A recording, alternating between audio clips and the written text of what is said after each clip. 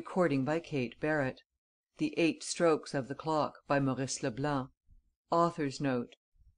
These adventures were told to me in the old days by Arsène Lupin, as though they had happened to a friend of his, named Prince Rénine. As for me, considering the way in which they were conducted, the actions, the behaviour and the very character of the hero, I find it very difficult not to identify the two friends as one and the same person. Arsène Lupin is gifted with a powerful imagination, and is quite capable of attributing to himself adventures which are not his at all, and of disowning those which are really his. The reader will judge for himself. M.L. CHAPTER I. On the Top of the Tower. Hortense Daniel pushed her window ajar and whispered: "Are you there, Rossigny?" "I am here," replied a voice from the shrubbery at the front of the house. Leaning forward, she saw a rather fat man looking up at her out of a gross red face with its cheeks and chin set in unpleasantly fair whiskers. "Well?" he asked. "Well, I had a great argument with my uncle and aunt last night. They absolutely refused to sign the document of which my lawyer sent them the draft, or to restore the dowry squandered by my husband." "But your uncle is responsible by the terms of the marriage settlement." "No matter, he refuses." "Well, what do you propose to do?" "Are you still determined to run away with me?" she asked with a laugh. "More so than ever." "Your intentions are strictly honourable, remember." "Just as you please. You know that I am madly in love with you." "Unfortunately, I am not madly in love with you." "Then what made you choose me?" "Chance. I was bored. I was growing tired of my humdrum existence. So I'm ready to run risks. Here's my luggage. Catch!" She let down from the window a couple of large leather kit bags. Rossigny caught them in his arms. "The die is cast," she whispered. "Go and wait for me with your car at the If cross roads. I shall come on horseback." "Hang it, I can't run off with your horse." "He will go home by himself." "Capital. Oh, by the way." "What is it?" "Who is this Prince Rénine who's been here the last 3 days and whom nobody seems to know?" "I don't know much about him. My uncle met him at a friend's shoot and asked him here to stay." "You seem to have made a great impression on him. You went for a long ride with him yesterday. He's a man I don't care for." "In 2 hours I shall have left the house in your company. The scandal will cool him off. Well, we've talked long enough. We have no time to lose." For a few minutes she stood watching the fat man bending under the weight of her traps as he moved away in the shelter of an empty avenue. Then she closed the window. Outside, in the park, the huntsmen's horns were sounding the réveillé. The hounds burst into frantic baying. It was the opening day of the hunt that morning at the Château de la Marèze, where every year, in the first week in September, the Comte d'Aigleroche, a mighty hunter before the Lord, and his countess were accustomed to invite a few personal friends and the neighbouring landowners. Hortense slowly finished dressing, put on a riding habit, which revealed the lines of her supple figure, and a wide brimmed felt hat, which encircled her lovely face and auburn hair, and sat down to her writing desk, at which she wrote to her uncle M. d'Aigleroche a farewell letter to be delivered to him that evening. It was a difficult letter to word, and after beginning it several times, she ended by giving up the idea. "I will write to him later," she said to herself, "when his anger has cooled down." And she went downstairs to the dining room. Enormous logs were blazing in the hearth of the lofty room. The walls were hung with trophies of rifles and shot guns. The guests were flocking in from every side, shaking hands with the Comte d'Aigleroche, one of those typical country squires, heavily and powerfully built, who lives only for hunting and shooting. He was standing before the fire with a large glass of old brandy in his hand, drinking the health of each new arrival. Hortense kissed him absently. "What, uncle! You who are usually so sober!" "Pooh!" he said. "A man may surely indulge himself a little once a year."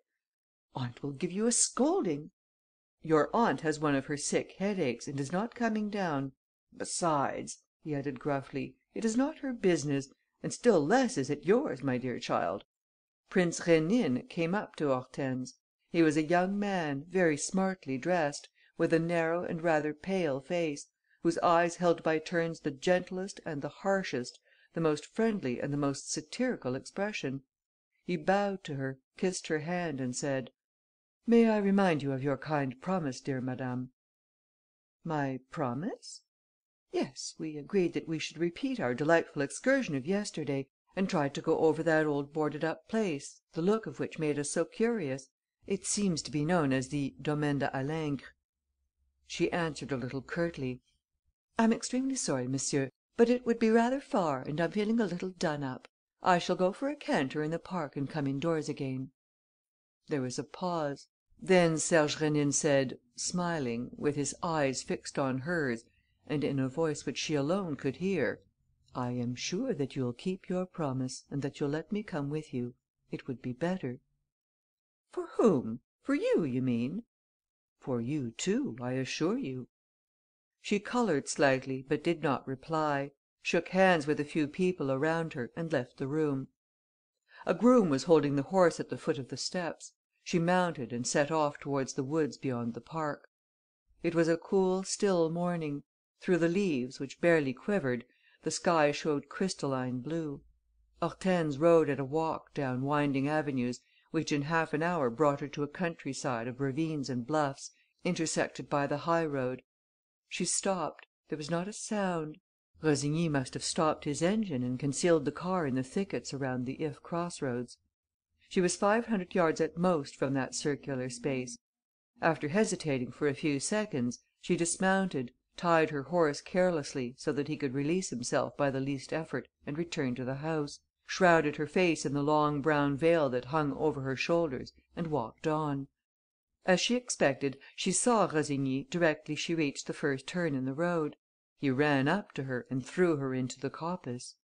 "Quick, quick! Oh, I was so afraid that you would be late, or even change your mind. And here you are! It seems too good to be true." She smiled: "You appear to be quite happy to do an idiotic thing." "I should think I am happy! And so will you be, I swear you will. Your life will be one long fairy tale. You shall have every luxury and all the money you can wish for." "I want neither money nor luxuries." "What then?" "Happiness." "You can safely leave your happiness to me." She replied, jestingly: "I rather doubt the quality of the happiness which you would give me." "Wait, you'll see, you'll see." They had reached the motor. Rossigny, still stammering expressions of delight, started the engine. Hortense stepped in and wrapped herself in a wide cloak. The car followed the narrow, grassy path which led back to the cross roads; and Rossigny was accelerating the speed, when he was suddenly forced to pull up. A shot had rung out from the neighbouring wood, on the right. The car was swerving from side to side. "A front tire burst!" shouted Rossigny, leaping to the ground. "Not a bit of it!" cried Hortense. "Somebody fired." "Impossible, my dear! Don't be so absurd."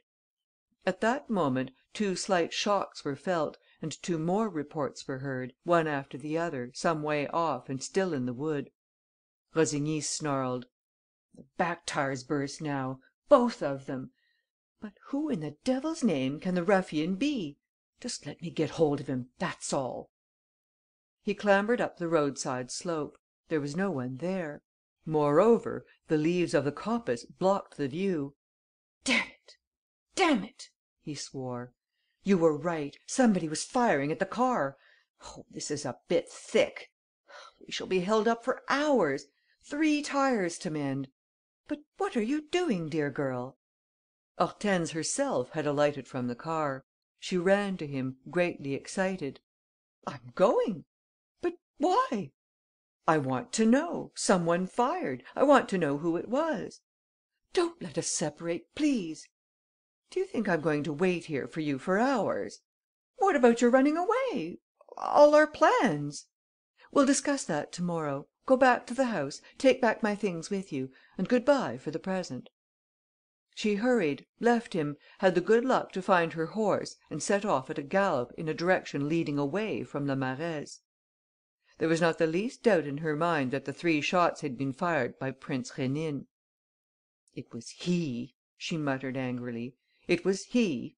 No one else would be capable of such behaviour." Besides, he had warned her, in his smiling, masterful way, that he would expect her. She was weeping with rage and humiliation. At that moment, had she found herself face to face with Prince Rénine, she could have struck him with her riding whip. Before her was the rugged and picturesque stretch of country which lies between the Orne and the Sarthe, above Alençon, and which is known as Little Switzerland. Steep hills compelled her frequently to moderate her pace, the more so as she had to cover some 6 miles before reaching her destination. But though the speed at which she rode became less headlong, though her physical effort gradually slackened, she nevertheless persisted in her indignation against Prince Rénine. She bore him a grudge not only for the unspeakable action of which he had been guilty, but also for his behaviour to her during the last 3 days, his persistent attentions, his assurance, his air of excessive politeness. She was nearly there. In the bottom of a valley, an old park wall, full of cracks and covered with moss and weeds, revealed the bald turret of a château and a few windows with closed shutters. This was the Domaine de Halingre. She followed the wall and turned a corner. In the middle of the crescent shaped space before which lay the entrance gates, Serge Rénine stood waiting beside his horse. She sprang to the ground, and as he stepped forward, hat in hand, thanking her for coming, she cried: "One word, monsieur, to begin with. Something quite inexplicable happened just now. 3 shots were fired at a motor car in which I was sitting. Did you fire those shots?" "Yes." She seemed dumbfounded. "Then you confess it?" "You have asked a question, madame, and I have answered it." "But how dared you? What gave you the right?" "I was not exercising a right, madame. I was performing a duty." "Indeed! And what duty, pray?" "The duty of protecting you against a man who is trying to profit by your troubles." "I forbid you to speak like that. I am responsible for my own actions and I decided upon them in perfect liberty." "Madame, I overheard your conversation with M. Rossigny this morning and it did not appear to me that you were accompanying him with a light heart. I admit the ruthlessness and bad taste of my interference and I apologize for it humbly. But I risked being taken for a ruffian in order to give you a few hours for reflection." "I have reflected fully, monsieur. When I have once made up my mind to a thing, I do not change it." "Yes, madame, you do sometimes. If not, why are you here instead of there?" Hortense was confused for a moment. All her anger had subsided. She looked at Rénine with the surprise which one experiences when confronted with certain persons who are unlike their fellows, more capable of performing unusual actions, more generous and disinterested. She realized perfectly that he was acting without any ulterior motive or calculation, that he was, as he had said, merely fulfilling his duty as a gentleman to a woman who has taken the wrong turning. Speaking very gently, he said: "I know very little about you, madame, but enough to make me wish to be of use to you. You are 26 years old and have lost both your parents. 7 years ago, you became the wife of the Comte d'Aigleroche's nephew by marriage, who proved to be of unsound mind, half insane indeed, and had to be confined. This made it impossible for you to obtain a divorce and compelled you, since your dowry had been squandered, to live with your uncle and at his expense. It's a depressing environment. The count and countess do not agree. Years ago, the count was deserted by his first wife, who ran away with the countess's first husband. The abandoned husband and wife decided out of spite to unite their fortunes, but found nothing but disappointment and ill will in this second marriage. And you suffer the consequences. They lead a monotonous, narrow, lonely life for 11 months or more out of the year. One day you met M. Rossigny, who fell in love with you and suggested an elopement. You did not care for him, but you were bored, your youth was being wasted, you longed for the unexpected, for adventure. In a word, you accepted, with the very definite intention of keeping your admirer at arm's length, but also with the rather ingenuous hope that the scandal would force your uncle's hand and make him account for his trusteeship and assure you of an independent existence. That is how you stand. At present, you have to choose between placing yourself in M. Rossigny's hands or trusting yourself to me." She raised her eyes to his. What did he mean? What was the purport of this offer which he made so seriously, like a friend who asks nothing but to prove his devotion? After a moment's silence, he took the two horses by the bridle and tied them up. Then he examined the heavy gates, each of which was strengthened by two planks nailed crosswise. An electoral poster, dated 20 years earlier, showed that no one had entered the domain since that time. Rénine tore up one of the iron posts which supported a railing that ran round the crescent and used it as a lever. The rotten planks gave way. One of them uncovered the lock, which he attacked with a big knife, containing a number of blades and implements. A minute later, the gate opened on a waste of bracken which led up to a long, dilapidated building, with a turret at each corner and a sort of belvedere, built on a taller tower, in the middle. The prince turned to Hortense: "You are in no hurry," he said. "You will form your decision this evening; and if M. Rossigny succeeds in persuading you for the second time, I give you my word of honour that I shall not cross your path. Until then, grant me the privilege of your company. We made up our minds yesterday to inspect the château. Let us do so. Will you? It is as good a way as any of passing the time, and I have a notion that it will not be uninteresting." He had a way of talking which compelled obedience. He seemed to be commanding and entreating at the same time. Hortense did not even seek to shake off the enervation into which her will was slowly sinking. She followed him to a half demolished flight of steps, at the top of which was a door, likewise strengthened by planks nailed into the form of a cross. Rénine went to work in the same way as before.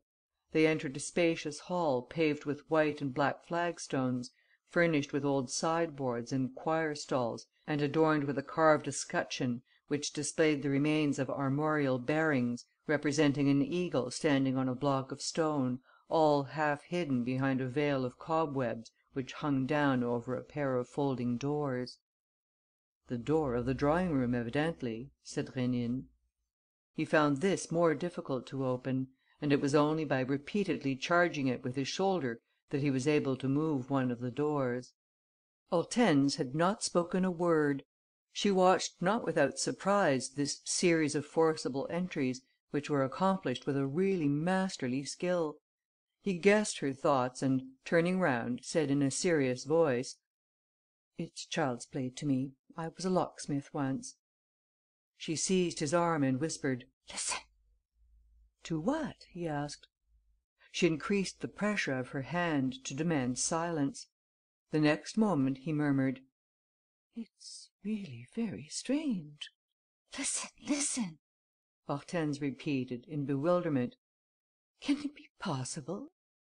They heard, not far from where they were standing, a sharp sound, the sound of a light tap recurring at regular intervals; and they had only to listen attentively to recognize the ticking of a clock. Yes, it was this and nothing else that broke the profound silence of the dark room. It was indeed the deliberate ticking, rhythmical as the beat of a metronome, produced by a heavy brass pendulum. That was it. And nothing could be more impressive than the measured pulsation of this trivial mechanism, which, by some miracle, some inexplicable phenomenon, had continued to live in the heart of the dead château.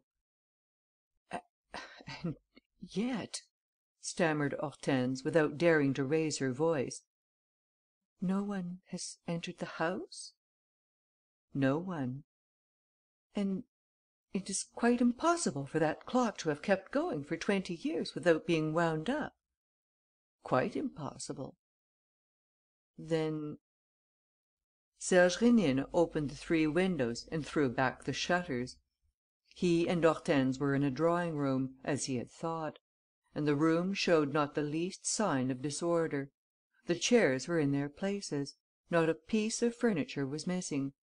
The people who had lived there and who had made it the most individual room in their house had gone away, leaving everything just as it was: the books which they used to read, the knick-knacks on the tables and consoles. Rénine examined the old grandfather's clock, contained in its tall carved case which showed the disc of the pendulum through an oval pane of glass. He opened the door of the clock. The weights hanging from the cords were at their lowest point. At that moment there was a click.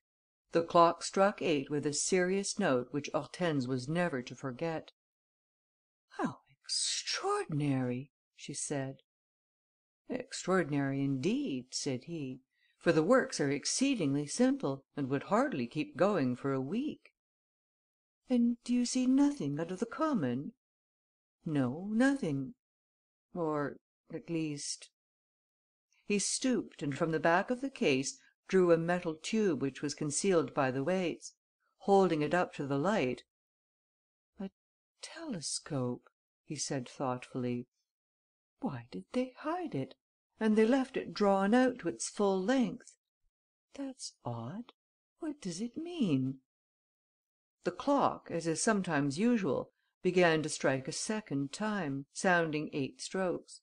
Rénine closed the case and continued his inspection without putting his telescope down. A wide arch led from the drawing room to a smaller apartment, a sort of smoking room. This also was furnished, but contained a glass case for guns, of which the rack was empty. Hanging on a panel near by was a calendar with the date of the 5th of September. "Oh!" cried Hortense in astonishment. "The same date as to day! They tore off the leaves until the 5th of September. And this is the anniversary! What an astonishing coincidence!"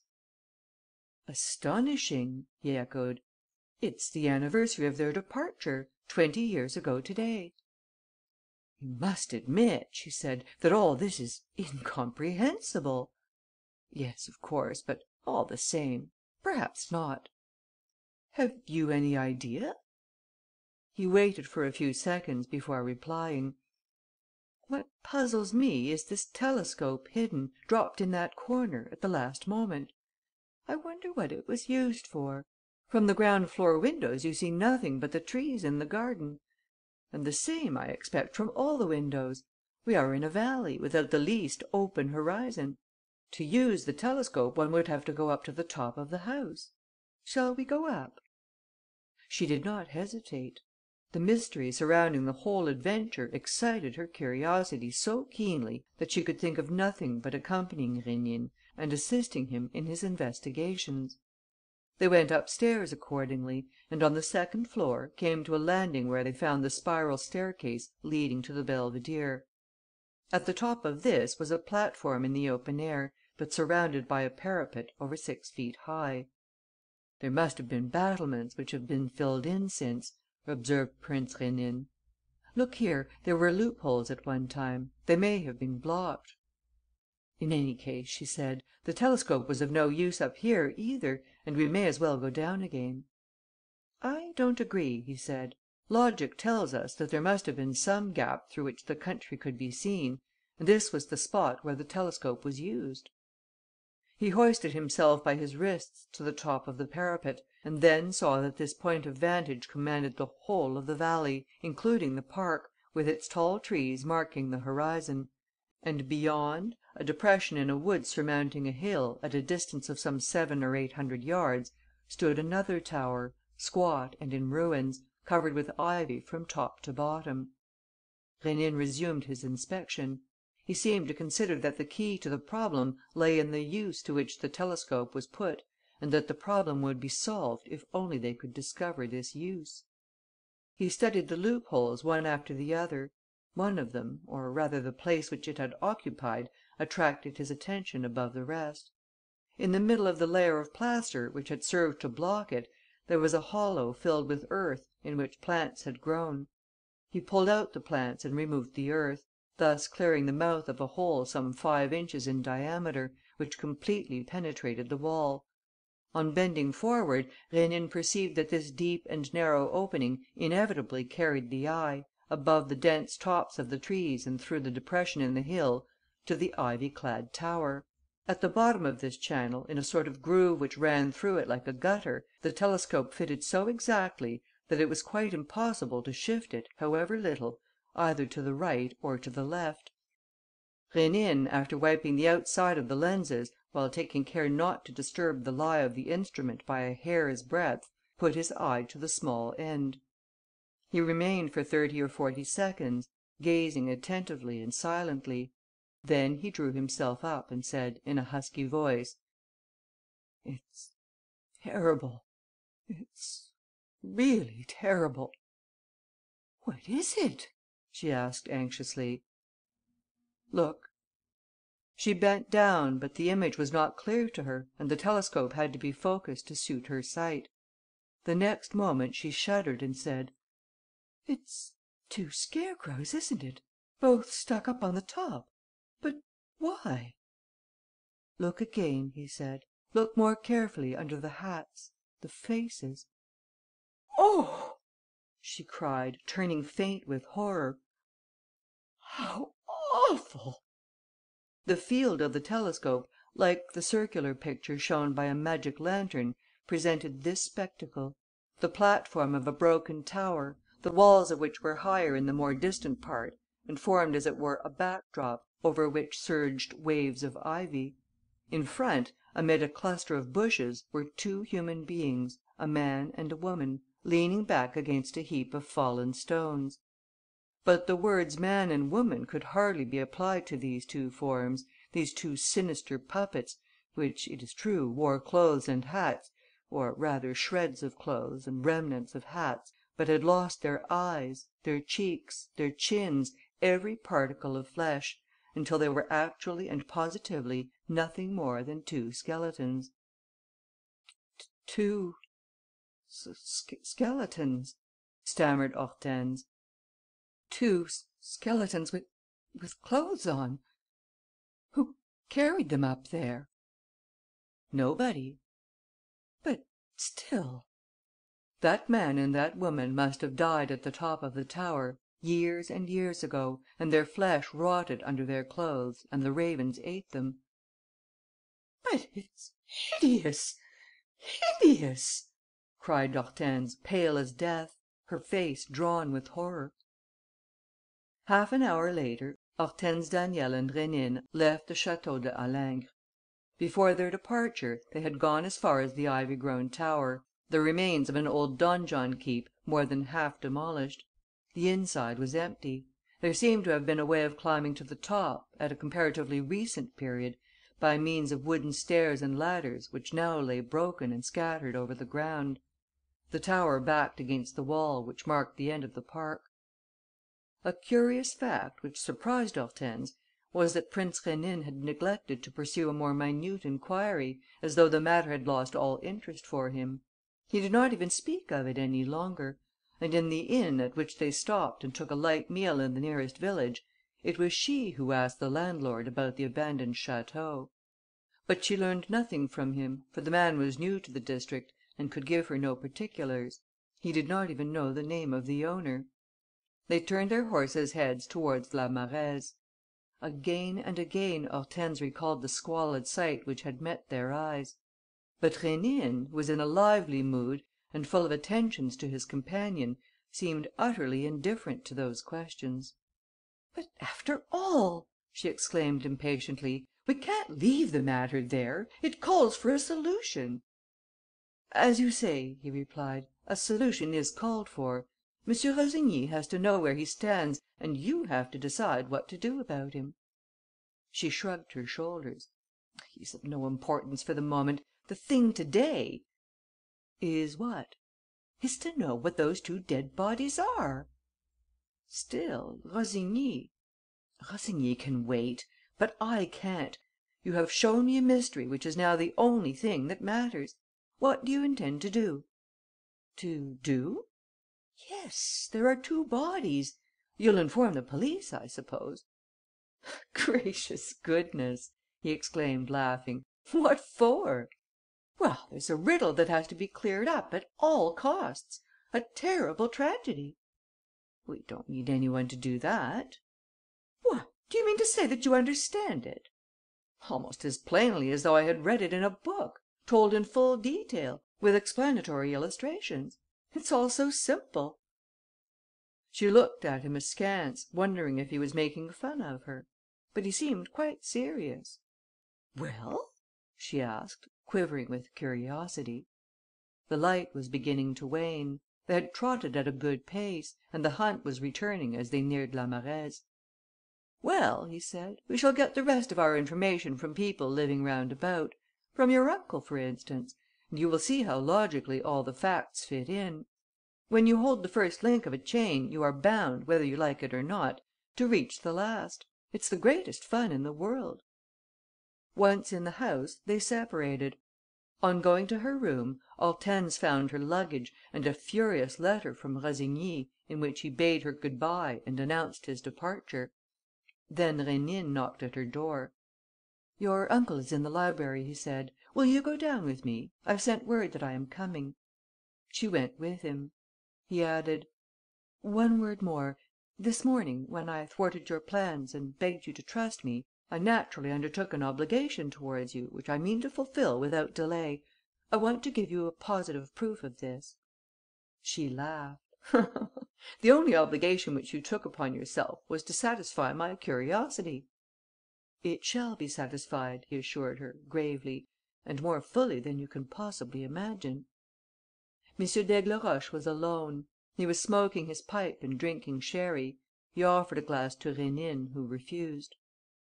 "Well, Hortense," he said, in a rather thick voice, "you know that it's pretty dull here, except in these September days. You must make the most of them. Have you had a pleasant ride with Rénine?" "That's just what I wanted to talk about, my dear sir," interrupted the prince. "You must excuse me, but I have to go to the station in 10 minutes, to meet a friend of my wife's." "Oh, 10 minutes will be ample." "Just the time to smoke a cigarette?" "No longer." He took a cigarette from the case which M. d'Aigleroche handed to him, lit it and said: "I must tell you that our ride happened to take us to an old domain which you are sure to know, the Domaine de Halingre." "Certainly I know it. But it has been closed, boarded up for 25 years or so. You weren't able to get in, I suppose?" "Yes, we were." "Really? Was it interesting?" "Extremely. We discovered the strangest things." "What things?" asked the count, looking at his watch. Rénine described what they had seen. "On a tower some way from the house there were 2 dead bodies, 2 skeletons rather, a man and a woman still wearing the clothes which they had on when they were murdered." Come now, murdered?" "Yes, and that is what we have come to trouble you about. The tragedy must date back to some 20 years ago. Was nothing known of it at the time?" "Certainly not," declared the count. "I never heard of any such crime or disappearance." "Oh, really?" said Rénine, looking a little disappointed. "I hoped to obtain a few particulars." "I'm sorry." "In that case, I apologize." He consulted Hortense with a glance and moved towards the door. But, on second thought: "Could you not at least, my dear sir, bring me into touch with some persons in the neighbourhood, some members of your family, who might know more about it?" "Of my family? And why?" "Because the Domaine de Halingre used to belong, and no doubt still belongs, to the d'Aigleroches. The arms are an eagle on a heap of stones, on a rock. This at once suggested the connection." This time, the count appeared surprised. He pushed back his decanter and his glass of sherry and said: "What's this you're telling me? I had no idea that we had any such neighbours." Rénine shook his head and smiled: "I should be more inclined to believe, sir, that you were not very eager to admit any relationship between yourself and the unknown owner of the property." "Then he's not a respectable man?" "The man, to put it plainly, is a murderer." "What do you mean?" The count had risen from his chair. Hortense, greatly excited, said: "Are you really sure that there has been a murder and that the murder was done by some one belonging to the house?" "Quite sure." "But why are you so certain?" "Because I know who the 2 victims were and what caused them to be killed." Prince Rénine was making none but positive statements; and his method suggested the belief that he supported by the strongest proof. M. d'Aigleroche strode up and down the room, with his hands behind his back. He ended by saying: "I always had an instinctive feeling that something had happened, but I never tried to find out. Now, as a matter of fact, 20 years ago, a relation of mine, a distant cousin, used to live at the Domaine de Halingre. I hoped, because of the name I bear, that this story, which, as I say, I never knew, but suspected, would remain hidden for ever." "So this cousin killed somebody?" "Yes, he was obliged to." Rénine shook his head. "I am sorry to have to amend that phrase, my dear sir. The truth, on the contrary, is that your cousin took his victims' lives in cold blood and in a cowardly manner. I never heard of a crime more deliberately and craftily planned." "What is it that you know?" The moment had come for Rénine to explain himself, a solemn and anguish-stricken moment, the full gravity of which Hortense understood, though she had not yet divined any part of the tragedy which the prince unfolded step by step. "It's a very simple story," he said. "There is every reason to believe that M. d'Aigleroche was married and that there was another couple living in the neighbourhood with whom the owner of the Domaine de Halingre were on friendly terms. What happened one day, which of these four persons first disturbed the relations between the two households, I am unable to say, but a likely version, which at once occurs to the mind, is that your cousin's wife, Madame d'Aigleroche, was in the habit of meeting the other husband in the ivy-covered tower, which had a door opening outside the estate. On discovering the intrigue, your cousin d'Aigleroche resolved to be revenged, but in such a manner that there should be no scandal and that no one even should ever know that the guilty pair had been killed. Now he had ascertained, as I did just now, that there was a part of the house, the belvedere, from which you can see, over the trees and the undulations of the park, the tower standing 800 yards away, and that this was the only place that overlooked the top of the tower. He therefore pierced a hole in the parapet, through one of the former loopholes, and from there, by using a telescope which fitted exactly in the groove which he had hollowed out, he watched the meetings of the two lovers. And it was from there also that, after carefully taking all his measurements and calculating all his distances, on a Sunday, the 5th of September, when the house was empty, he killed them with 2 shots. The truth was becoming apparent. The light of day was breaking. The count muttered: "Yes, that's what must have happened. I expected my cousin d'Aigleroche." "The murderer," Rénine continued, "stopped up the loophole neatly with a clod of earth. No one would ever know that 2 dead bodies were decaying on the top of that tower which was never visited, and of which he took the precaution to demolish the wooden stairs. Nothing, therefore, remained for him to do but to explain the disappearance of his wife and his friend. This presented no difficulty. He accused them of having eloped together." Hortense gave a start. Suddenly, as though the last sentence were a complete and to her an absolutely unexpected revelation, she understood what Rénine was trying to convey. "What do you mean?" she asked. "I mean that M. d'Aigleroche accused his wife and his friend of eloping together." "No, no," she cried, "I can't allow that. You are speaking of a cousin of my uncle's. Why mix up the 2 stories?" "Why mix up this story with another which took place at that time?" said the prince. "But I am not mixing them up, my dear madame. There is only one story and I am telling it as it happened." Hortense turned to her uncle. He sat silent, with his arms folded, and his head remained in the shadow cast by the lamp shade. Why had he not protested? Rénine repeated in a firm tone: "There is only one story. On the evening of that very day, the 5th of September, at 8 o'clock, M. d'Aigleroche, doubtless alleging as his reason that he was going in pursuit of the runaway couple, left his house after boarding up the entrance. He went away, leaving all the rooms as they were and removing only the firearms from their glass case. At the last minute, he had a presentiment, which has been justified to day, that the discovery of the telescope which had played so great a part in the preparation of his crime might serve as a clue to an enquiry; and he threw it into the clock case, where, as luck would have it, it interrupted the swing of the pendulum. This unreflecting action, one of those which every criminal inevitably commits, was to betray him 20 years later. Just now, the blows which I struck to force the door of the drawing room released the pendulum. The clock was set going, struck 8 o'clock; and I possessed the clue of thread which was to lead me through the labyrinth." "Proofs!" stammered Hortense. "Proofs!" "Proofs?" replied Rénine, in a loud voice. "Why, there are any number of proofs; and you know them as well as I do. Who could have killed at that distance of 800 yards, except an expert shot, an ardent sportsman? You agree, M. d'Aigleroche, do you not? Proofs?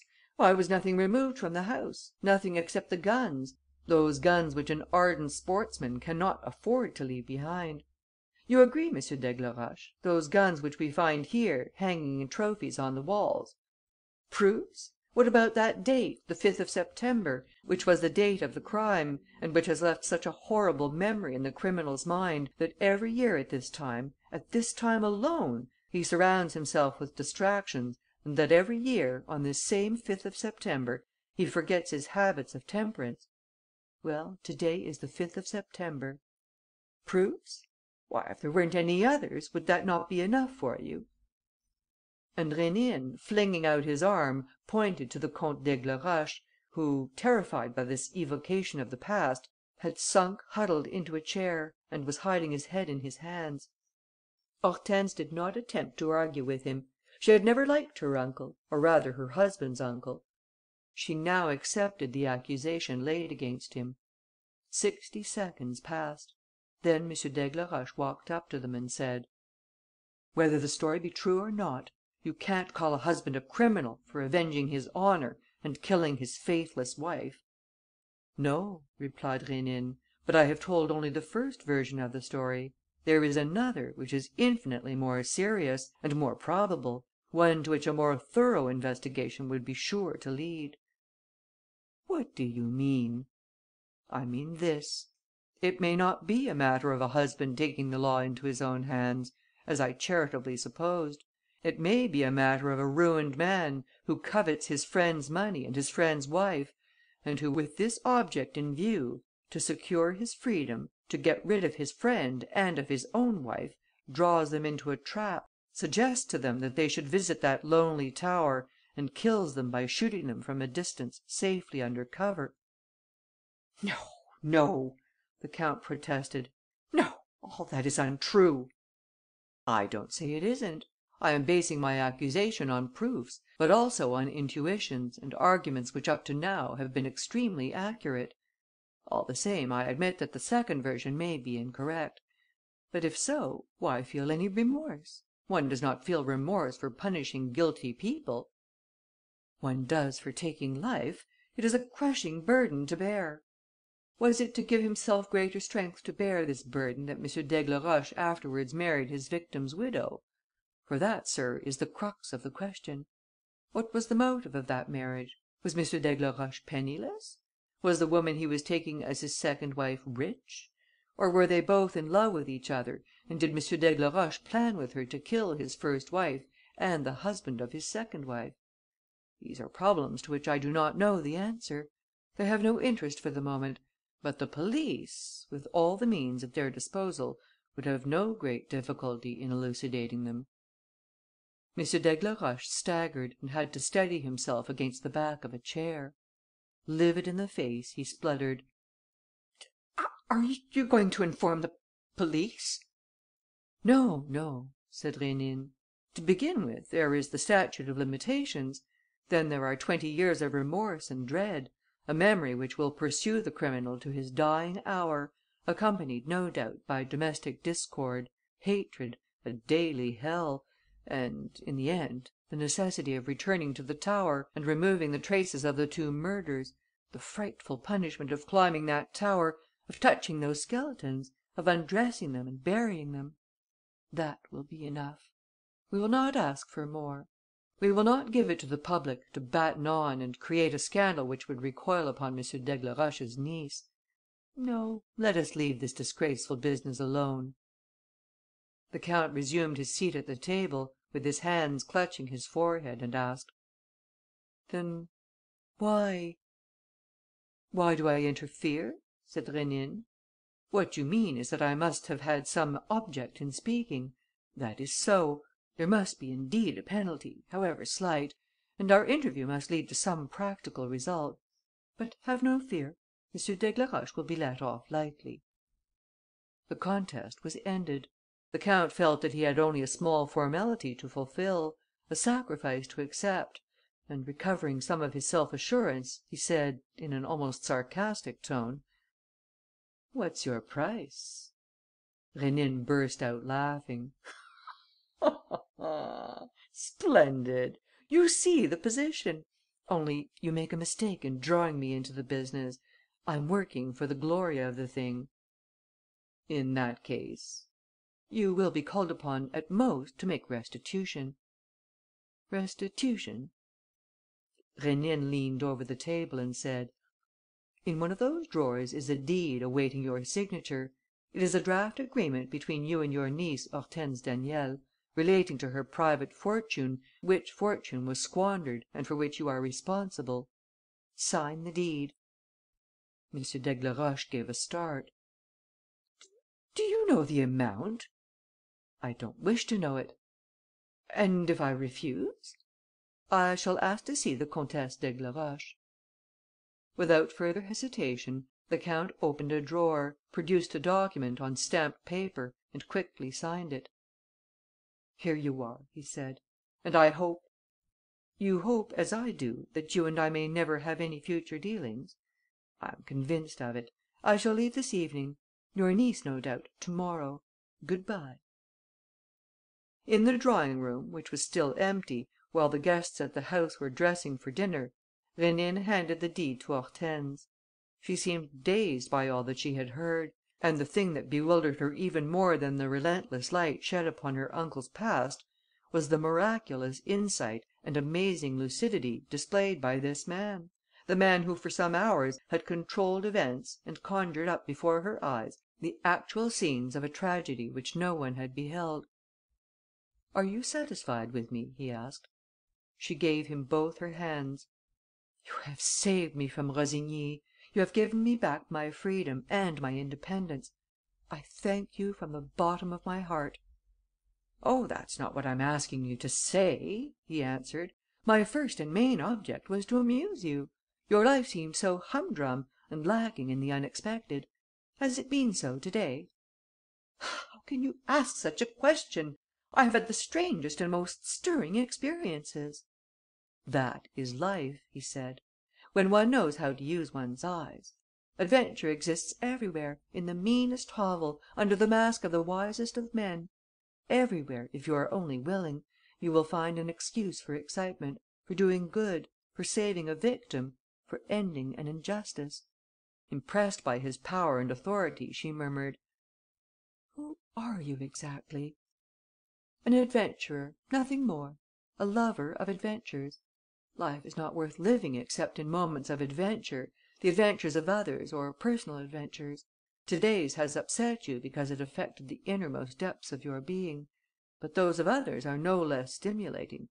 Would you like to make the experiment?" "How?" "Become the companion of my adventures. If any one calls on me for help, help him with me. If chance or instinct puts me on the track of a crime or the trace of a sorrow, let us both set out together. Do you consent?" "Yes," she said. "But..." She hesitated, as though trying to guess Rénine's secret intentions. "But," he said, expressing her thoughts for her, with a smile, "you are a trifle sceptical. What you are saying to yourself is: 'How far does that lover of adventures want to make me go? It is quite obvious that I attract him; and sooner or later he would not be sorry to receive payment for his services.' You are quite right. You must have a formal contract." "Very formal," said Hortense, preferring to give a jesting tone to the conversation. "Let me hear your proposals." He reflected for a moment and continued: "Well, we'll say this. The clock at Halingre gave 8 strokes this afternoon, the day of the first adventure. Will you accept its decree and agree to carry out 7 more of these delightful enterprises with me, during a period, for instance, of 3 months? And shall we say that, at the 8th, you will be pledged to grant me...." "What?" He deferred his answer. "Observe that you will always be at liberty to leave me on the road if I do not succeed in interesting you. But, if you accompany me to the end, if you allow me to begin and complete the 8th enterprise with you, In 3 months, on the 5th of December, at the very moment when the 8th stroke of that clock sounds, and it will sound, you may be sure of that, for the old brass pendulum will not stop swinging again, you will be pledged to grant me..." "What?" she repeated, a little unnerved by waiting. He was silent. He looked at the beautiful lips which he had meant to claim as his reward. He felt perfectly certain that Hortense had understood, and he thought it unnecessary to speak more plainly. "The mere delight of seeing you will be enough to satisfy me. It is not for me, but for you to impose conditions. Name them. What do you demand?" She was grateful for his respect and said, laughingly: "What do I demand?" "Yes." "Can I demand anything I like, however difficult and impossible?" "Everything is easy and everything is possible to the man who is bent on winning you." Then she said: "I demand that you shall restore to me a small, antique clasp, made of a cornelian set in a silver mount. It came to me from my mother, and every one knew that it used to bring her happiness and me too. Since the day when it vanished from my jewel case, I have had nothing but unhappiness. Restore it to me, my good genius." "When was the clasp stolen?" She answered gaily: "7 years ago, or 8, or 9. I don't know exactly. I don't know where, I don't know how. I know nothing about it." "I will find it," Rénine declared, "and you shall be happy."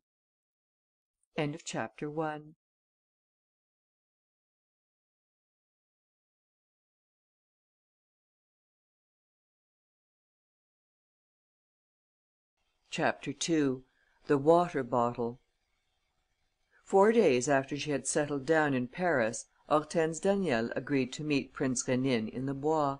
It was a glorious morning, and they sat down on the terrace of the Restaurant Impérial, a little to one side. Hortense, feeling glad to be alive, was in a playful mood, full of attractive grace. Rénine, lest he should startle her, refrained from alluding to the compact into which they had entered at his suggestion. She told him how she had left La Marèze and said that she had not heard of Rossigny. "I have," said Rénine. "I've heard of him." "Oh?" "Yes, he sent me a challenge. We fought a duel this morning. Rossigny got a scratch in the shoulder. That finished the duel. Let's talk of something else." There was no further mention of Rossigny. Rénine at once expounded to Hortense the plan of 2 enterprises which he had in view and which he offered, with no great enthusiasm, to let her share. "The first adventure," he declared, "is that which we do not foresee. It comes unexpectedly, unannounced; and no one, save the initiated, realizes that an opportunity to act and to expend one's energies is close at hand. It has to be seized at once. A moment's hesitation may mean that we are too late. We are warned by a special sense, like that of a sleuth hound, which distinguishes the right scent from all the others that cross it." The terrace was beginning to fill up around them. At the next table sat a young man reading a newspaper. They were able to see his insignificant profile and his long, dark moustache. From behind them, through an open window of the restaurant, came the distinct strains of a band. In one of the rooms a few couples were dancing. As Rénine was paying for the refreshments, the young man with the long moustache stifled a cry and, in a choking voice, called one of the waiters: "What do I owe you? No change? Oh, good Lord, hurry up!" Rénine, without a moment's hesitation, had picked up the paper. After casting a swift glance down the page, he read, under his breath: "Maître Dourdin, the counsel for the defence in the trial of Jacques Aubrieux, has been received at the Élysée. We are informed that the President of the Republic has refused to reprieve the condemned man and that the execution will take place to morrow morning." After crossing the terrace, the young man found himself faced, at the entrance to the garden, by a lady and gentleman who blocked his way, and the latter said: "Excuse me, sir, but I noticed your agitation. It's about Jacques Aubrieux, isn't it?" "Yes, Jacques Aubrieux," the young man stammered. "Jacques, the friend of my childhood. I'm hurrying to see his wife. She must be beside herself with grief." "Can I offer you my assistance? I am Prince Rénine. This lady and I would be happy to call on Madame Aubrieux and to place our services at her disposal." The young man, upset by the news which he had read, seemed not to understand. He introduced himself awkwardly: "My name is Dutreuil, Gaston Dutreuil." Rénine beckoned to his chauffeur, who was waiting at some little distance, and pushed Gaston Dutreuil into the car, asking: "What address? Where does Madame Aubrieux live?" 23 bis Avenue du Roule." After helping Hortense in, Rénine repeated the address to the chauffeur and, as soon as they drove off, tried to question Gaston Dutreuil. "I know very little of the case," he said. "Tell it to me as briefly as you can. Jacques Aubrieux killed one of his near relations, didn't he?"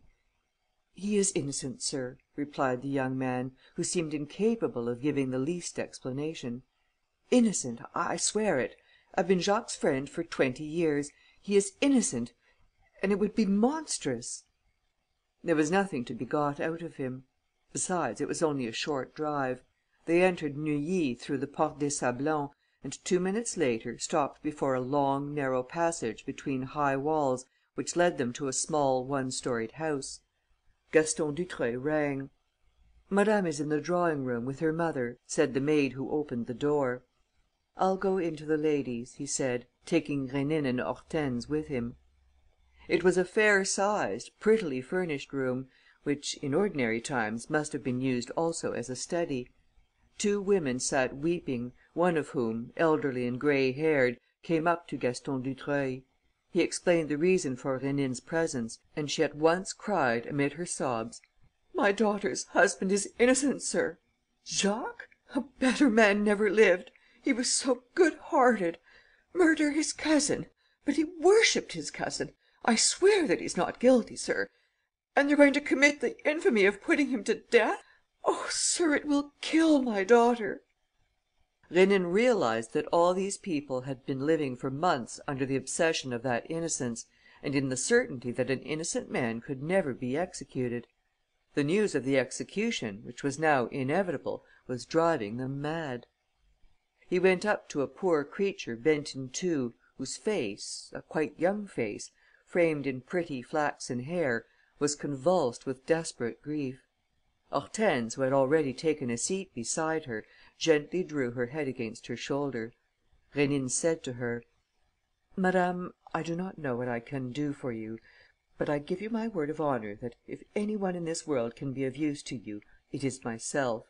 I therefore implore you to answer my questions as though the clear and definite wording of your replies were able to alter the aspect of things, and as though you wished to make me share your opinion of Jacques Aubrieux. For he is innocent, is he not?" "Oh, sir, indeed he is!" she exclaimed, and the woman's whole soul was in the words.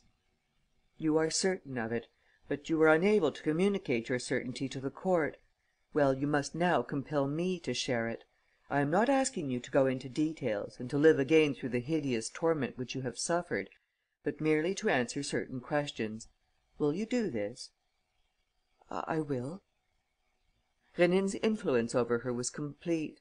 With a few sentences, Rénine had succeeded in subduing her and inspiring her with the will to obey.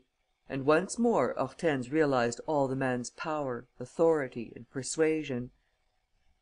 "What was your husband?" he asked, after begging the mother and Gaston Dutreuil to preserve absolute silence. "An insurance broker." "Lucky in business?" "Until last year, yes."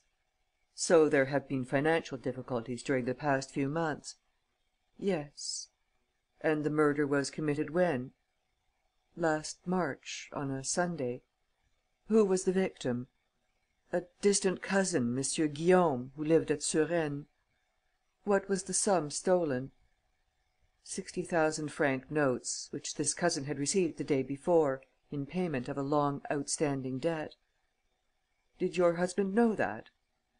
"Yes, his cousin told him of it on the Sunday, in the course of a conversation on the telephone, and Jacques insisted that his cousin ought not to keep so large a sum in the house and that he ought to pay it into a bank next day." Was this in the morning?"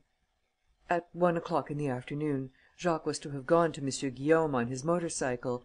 But he felt tired and told him that he would not go out. So he remained here all day." "Alone?" "Yes. The two servants were out. I went to the Cinéma des Ternes with my mother and our friend Dutreuil. In the evening, we learned that M. Guillaume had been murdered. Next morning, Jacques was arrested." "On what evidence?" The poor creature hesitated to reply. The evidence of guilt had evidently been overwhelming. Then, obeying a sign from Rénine, she answered without a pause: "The murderer went to Suresnes on a motor cycle. The tracks discovered were those of my husband's machine. They found a handkerchief with my husband's initials; and the revolver which was used belonged to him. Lastly, one of our neighbours maintains that she saw my husband go out on his bicycle at 3 o'clock and another that he saw him come in at 4:30. The murder was committed at 4 o'clock."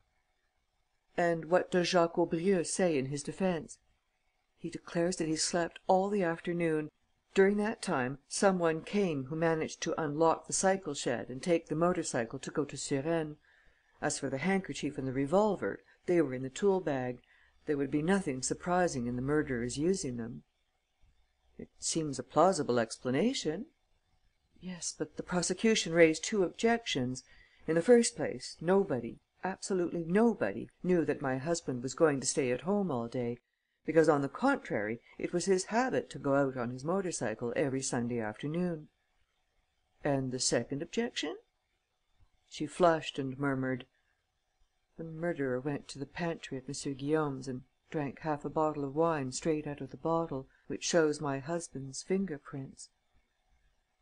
It seemed as though her strength was exhausted and as though, at the same time, the unconscious hope which Rénine's intervention had awakened in her had suddenly vanished before the accumulation of adverse facts.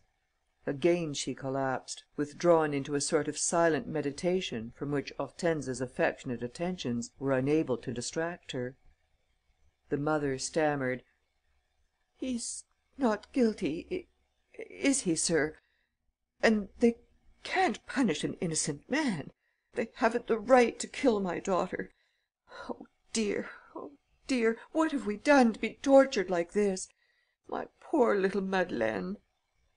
"She will kill herself," said Dutreuil, in a scared voice. "She will never be able to endure the idea that they are guillotining Jacques. She will kill herself presently, this very night." Rénine was striding up and down the room. "You can do nothing for her, can you?" asked Hortense. "It's 11:30 now," he replied, in an anxious tone, "and it's to happen to morrow morning." "Do you think he's guilty?" I don't know. The poor woman's conviction is too impressive to be neglected. When two people have lived together for years, they can hardly be mistaken about each other to that degree. And yet...." He stretched himself out on a sofa and lit a cigarette. He smoked 3 in succession, without a word from any one to interrupt his train of thought.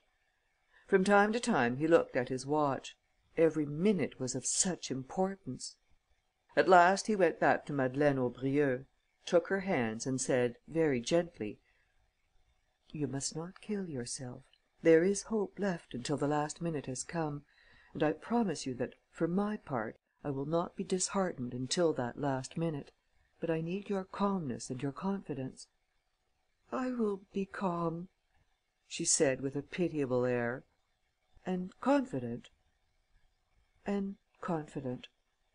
"Well, wait for me. I shall be back in 2 hours from now. Will you come with us, M. Dutreuil?" As they were stepping into his car, he asked the young man: "Do you know any small, unfrequented restaurant not too far inside Paris?" "There's the Brasserie Lutetia, on the ground floor of the house in which I live, on the Place des Ternes." "Capital. That will be very handy." They scarcely spoke on the way. Rénine, however, said to Gaston Dutreuil: "So far as I remember, the numbers of the notes are known, aren't they?" "Yes, M. Guillaume had entered the 60 numbers in his pocket book." Rénine muttered, a moment later: "That's where the whole problem lies. Where are the notes? If we could lay our hands on them, we should know everything."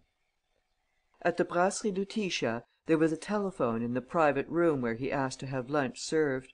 When the waiter had left him alone with Hortense and Dutreuil, he took down the receiver with a resolute air: "Hullo! Prefecture of Police, please. Hullo! Hullo! Is that the Prefecture of Police? Please put me on to the Criminal Investigation Department. I have a very important communication to make. You can say it's Prince Rénine." Holding the receiver in his hand, he turned to Gaston Dutreuil: "I can ask some one to come here, I suppose? We shall be quite undisturbed?" "Quite." He listened again: "The secretary to the head of the Criminal Investigation Department? Oh, excellent! Mr. Secretary, I have on several occasions been in communication with M. Dudouis and have given him information which has been of great use to him. He is sure to remember Prince Rénine. I may be able to day to show him where the 60,000 franc notes are hidden which Aubrieux the murderer stole from his cousin. If he's interested in the proposal, beg him to send an inspector to the Brasserie Lutetia, Place des Ternes. I shall be there with a lady and M. Dutreuil, Aubrieux's friend. Good day, Mr. Secretary." When Rénine hung up the instrument, he saw the amazed faces of Hortense and of Gaston Dutreuil confronting him. Hortense whispered: "Then you know? You've discovered?" "Nothing," he said, laughing. "Well?" "Well, I'm acting as though I knew. It's not a bad method. Let's have some lunch, shall we?" The clock marked 1:45. "The man from the prefecture will be here," he said, "in 20 minutes at latest." "And if no one comes?" Hortense objected. "That would surprise me. Of course, if I had sent a message to M. Dudouis saying 'Aubrieux is innocent,' I should have failed to make any impression. It's not the least use, on the eve of an execution, to attempt to convince the gentry of the police or of the law that a man condemned to death is innocent. No, from henceforth, Jacques Aubrieux belongs to the executioner. But the prospect of securing the 60 bank notes is a windfall worth taking a little trouble over. Just think, that was the weak point in the indictment, those 60 notes which they were unable to trace." "But as you know nothing of their whereabouts...." "My dear girl," "I hope you don't mind my calling you so.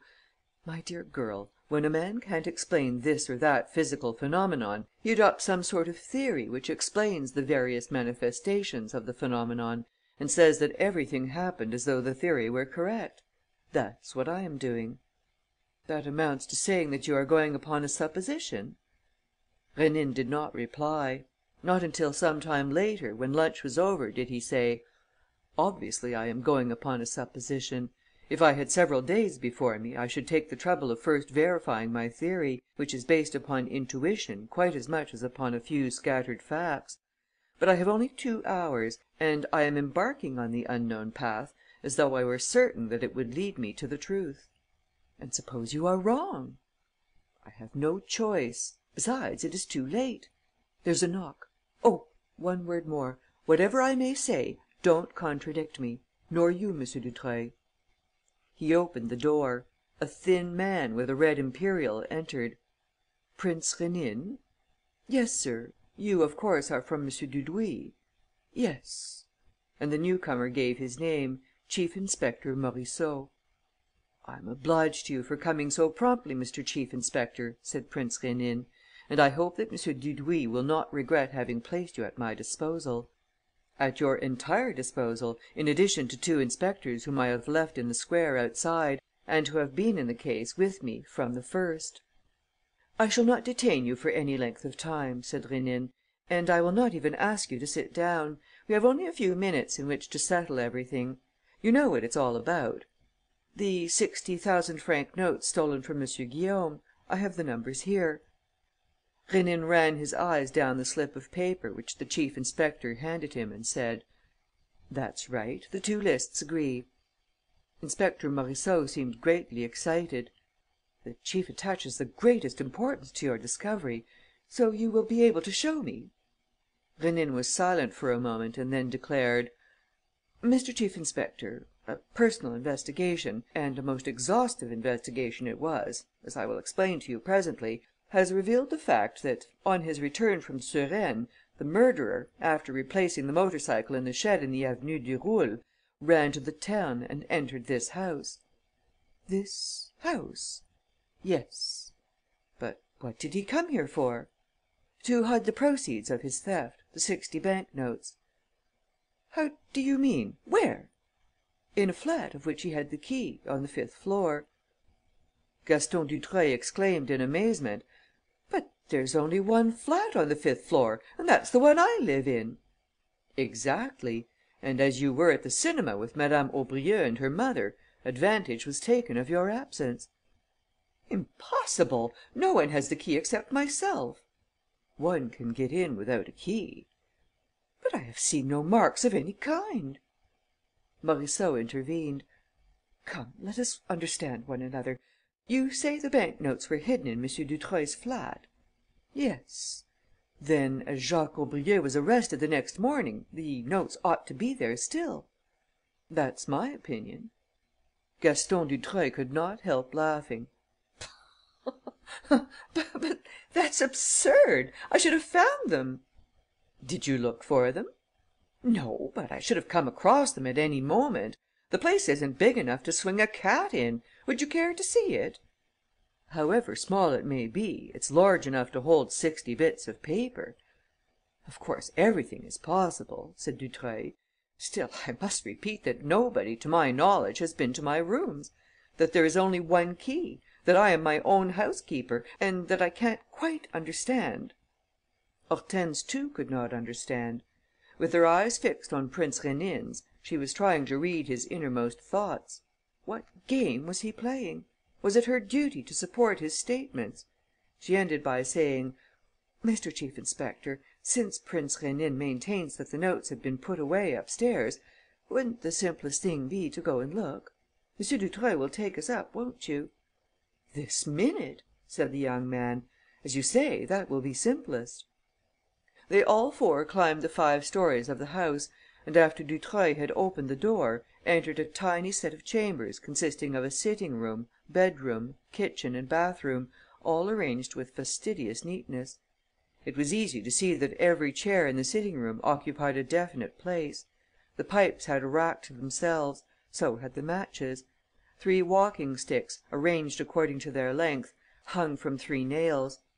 On a little table before the window, a hat box, filled with tissue paper, awaited the felt hat which Dutreuil carefully placed in it.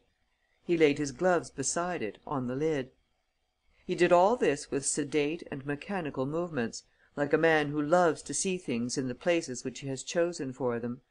Indeed, no sooner did Rénine shift something than Dutreuil made a slight gesture of protest, took out his hat again, stuck it on his head, opened the window and rested his elbows on the sill, with his back turned to the room, as though he were unable to bear the sight of such vandalism. "You're positive, are you not?" the inspector asked Rénine. Yes, I'm positive that the 60 notes were brought here after the murder." "Let's look for them." This was easy and soon done. In half an hour not a corner remained unexplored, not a knick-knack unlifted. "Nothing," said Inspector Morisseau. "Shall we continue?" "No," replied Rénine, "the notes are no longer here." "What do you mean?" "I mean that they have been removed." "By whom? Can't you make a more definite accusation?" Rénine did not reply. But Gaston Dutreuil wheeled round. He was choking and spluttered: "Mr. Inspector, would you like me to make the accusation more definite, as conveyed by this gentleman's remarks? It all means that there's a dishonest man here, that the notes hidden by the murderer were discovered and stolen by that dishonest man and deposited in another and safer place. That is your idea, sir, is it not? And you accuse me of committing this theft, don't you?" He came forward, drumming his chest with his fists: "Me! I found the notes, did I, and kept them for myself?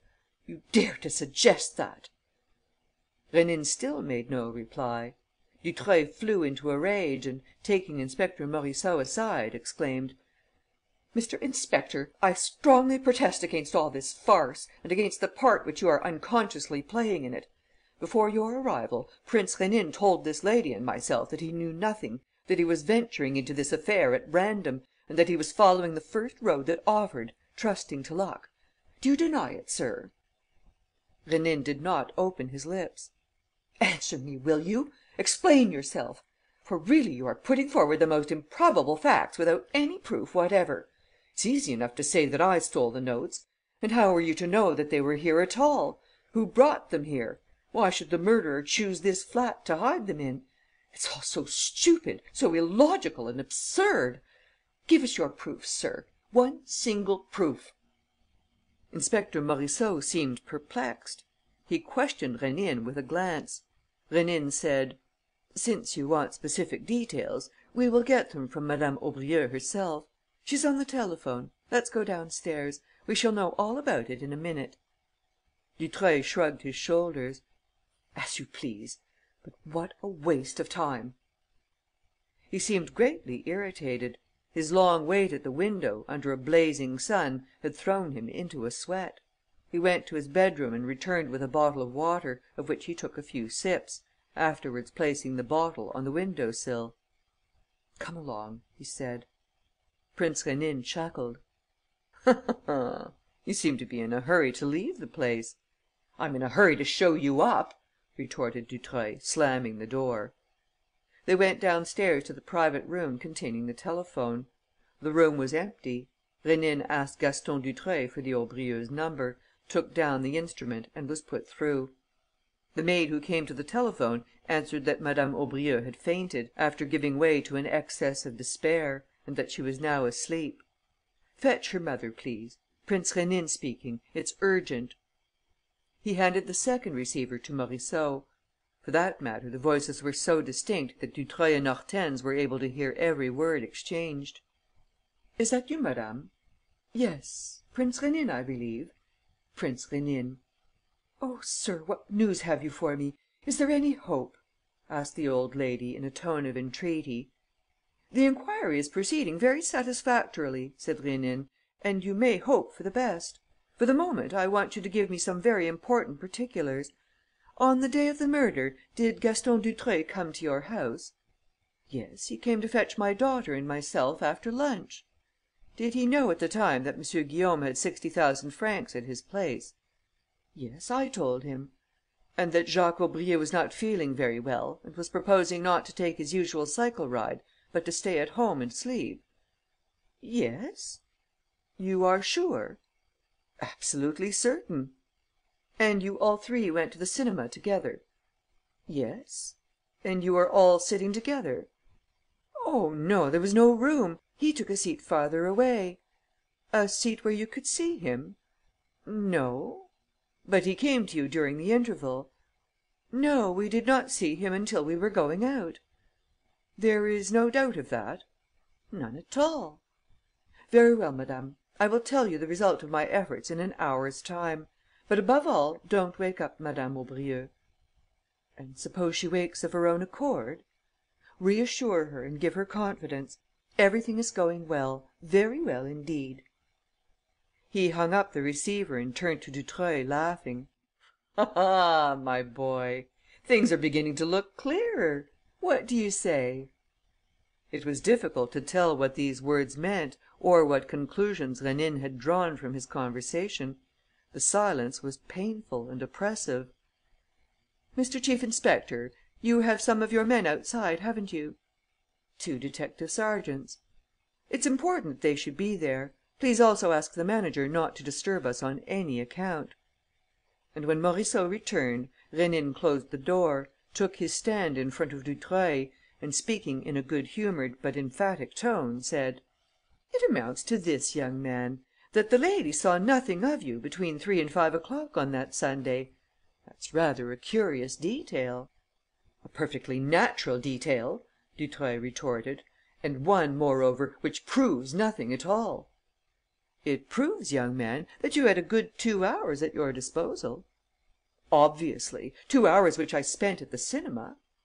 "Or somewhere else." Dutreuil looked at him. "Somewhere else?" "Yes. As you were free, you had plenty of time to go wherever you liked.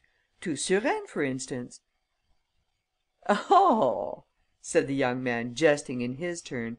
"Suresnes is a long way off." "It's quite close. Hadn't you your friend Jacques Aubrieux's motor cycle?" A fresh pause followed these words. Dutreuil had knitted his brows as though he were trying to understand. At last he was heard to whisper: "So that is what he was trying to lead up to. The brute!" Rénine brought down his hand on Dutreuil's shoulder. "No more talk. Facts. Gaston Dutreuil, you are the only person who on that day knew two essential things: first, that Cousin Guillaume had 60,000 francs in his house; secondly, that Jacques Aubrieux was not going out. You at once saw your chance. The motor cycle was available. You slipped out during the performance. You went to Suresnes. You killed Cousin Guillaume. You took the 60 bank notes and left them at your rooms. And at 5 o'clock you went back to fetch the ladies." Dutreuil had listened with an expression at once mocking and flurried, casting an occasional glance at Inspector Morisseau as though to enlist him as a witness. "The man's mad," it seemed to say. "It's no use being angry with him." When Rénine had finished, he began to laugh. "Very funny! A capital joke! So it was I whom the neighbours saw going and returning on the motor cycle?" "It was you disguised in Jacques Aubrieux's clothes." "And it was my finger prints that were found on the bottle in M. Guillaume's pantry?" "The bottle had been opened by Jacques Aubrieux at lunch, in his own house, and it was you who took it with you to serve as evidence." "Funnier and funnier!" cried Dutreuil, who had the air of being frankly amused. "Then I contrived the whole affair so that Jacques Aubrieux might be accused of the crime?" "It was the safest means of not being accused yourself." "Yes, but Jacques is a friend whom I have known from childhood." "You're in love with his wife." The young man gave a sudden, infuriated start. "You dare! What! You dare make such an infamous suggestion?" "I have proof of it." "That's a lie! I have always respected Madeleine Aubrieux and revered her." "Apparently. But you are in love with her. You desire her. Don't contradict me. I have abundant proof of it." "That's a lie, I tell you. You have only known me a few hours." "Come, come. I've been quietly watching you for days, waiting for the moment to pounce upon you." He took the young man by the shoulders and shook him. "Come, Dutreuil, confess. I hold all the proofs in my hand. I have witnesses whom we shall meet presently at the Criminal Investigation Department. Confess, can't you? In spite of everything, you're tortured by remorse. Remember your dismay at the restaurant when you had seen the newspaper. What, Jacques Aubrieux condemned to die? That's more than you bargained for. Penal servitude would have suited your book. But the scaffold! Jacques Aubrieux executed to morrow, an innocent man. Confess, won't you? Confess to save your own skin. Own up." Bending over the other, he was trying with all his might to extort a confession from him. But Dutreuil drew himself up and, coldly, with a sort of scorn in his voice, said: "Sir, you are a madman. Not a word that you have said has any sense in it. All your accusations are false. What about the bank notes? Did you find them at my place, as you said you would?" Rénine, exasperated, clenched his fist in his face. "Oh, you swine! I'll dish you yet, I swear I will." He drew the inspector aside. "Well, what do you say to it? An arrant rogue, isn't he?" The inspector nodded his head. "It may be, but, all the same, so far there's no real evidence." "Wait, M. Morisseau," said Rénine. "Wait until we've had our interview with M. Dudouis. For we shall see M. Dudouis at the prefecture, shall we not?" "Yes, he'll be there at 3 o'clock." "Well, you'll be convinced, Mr. Inspector. I tell you here and now that you will be convinced." Rénine was chuckling, like a man who feels certain of the course of events. Hortense, who was standing near him and was able to speak to him without being heard by the others, asked, in a low voice: "You've got him, haven't you?" He nodded his head in assent. "Got him? I should think I have. All the same, I'm no farther forward than I was at the beginning." "But this is awful! And your proofs?" "Not the shadow of a proof. I was hoping to trip him up. But he's kept his feet, the rascal." "Still, you're certain it's he?" "It can't be any one else. I had an intuition at the very outset. and I've not taken my eyes off him since. I have seen his anxiety increasing as my investigations seemed to centre on him and concern him more closely. Now I know."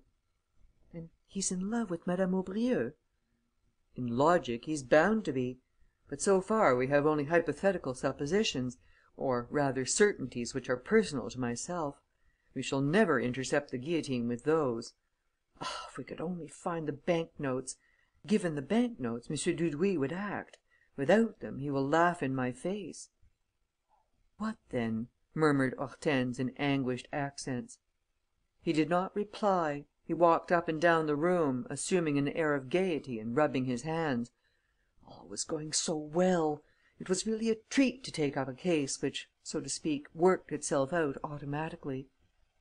"Suppose we went on to the prefecture, M. Morisseau. The chief must be there by now. And, having gone so far, we may as well finish. Will M. Dutreuil come with us?" "Why not?"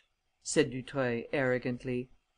But just as Rénine was opening the door, there was a noise in the passage and the manager ran up, waving his arms. "Is M. Dutreuil still here?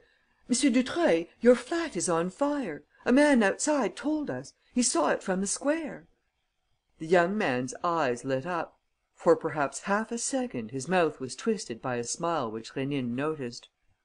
"Oh, you ruffian!" he cried. "You've given yourself away, my beauty! It was you who set fire to the place upstairs. And now the notes are burning." He blocked his exit. "Let me pass!" shouted Dutreuil. "There's a fire and no one can get in, because no one else has a key. Here it is. Let me pass, damn it!" Rénine snatched the key from his hand and, holding him by the collar of his coat: "Don't you move, my fine fellow. The game's up. You precious blackguard. M. Morisseau, will you give orders to the sergeant not to let him out of his sight and to blow out his brains if he tries to get away? Sergeant, we rely on you. Put a bullet into him if necessary."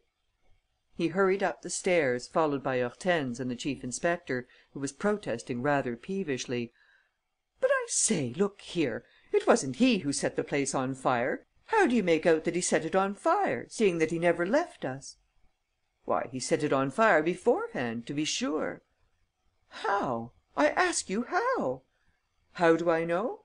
But a fire doesn't break out like that, for no reason at all, at the very moment when a man wants to burn compromising papers." They heard a commotion upstairs. It was the waiters of the restaurant trying to burst the door open. An acrid smell filled the well of the staircase. Rénine reached the top floor. "By your leave, friends. I have the key." He inserted it in the lock and opened the door. He was met by a gust of smoke so dense that one might well have supposed the whole floor to be ablaze. Rénine at once saw that the fire had gone out of its own accord, for lack of fuel, and that there were no more flames. "M. Morisseau, you won't let any one come in with us, will you? An intruder might spoil everything. Bolt the door. That will be best." He stepped into the front room, where the fire had obviously had its chief centre. The furniture, the walls and the ceiling, though blackened by the smoke, had not been touched. As a matter of fact, the fire was confined to a blaze of papers which was still burning in the middle of the room, in front of the window. Rénine struck his forehead. "What a fool I am! What an unspeakable ass!" "Why?" asked the inspector. "The hat box, of course! The cardboard hat box, which was standing on the table. That's where he hid the notes. They were there all through our search." "Impossible!" "Why, yes, we always overlook that particular hiding place, the one just under our eyes, within reach of our hands. How could one imagine that a thief would leave 60,000 francs in an open cardboard box, in which he places his hat when he comes in, with an absent-minded air? That's just the one place we don't look in. Well played, M. Dutreuil." The inspector, who remained incredulous, repeated: "No, impossible! We were with him and he could not have started the fire himself." "Everything was prepared beforehand, on the supposition that there might be an alarm. The hat box, the tissue paper, the bank notes: they must all have been steeped in some inflammable liquid. He must have thrown a match, a chemical preparation or what not into it, as we were leaving. But we should have seen him, hang it all! And then is it credible that a man who has committed a murder for the sake of 60,000 francs should do away with the money in this way? If the hiding place was such a good one, and it was, because we never discovered it, why this useless destruction?" "He got frightened, M. Morisseau. Remember that his head is at stake and he knows it. Anything rather than the guillotine. And they, the bank notes, were the only proof which we had against him. How could he have left them where they were?" Morisseau was flabbergasted. "What! The only proof?" "Why, obviously." "But your witnesses, your evidence, all that you were going to tell the chief?" "Mere bluff." "Well, upon my word!" growled the bewildered inspector. "You're a cool customer." "Would you have taken action without my bluff?" "No." "Then what more do you want?" Rénine stooped to stir the ashes. But there was nothing left, not even those remnants of stiff paper which still retain their shape. "Nothing," he said. "It's queer, all the same. How the deuce did he manage to set the thing alight?" He stood up, looking attentively about him. Hortense had a feeling that he was making his supreme effort and that, after this last struggle in the dark, he would either have devised his plan of victory or admit that he was beaten. Faltering with anxiety, she asked: "It's all up, isn't it?" "No, no," he said thoughtfully. "It's not all up. It was a few seconds ago, but now there is a gleam of light and one that gives me hope. God grant that it may be justified." "We must go slowly," he said. "It is only an attempt, but a very fine attempt, and it may succeed." He was silent for a moment, then with an amused smile and a click of the tongue, he said: "An infernally clever fellow, that Dutreuil. His trick of burning the notes: what a fertile imagination! And what coolness! A pretty dance the beggar has led me! He's a master!" He fetched a broom from the kitchen and swept a part of the ashes into the next room, returning with a hat box of the same size and appearance as the one which had been burnt. After crumpling the tissue paper with which it was filled, he placed the hat box on the little table and set fire to it with a match. It burst into flames, which he extinguished when they had consumed half the cardboard and nearly all the paper. Then he took from an inner pocket of his waistcoat a bundle of bank notes and selected 6, which he burnt almost completely, arranging the remains and hiding the rest of the notes at the bottom of the box, among the ashes and the blackened bits of paper. "Monsieur Morisseau," he said, when he had done, "I am asking for your assistance for the last time. Go and fetch Dutreuil. Tell him just this: you are unmasked. The notes did not catch fire. Come with me. And bring him up here." Despite his hesitation and his fear of exceeding his instructions from the head of the detective service, the chief inspector was powerless to throw off the ascendancy which Rénine had acquired over him. He left the room. Rénine turned to Hortense: "Do you understand my plan of battle?" "Yes," she said, "but it's a dangerous experiment. Do you think that Dutreuil will fall into the trap?" "Everything depends on the state of his nerves and the degree of demoralization to which he is reduced. A surprise attack may very well do for him."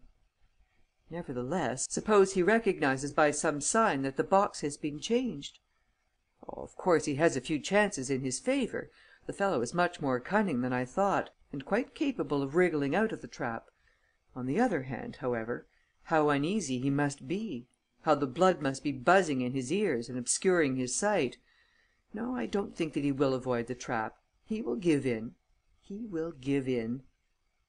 They exchanged no more words. Rénine did not move. Hortense was stirred to the very depths of her being. The life of an innocent man hung trembling in the balance. An error of judgment, a little bad luck, and 12 hours later Jacques Aubrieux would be put to death.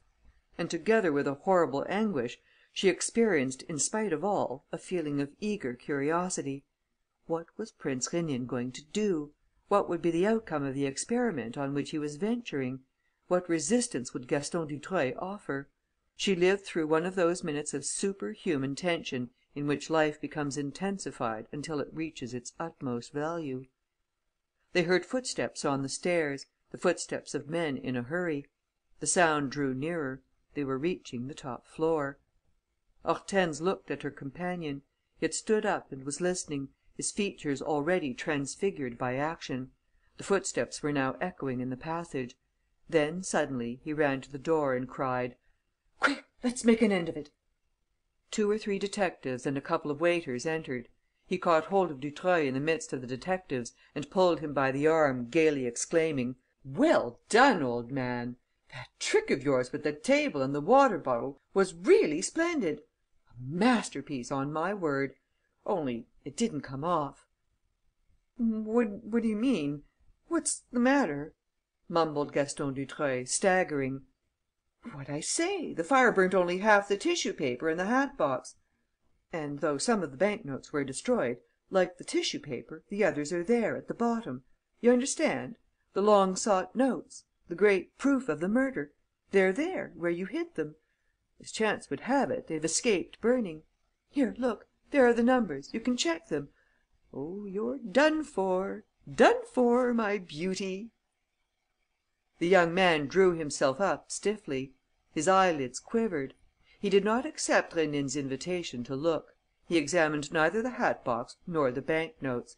From the first moment, without taking the time to reflect and before his instinct could warn him, he believed what he was told and collapsed heavily into a chair, weeping.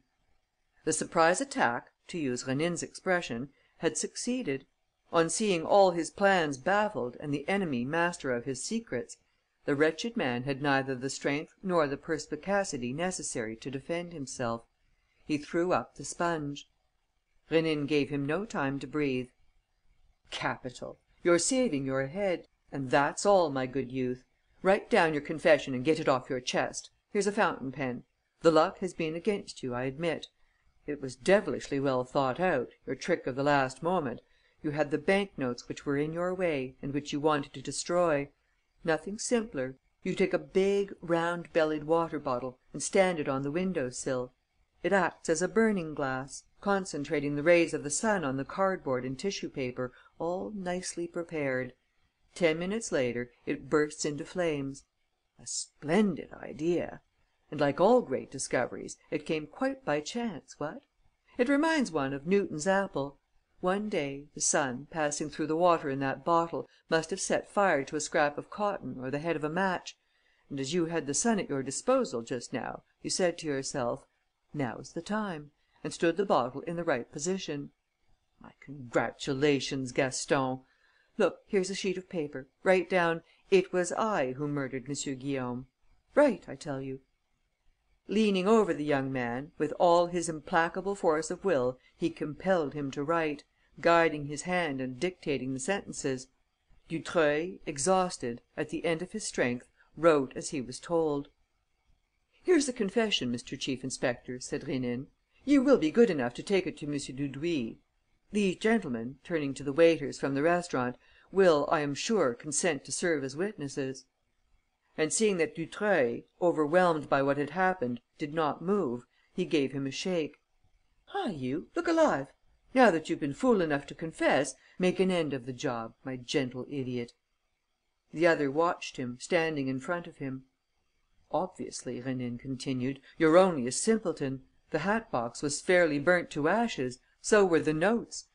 That hat box, my dear fellow, is a different one; and those notes belong to me. I even burnt 6 of them to make you swallow the stunt. And you couldn't make out what had happened. What an owl you must be! To furnish me with evidence at the last moment, when I hadn't a single proof of my own. And such evidence! A written confession! Written before witnesses! Look here, my man, if they do cut off your head, as I sincerely hope they will, upon my word, you'll have jolly well deserved it. Good-bye, Dutreuil."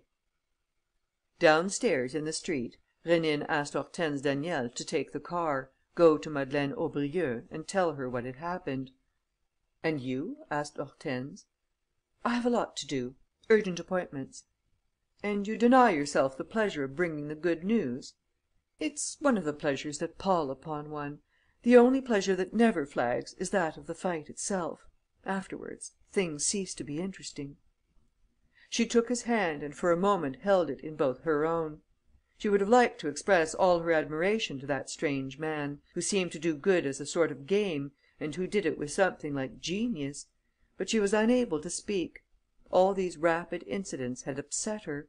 Emotion constricted her throat and brought the tears to her eyes. Rénine bowed his head, saying: "Thank you. I have my reward." Chapter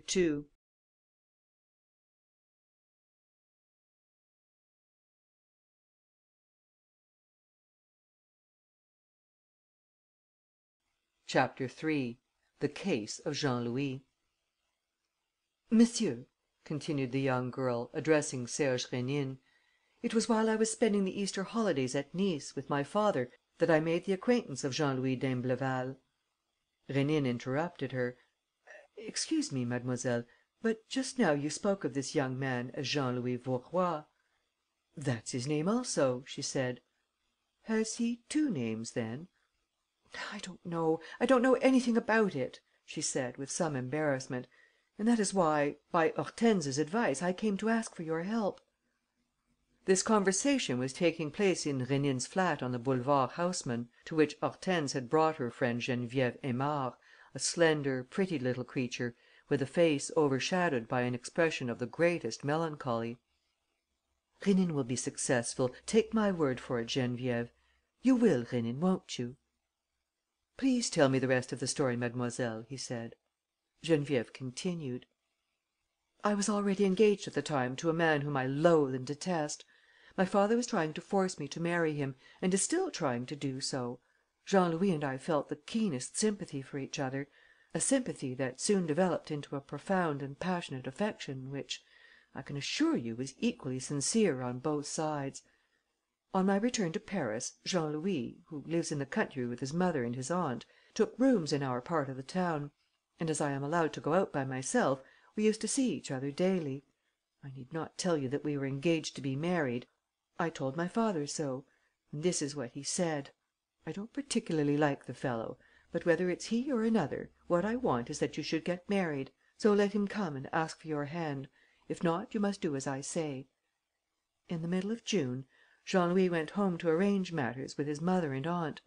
I received some passionate letters, and then just these few words: 'There are too many obstacles in the way of our happiness. I give up. I am mad with despair. I love you more than ever. Good bye and forgive me.' Since then, I have received nothing, no reply to my letters and telegrams." "Perhaps he has fallen in love with somebody else?" asked Rénine. "Or there may be some old connection which he is unable to shake off." Geneviève shook her head: "Monsieur, believe me, if our engagement had been broken off for an ordinary reason, I should not have allowed Hortense to trouble you. But it is something quite different, I am absolutely convinced. There's a mystery in Jean Louis' life, or rather an endless number of mysteries which hamper and pursue him. I never saw such distress in a human face; and from the first moment of our meeting, I was conscious in him of a grief and melancholy which have always persisted, even at times when he was giving himself to our love with the greatest confidence." "But your impression must have been confirmed by minor details, by things which happened to strike you as peculiar." "I don't quite know what to say." "These two names, for instance." "Yes, there was certainly that." "By what name did he introduce himself to you?" "Jean Louis d'Imbleval." "But Jean Louis Vaurois?" "That's what my father calls him." "Why?" "Because that was how he was introduced to my father, at Nice, by a gentleman who knew him. Besides, he carries visiting cards which describe him under either name." "Have you never questioned him on this point?" "Yes, I have, twice. The first time, he said that his aunt's name was Vaurois and his mother's d'Imbleval." "And the second time?" "He told me the contrary. He spoke of his mother as Vaurois and of his aunt as d'Imbleval. I pointed this out. He coloured up and I thought it better not to question him any further." "Does he live far from Paris?" "Right down in Brittany, at the Manoir d'Elsevin, 5 miles from Carhaix." Rénine rose and asked the girl seriously: "Are you quite certain that he loves you, mademoiselle?" "I am certain of it, and I know too that he represents all my life and all my happiness. He alone can save me. If he can't, then I shall be married in a week's time to a man whom I hate. I have promised my father; and the banns have been published." "We shall leave for Carhaix, Madame Daniel and I, this evening," said Rénine. That evening, he and Hortense took the train for Brittany. They reached Carhaix at 10 o'clock in the morning; and after lunch, at half past 12 o'clock, they stepped into a car borrowed from a leading resident of the district. "You're looking a little pale, my dear," said Rénine with a laugh, as they alighted by the gate of the garden at Elseven. "I'm very fond of Geneviève," she said. "She's the only friend I have; and I'm feeling frightened." He called her attention to the fact that the central gate was flanked by 2 wickets bearing the names of Madame d'Imbleval and Madame Vaurois respectively. Each of these wickets opened on a narrow path which ran among the shrubberies of box and aucuba to the left and right of the main avenue. The avenue itself led to an old manor house, long, low and picturesque, but provided with 2 clumsily built, ugly wings, each in a different style of architecture and each forming the destination of one of the side paths. Madame d'Imbleval evidently lived on the left and Madame Vaurois on the right. Hortense and Rénine listened. Shrill, hasty voices were disputing inside the house. The sound came through one of the windows of the ground floor, which was level with the garden and covered throughout its length with red creepers and white roses. "We can't go any farther," said Hortense. "It would be indiscreet." "All the more reason," whispered Rénine. "Look here, if we walk straight ahead, we shan't be seen by the people who are quarrelling." The sounds of conflict were by no means abating; and when they reached the window next to the front door, through the roses and creepers they could both see and hear 2 old ladies shrieking at the tops of their voices and shaking their fists at each other. The women were standing in the foreground, in a large dining room where the table was not yet cleared, and at the farther side of the table sat a young man, doubtless Jean Louis himself, smoking his pipe and reading a newspaper, without appearing to trouble about the 2 old harridans. One of these, a thin, tall woman, was wearing a purple silk dress, and her hair was dressed in a mass of curls much too yellow for the ravaged face around which they tumbled. The other, who was still thinner, but quite short, was bustling round the room in a cotton dressing gown and displayed a red, painted face blazing with anger. "A baggage, that's what you are!" she yelped. "The wickedest woman in the world and a thief into the bargain!" "I a thief!" screamed the other. "What about that business with the ducks at 10 francs apiece? Don't you call that thieving? Hold your tongue, you low creature! Who stole the 50-franc note from my dressing table? Lord, that I should have to live with such a wretch!" The other started with fury at the outrage and, addressing the young man, cried: "Jean, are you going to sit there and let me be insulted by your hussy of a d'Imbleval?" And the tall one retorted furiously: "Hussy! Do you hear that, Louis? Look at her, your Vaurois! She's got the airs of a superannuated barmaid. Make her stop, can't you?" Suddenly Jean Louis banged his fist upon the table, making the plates and dishes jump, and shouted: "Be quiet, both of you, you old lunatics!" They turned upon him at once and loaded him with abuse: "Coward! Hypocrite! Liar! A pretty sort of son you are! The son of a slut and not much better yourself!"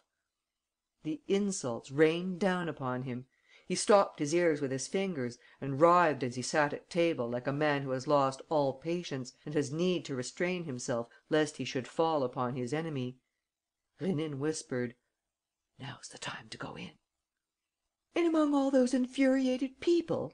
protested Hortense. "Exactly. We shall see them better with their masks off." And with a determined step, he walked to the door, opened it and entered the room, followed by Hortense. His advent gave rise to a feeling of stupefaction. The 2 women stopped yelling, but were still scarlet in the face and trembling with rage. Jean Louis, who was very pale, stood up. Profiting by the general confusion, Rénine said briskly: "Allow me to introduce myself. I am Prince Rénine. This is Madame Daniel. We are friends of Mademoiselle Geneviève Aymard and we have come in her name. I have a letter from her addressed to you, monsieur." Jean Louis, already disconcerted by the newcomer's arrival, lost countenance entirely on hearing the name of Geneviève.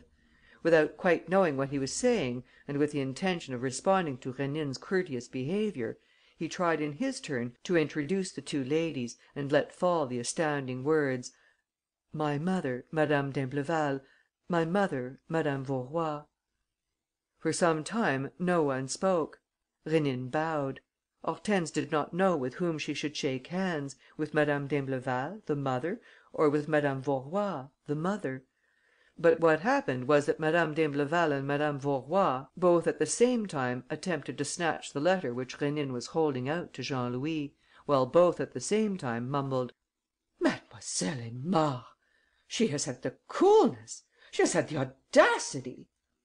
Then Jean Louis, recovering his self possession, laid hold of his mother d'Imbleval and pushed her out of the room by a door on the left, and next of his mother Vaurois, and pushed her out of the room by a door on the right. Then, returning to his two visitors, he opened the envelope and read, in an undertone: "I am to be married in a week, Jean Louis. Come to my rescue, I beseech you. My friend Hortense and Prince Rénine will help you to overcome the obstacles that baffle you. Trust them. I love you. Geneviève." He was a rather dull looking young man, whose very swarthy, lean and bony face certainly bore the expression of melancholy and distress described by Geneviève. Indeed, the marks of suffering were visible in all his harassed features, as well as in his sad and anxious eyes. He repeated Geneviève's name over and over again, while looking about him with a distracted air. He seemed to be seeking a course of conduct. He seemed on the point of offering an explanation, but could find nothing to say. The sudden intervention had taken him at a disadvantage, like an unforeseen attack which he did not know how to meet. Rénine felt that the adversary would capitulate at the first summons. The man had been fighting so desperately during the last few months and had suffered so severely in the retirement and obstinate silence in which he had taken refuge that he was not thinking of defending himself. Moreover, how could he do so, now that they had forced their way into the privacy of his odious existence? "Take my word for it, monsieur," declared Rénine, "that it is in your best interests to confide in us. We are Geneviève Aymard's friends. Do not hesitate to speak." "I can hardly hesitate," he said, "after what you have just heard. This is the life I lead, monsieur. I will tell you the whole secret so that you may tell it to Geneviève. She will then understand why I have not gone back to her and why I have not the right to do so." He pushed a chair forward for Hortense. The two men sat down and, without any need of further persuasion, rather as though he himself felt a certain relief in unburdening himself, he said: "You must not be surprised, monsieur, if I tell my story with a certain flippancy, for, as a matter of fact, it is a frankly comical story and cannot fail to make you laugh. Fate often amuses itself by playing these imbecile tricks, these monstrous farces which seem as though they must have been invented by the brain of a madman or a drunkard. Judge for yourself. 27 years ago, the Manoir d'Elseven, which at that time consisted only of the main building, was occupied by an old doctor, who, to increase his modest means, used to receive one or two paying guests. In this way, Madame d'Imbleval spent the summer here one year and Madame Vaurois the following summer. Now these two ladies did not know each other. One of them was married to a Breton of a merchant vessel and the other to a commercial traveller from the Vendée. It so happened that they lost their husbands at the same time, at a period when each of them was expecting a baby. And as they both lived in the country, at places some distance from any town, they wrote to the old doctor that they intended to come to his house for their confinement. He agreed. They arrived almost on the same day, in the autumn. 2 small bedrooms were prepared for them, behind the room in which we are sitting. The doctor had engaged a nurse, who slept in this very room. Everything was perfectly satisfactory. The ladies were putting the finishing touches to their baby clothes and were getting on together splendidly. They were determined that their children should be boys and had chosen the names of Jean and Louis respectively. One evening, the doctor was called out to a case and drove off in his gig, with the manservant, saying that he would not be back till next day. In her master's absence, a little girl, who served as maid of all work, ran out to keep company with her sweetheart. These accidents destiny turned to account with diabolical malignity. At about midnight, Madame d'Imbleval was seized with the first pains. The nurse, Mademoiselle Boussignol, has had some training as a midwife and did not lose her head. But an hour later Madame Vaurois' turn came, and the tragedy, or I might rather say the tragi-comedy, was enacted amid the screams and moans of the two patients and the bewildered agitation of the nurse running from one to the other, bewailing her fate, opening the window to call out for the doctor, or falling on her knees to implore the aid of Providence. Madame Vaurois was the first to bring a son into the world. Mademoiselle Boussignol hurriedly carried him in here, washed and tended him and laid him in the cradle prepared for him. But Madame d'Imbleval was screaming with pain, and the nurse had to attend to her while the newborn child was yelling like a stuck pig, and the terrified mother, unable to stir from her bed, fainted. Add to this all the wretchedness of darkness and disorder, the only lamp without any oil, for the servant had neglected to fill it, the candles burning out, the moaning of the wind, the screeching of the owls, and you will understand that Mademoiselle Boussignol was scared out of her wits. However, at 5 o'clock in the morning, after many tragic incidents, she came in here with the d'Imbleval baby, likewise a boy, washed and tended him, laid him in his cradle, and went off to help Madame Vaurois, who had come to herself, and was crying out, while Madame d'Imbleval had fainted in her turn. And when Mademoiselle Boussignol, having settled the two mothers, but half crazed with fatigue, her brain in a whirl, returned to the newborn children, she realized with horror that she had wrapped them in similar binders, thrust their feet into similar woollen socks, and laid them both, side by side, in the same cradle, so that it was impossible to tell Louis d'Imbleval from Jean Vaurois. To make matters worse, when she lifted one of them out of the cradle, she found that his hands were cold as ice and that he had ceased to breathe. He was dead.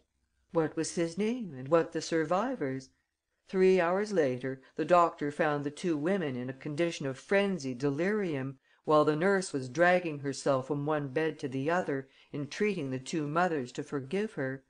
She held me out first to one, then to the other, to receive their caresses, for I was the surviving child, and they first kissed me and then pushed me away. For, after all, who was I? The son of the widowed Madame d'Imbleval and the late merchant captain, or the son of the widowed Madame Vaurois and the late commercial traveller? There was not a clue by which they could tell. The doctor begged each of the two mothers to sacrifice their rights, at least from the legal point of view, so that I might be called either Louis d'Imbleval or Jean Vaurois. They refused absolutely. "Why Jean Vaurois, if he's a d'Imbleval?" protested the one. "Why Louis d'Imbleval, if he's a Vaurois?" retorted the other, and I was registered under the name of Jean Louis, the son of an unknown father and mother. Prince Rénine had listened in silence. But Hortense, as the story approached its conclusion, had given way to a hilarity which she could no longer restrain, and suddenly, in spite of all of her efforts, she burst into a fit of the wildest laughter. "Oh, forgive me," she said, her eyes filled with tears. "Do forgive me. It's too much for my nerves." "Don't apologize, madame," said the young man, gently, in a voice free from resentment. "I warned you that my story was laughable.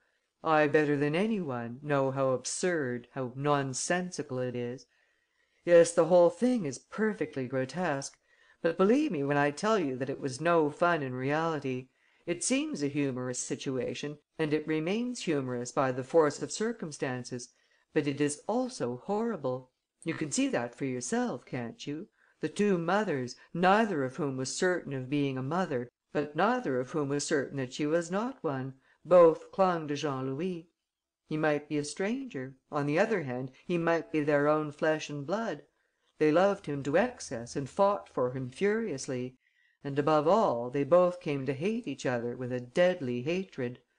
Differing completely in character and education, and obliged to live together, because neither was willing to forego the advantage of her possible maternity, they lived the life of irreconcilable enemies who can never lay their weapons aside. I grew up in the midst of this hatred, and had it instilled into me by both of them. When my childish heart, hungering for affection, inclined me to one of them, the other would seek to inspire me with loathing and contempt for her. In this manor house, which they bought on the old doctor's death, and to which they added the 2 wings, I was the involuntary torturer and their daily victim.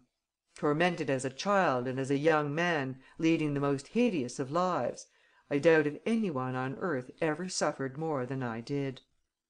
"You ought to have left them!" exclaimed Hortense, who had stopped laughing.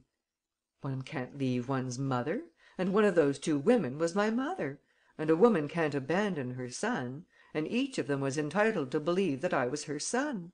We were all 3 chained together like convicts, with chains of sorrow, compassion, doubt, and also of hope that the truth might one day become apparent.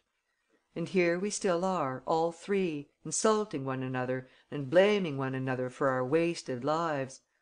Oh, what a hell! And there was no escaping it. I tried often enough, but in vain. The broken bonds became tied again. Only this summer, under the stimulus of my love for Geneviève, I tried to free myself and did my utmost to persuade the 2 women whom I call mother. And then, I was up against their complaints, their immediate hatred of the wife, of the stranger whom I was proposing to force upon them. I gave way. What sort of a life would Geneviève have had here, between Madame d'Imbleval and Madame Vaurois? I had no right to victimize her." Jean Louis, who had been gradually becoming excited, uttered these last words in a firm voice, as though he would have wished his conduct to be ascribed to conscientious motives and a sense of duty. In reality, as Rénine and Hortense clearly saw, his was an unusually weak nature, incapable of reacting against a ridiculous position from which he had suffered ever since he was a child, and which he had come to look upon as final and irremediable. He endured it as a man bears a cross which he has no right to cast aside, and at the same time he was ashamed of it. He had never spoken of it to Geneviève, from dread of ridicule, and afterwards, on returning to his prison, he had remained there out of habit and weakness. He sat down to a writing table and quickly wrote a letter which he handed to Rénine. "Would you be kind enough to give this note to Mademoiselle Aymard and beg her once more to forgive me?" Rénine did not move, and when the other pressed the letter upon him, he took it and tore it up. "What does this mean?" asked the young man. "It means that I will not charge myself with any message." "Why?" "Because you are coming with us." "I?" "Yes, you will see Mademoiselle Aymard to morrow and ask for her hand in marriage." Jean Louis looked at Rénine with a rather disdainful air, as though he were thinking, "Here's a man who has not understood a word of what I've been explaining to him." But Hortense went up to Rénine. "Why do you say that?" "Because it will be as I say." "But you must have your reasons." "One only, but it will be enough, provided this gentleman is so kind as to help me in my enquiries." "Enquiries? With what object?" asked the young man. "With the object of proving that your story is not quite accurate." Jean Louis took umbrage at this. "I must ask you to believe, monsieur, that I have not said a word which is not the exact truth." "I express myself badly," said Rénine, with great kindliness. "Certainly you have not said a word that does not agree with what you believe to be the exact truth. But the truth is not, cannot be, what you believe it to be." The young man folded his arms. "In any case, monsieur, it seems likely that I should know the truth better than you do." "Why better? What happened on that tragic night can obviously be known to you only at second hand. You have no proofs. Neither have Madame d'Imbleval and Madame Vaurois." "No proofs of what?" exclaimed Jean Louis, losing patience. "No proofs of the confusion that took place." Why, it's an absolute certainty. The 2 children were laid in the same cradle, with no marks to distinguish one from the other. And the nurse was unable to tell, at least that's her version of it," interrupted Rénine. "What's that? Her version? But you're accusing the woman." "I'm accusing her of nothing." "Yes, you are. You're accusing her of lying. And why should she lie? She had no interest in doing so. And her tears and despair are so much evidence of her good faith. For, after all, the two mothers were there, they saw the woman weeping, they questioned her. And then, I repeat, what interest had she?" Jean Louis was greatly excited. Close beside him, Madame d'Imbleval and Madame Vaurois, who had no doubt been listening behind the doors and who had stealthily entered the room, stood stammering in amazement: "No, it's impossible! We've questioned her over and over again. Why should she tell a lie?" "Speak, monsieur, speak," Jean Louis enjoined. "Explain yourself. Give your reasons for trying to cast doubt upon an absolute truth." "Because that truth is inadmissible," declared Rénine, raising his voice and growing excited in turn to the point of punctuating his remarks by thumping the table. "No, things don't happen like that. No, fate does not display those refinements of cruelty, and chance is not added to chance with such reckless extravagance. It was already an unprecedented chance that, on the very night on which the doctor, his manservant and his maid were out of the house, the two ladies should be seized with labour pains at the same hour and should bring two sons into the world at the same time. Don't let us add a still more exceptional event. Enough of the uncanny! Enough of lamps that go out and candles that refuse to burn! No, and again no! It is not admissible that a midwife should become confused in the essential details of her trade. However bewildered she may be by the unforeseen nature of the circumstances, a remnant of instinct is still on the alert, so that there is a place prepared for each child and each is kept distinct from the other. The first child is here, the second is there. Even if they are lying side by side, one is on the left and the other on the right.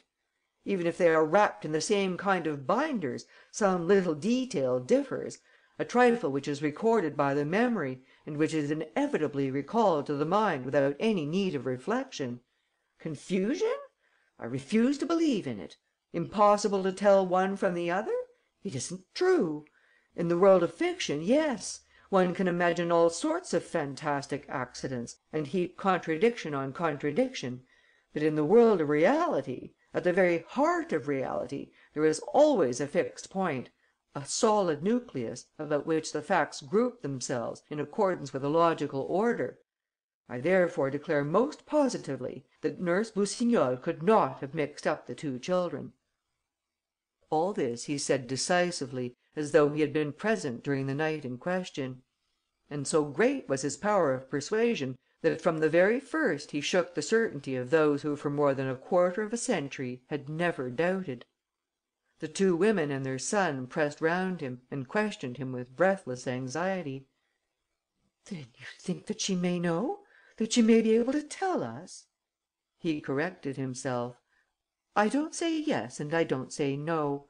All I say is that there was something in her behaviour during those hours that does not tally with her statements and with reality.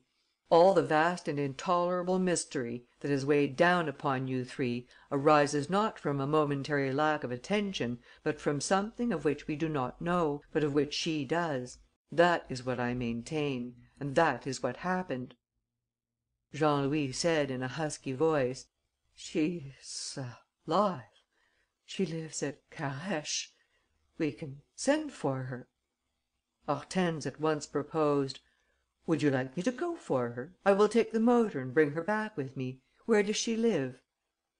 "In the middle of the town, at a little draper's shop. The chauffeur will show you. Mademoiselle Boussignol, everybody knows her." "And whatever you do," added Rénine, "don't warn her in any way. If she's uneasy, so much the better. But don't let her know what we want with her." 20 minutes passed in absolute silence. Rénine paced the room, in which the fine old furniture, the handsome tapestries, the well-bound books and pretty knick-knacks denoted a love of art and a seeking after style in Jean Louis. This room was really his. In the adjoining apartments on either side, through the open doors, Rénine was able to note the bad taste of the two mothers. He went up to Jean Louis and, in a low voice, asked: "Are they well off?" "Yes." "And you?" "They settled the manor house upon me, with all the land around it, which makes me quite independent." Have they any relations?" "Sisters, both of them." "With whom they could go to live?" "Yes, and they have sometimes thought of doing so, but there can't be any question of that. Once more, I assure you." Meantime, the car had returned. The two women jumped up hurriedly, ready to speak. "Leave it to me," said Rénine, "and don't be surprised by anything that I say. It's not a matter of asking her questions, but of frightening her, of flurrying her. The sudden attack," he added, between his teeth. The car drove round the lawn and drew up outside the windows. Hortense sprang out and helped an old woman to alight, dressed in a fluted linen cap, a black velvet bodice and a heavy gathered skirt. The old woman entered in a great state of alarm. She had a pointed face, like a weasel's, with a prominent mouth full of protruding teeth. "What's the matter, Madame d'Imbleval?" she asked, timidly stepping into the room from which the doctor had once driven her. "Good day to you, Madame Vaurois." The ladies did not reply. Rénine came forward and said sternly: "Mademoiselle Boussignol, I have been sent by the Paris police to throw light upon a tragedy which took place here 27 years ago. I have just secured evidence that you have distorted the truth and that as a result of your false declarations, the birth certificate of one of the children born in the course of that night is inaccurate. Now, false declarations in matters of birth certificates are misdemeanours punishable by law. I shall therefore be obliged to take you to Paris to be interrogated, unless you are prepared here and now to confess everything that might repair the consequences of your offence." The old maid was shaking in every limb. Her teeth were chattering. She was evidently incapable of opposing the least resistance to Rénine. "Are you ready to confess everything?" he asked. "Yes," she panted. "Without delay? I have to catch a train. The business must be settled immediately. If you show the least hesitation, I take you with me. Have you made up your mind to speak?" "Yes." He pointed to Jean Louis. "Whose son is this gentleman? Madame d'Imbleval's?" "No." "Madame Vaurois', therefore?" "No." A stupefied silence welcomed the two replies. "Explain yourself," Rénine commanded, looking at his watch. Then Madame Boussignol fell on her knees and said, in so low and dull a voice that they had to bend over her in order to catch the sense of what she was mumbling: "Some one came in the evening, a gentleman with a new born baby wrapped in blankets, which he wanted the doctor to look after. As the doctor wasn't there, he waited all night and it was he who did it all." "Did what?" asked Rénine. "What did he do? What happened?" "Well, what happened was that it was not one child but the two of them that died. Madame d'Imbleval's and Madame Vaurois' too, both in convulsions. Then the gentleman, seeing this, said: 'This shows me where my duty lies. I must seize this opportunity of making sure that my own boy shall be happy and well cared for. Put him in the place of one of the dead children.' He offered me a big sum of money, saying that this one payment would save him the expense of providing for his child every month. And I accepted. Only I did not know in whose place to put him and whether to say that the boy was Louis d'Imbleval or Jean Vaurois. The gentleman thought a moment and said neither. Then he explained to me what I was to do and what I was to say after he had gone. And while I was dressing his boy in vest and binders the same as one of the dead children, he wrapped the other in the blankets he had brought with him and went out into the night." Mademoiselle Boussignol bent her head and wept. After a moment, Rénine said: "Your deposition agrees with the result of my investigations." "Can I go?" "Yes." "And is it over, as far as I'm concerned? They won't be talking about this all over the district?"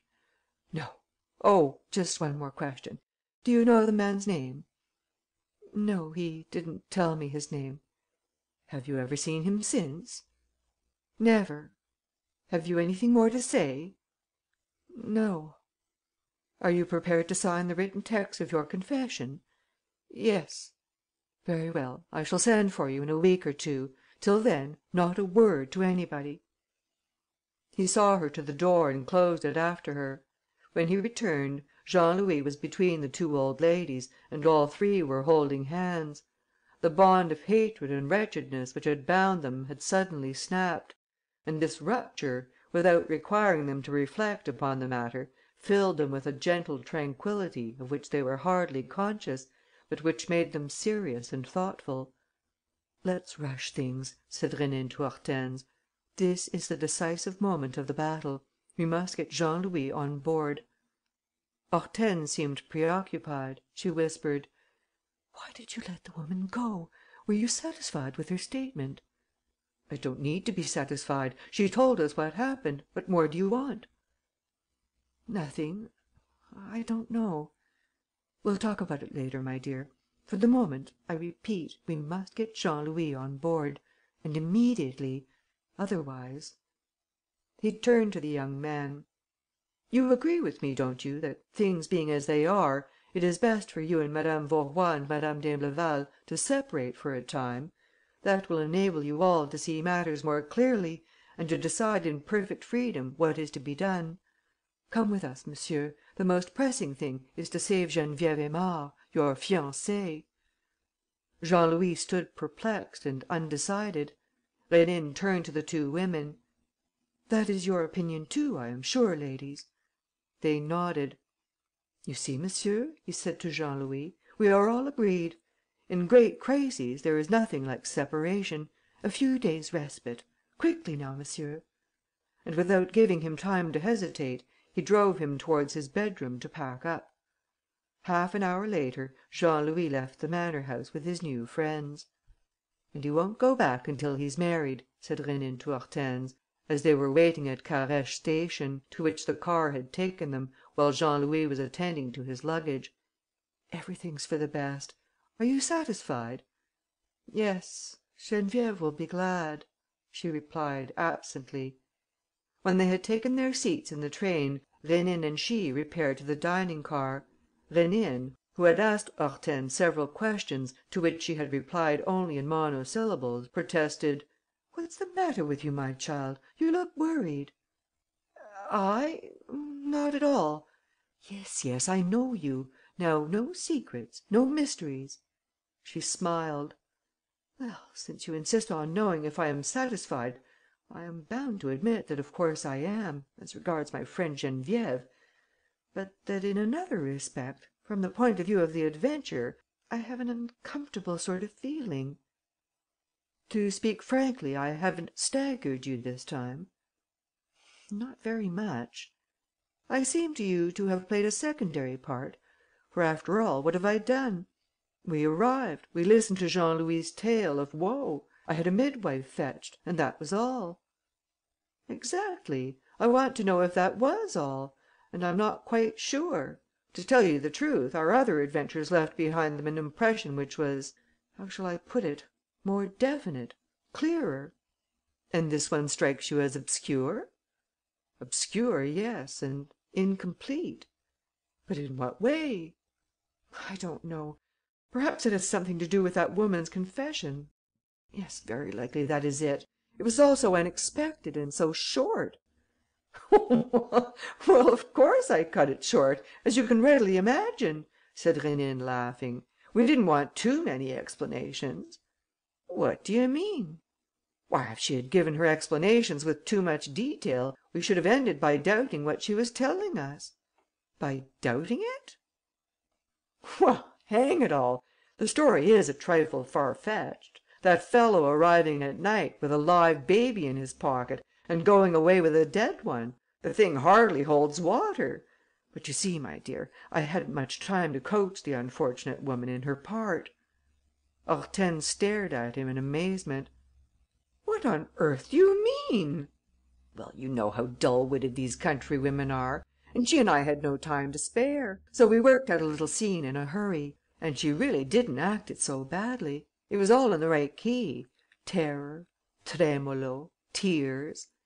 "Is it possible?" murmured Hortense. "Is it possible? You had seen her beforehand?" "I had to, of course."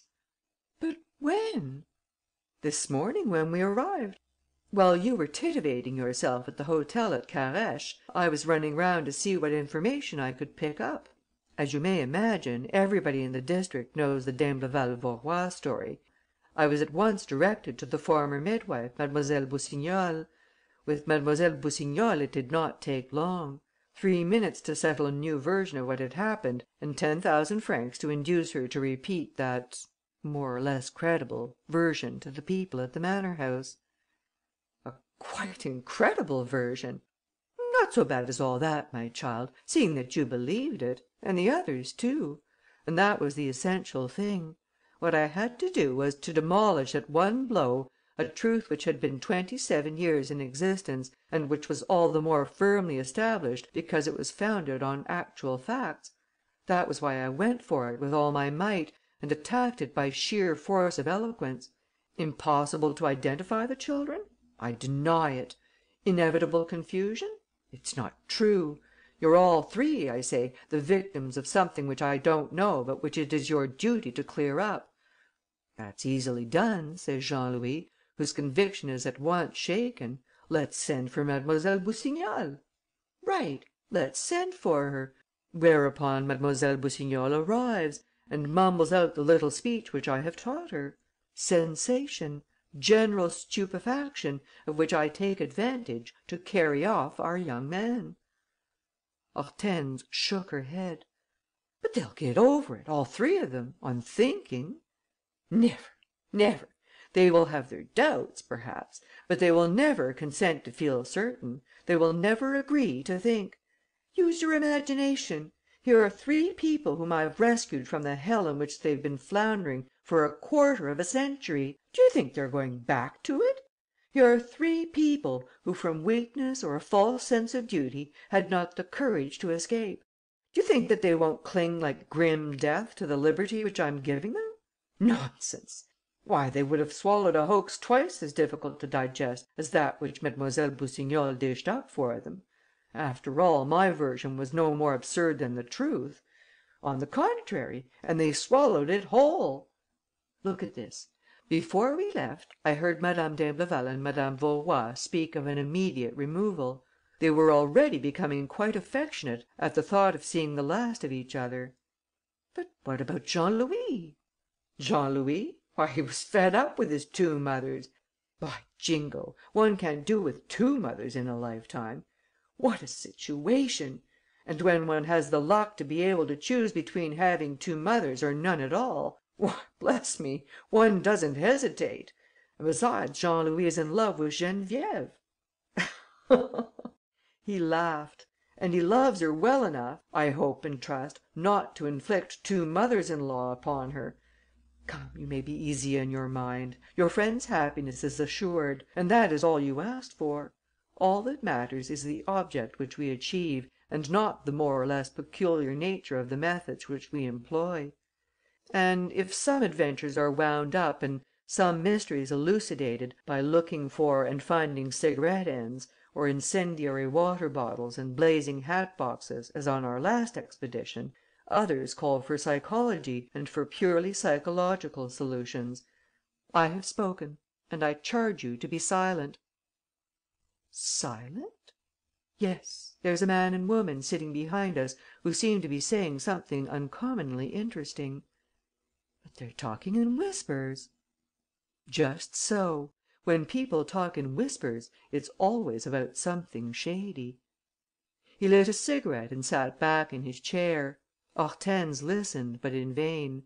As for him, he was emitting little slow puffs of smoke. 15 minutes later, the train stopped and the man and woman got out. "Pity," said Rénine, "that I don't know their names or where they're going. But I know where to find them. My dear, we have a new adventure before us." Hortense protested: "Oh, no, please, not yet. Give me a little rest. And oughtn't we to think of Geneviève?" He seemed greatly surprised. "Why, all that's over and done with. Do you mean to say that you want to waste any more time over that old story? Well, I, for my part, confess that I've lost all interest in the man with the two mammas." And this was said in such a comical tone and with such diverting sincerity that Hortense was once more seized with a fit of giggling. Laughter alone was able to relax her exasperated nerves, and to distract her from so many contradictory emotions. CHAPTER IV.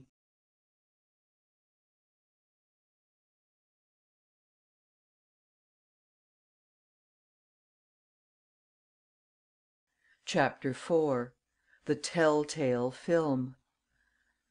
"Do look at the man who's playing the butler," said Serge Rénine.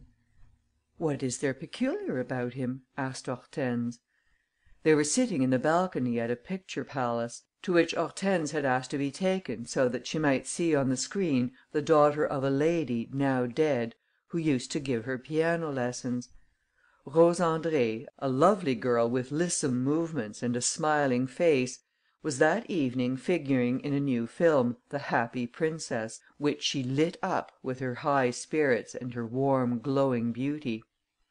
Rénine made no direct reply, but during a pause in the performance continued: "I sometimes console myself for an indifferent film by watching the subordinate characters. It seems to me that those poor devils, who are made to rehearse certain scenes 10 or 20 times over, must often be thinking of other things than their parts at the time of the final exposure, and it's great fun noting those little moments of distraction which reveal something of their temperament, of their instinct self, as, for instance, in the case of that butler. Look." The screen now showed a luxuriously served table. The Happy Princess sat at the head, surrounded by all her suitors.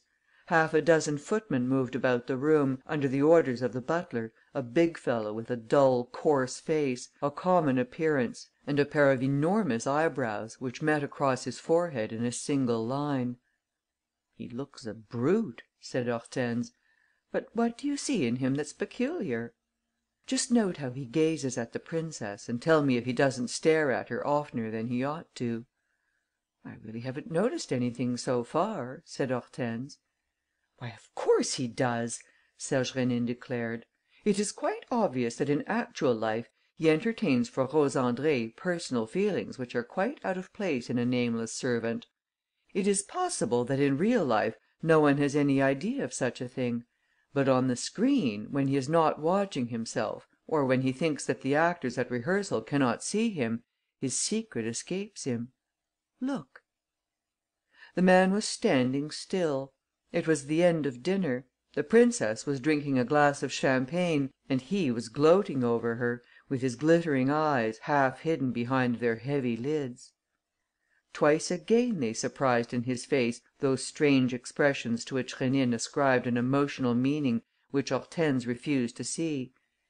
"It's just his way of looking at people," she said. The first part of the film ended. There were two parts, divided by an entr'acte. The notice on the programme stated that a year had elapsed and that the Happy Princess was living in a pretty Norman cottage, all hung with creepers, together with her husband, a poor musician. The princess was still happy, as was evident on the screen, still as attractive as ever and still besieged by the greatest variety of suitors. Nobles and commoners, peasants and financiers, men of all kinds, fell swooning at her feet, and prominent among them was a sort of boorish solitary, a shaggy, half wild woodcutter, whom she met whenever she went out for a walk. Armed with his axe, a formidable crafty being, he prowled around the cottage, and the spectators felt with a sense of dismay that a peril was hanging over the Happy Princess's head. "Look at that," whispered Rénine. "Do you realize who the man of the woods is?" "No." "Simply the butler. The same actor is doubling the two parts."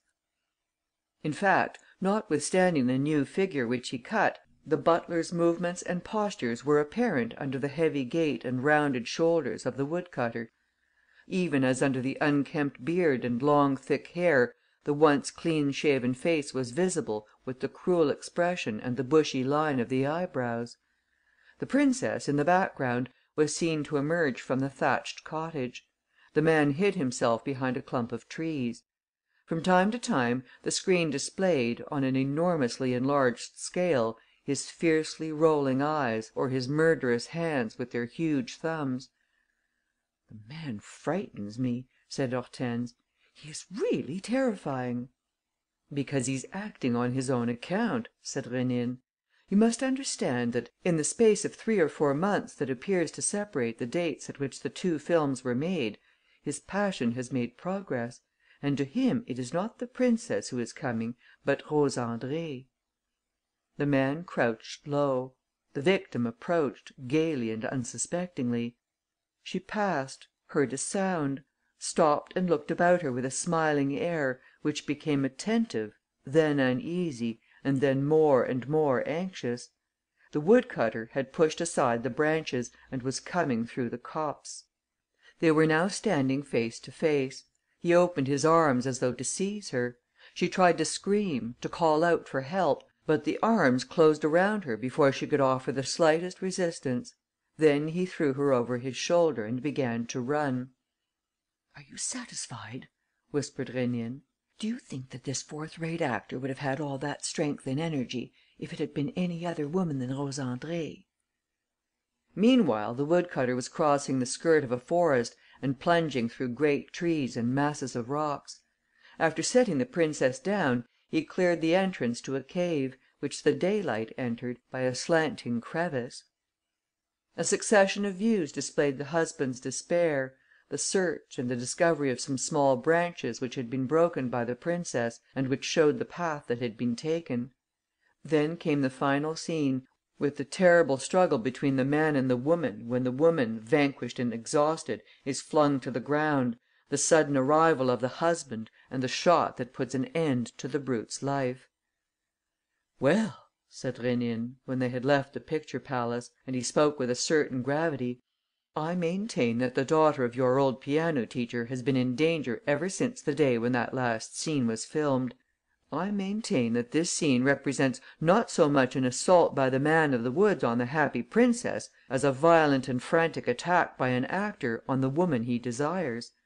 Certainly it all happened within the bounds prescribed by the part and nobody saw anything in it, nobody except perhaps Rose Andrée herself.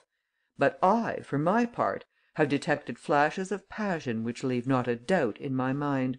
I have seen glances that betrayed the wish and even the intention to commit murder. I have seen clenched hands, ready to strangle. In short, a score of details which prove to me that, at that time, the man's instinct was urging him to kill the woman who could never be his." "And it all amounts to what?" "We must protect Rose Andrée if she is still in danger and if it is not too late." "And, to do this?" "We must get hold of further information." "From whom?" "From the World's Cinema Company, which made the film. I will go to them to morrow morning. Will you wait for me in your flat about lunch time?"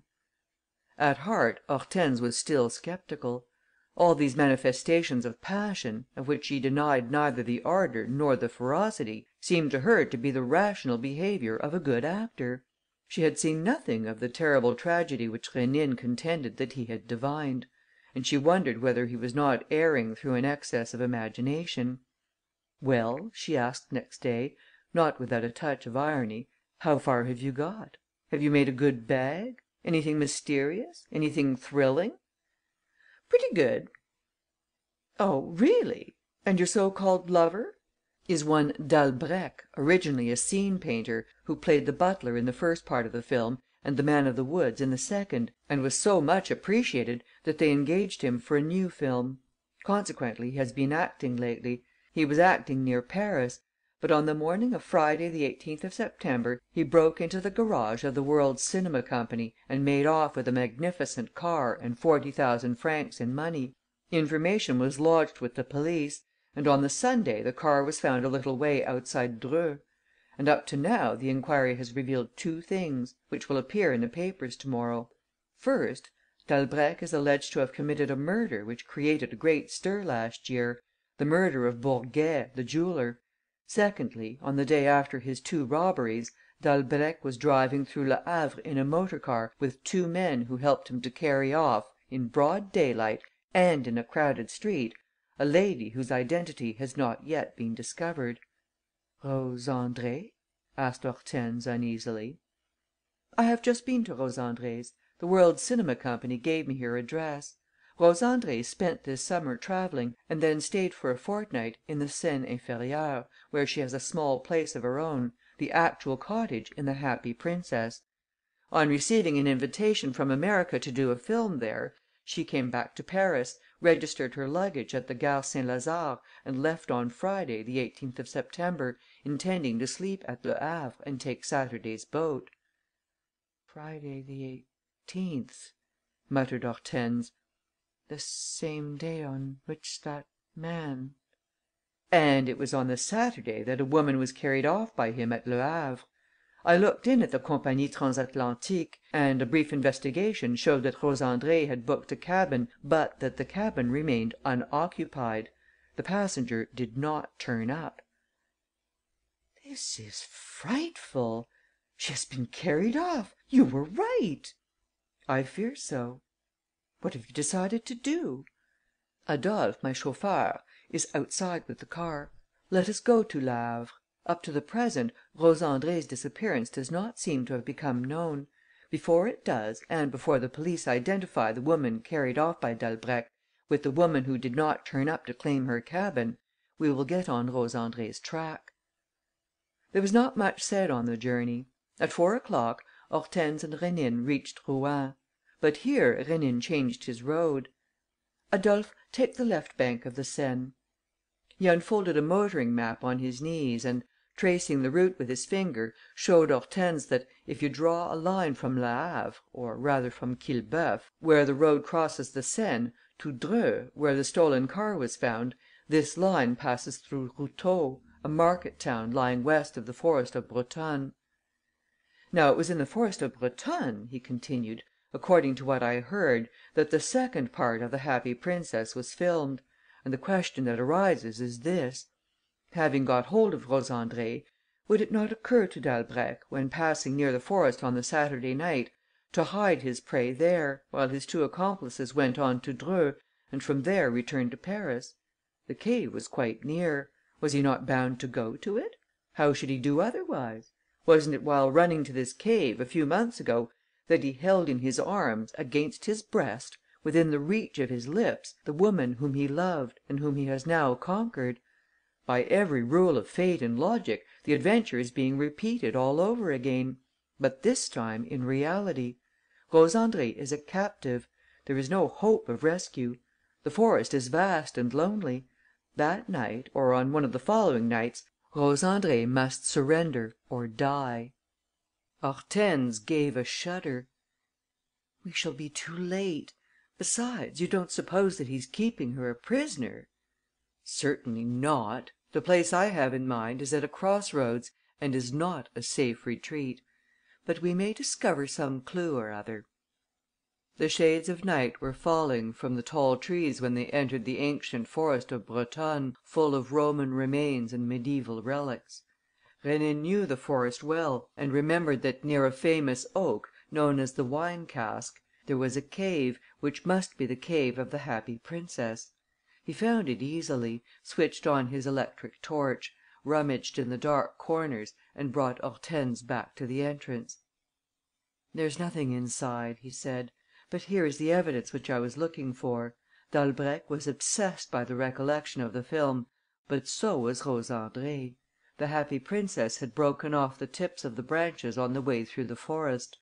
Rose Andrée has managed to break off some to the right of this opening, in the hope that she would be discovered as on the first occasion." "Yes," said Hortense, "it's a proof that she has been here. But the proof is 3 weeks old. Since that time, she is either dead and buried under a heap of leaves, or else alive in some hole even lonelier than this. If so, where is he?" Rénine pricked up his ears. Repeated blows of the axe were sounding from some distance, no doubt coming from a part of the forest that was being cleared. "He?" said Rénine. "I wonder whether he may not have continued to behave under the influence of the film and whether the man of the woods in The Happy Princess has not quite naturally resumed his calling. For how is the man to live, to obtain his food, without attracting attention?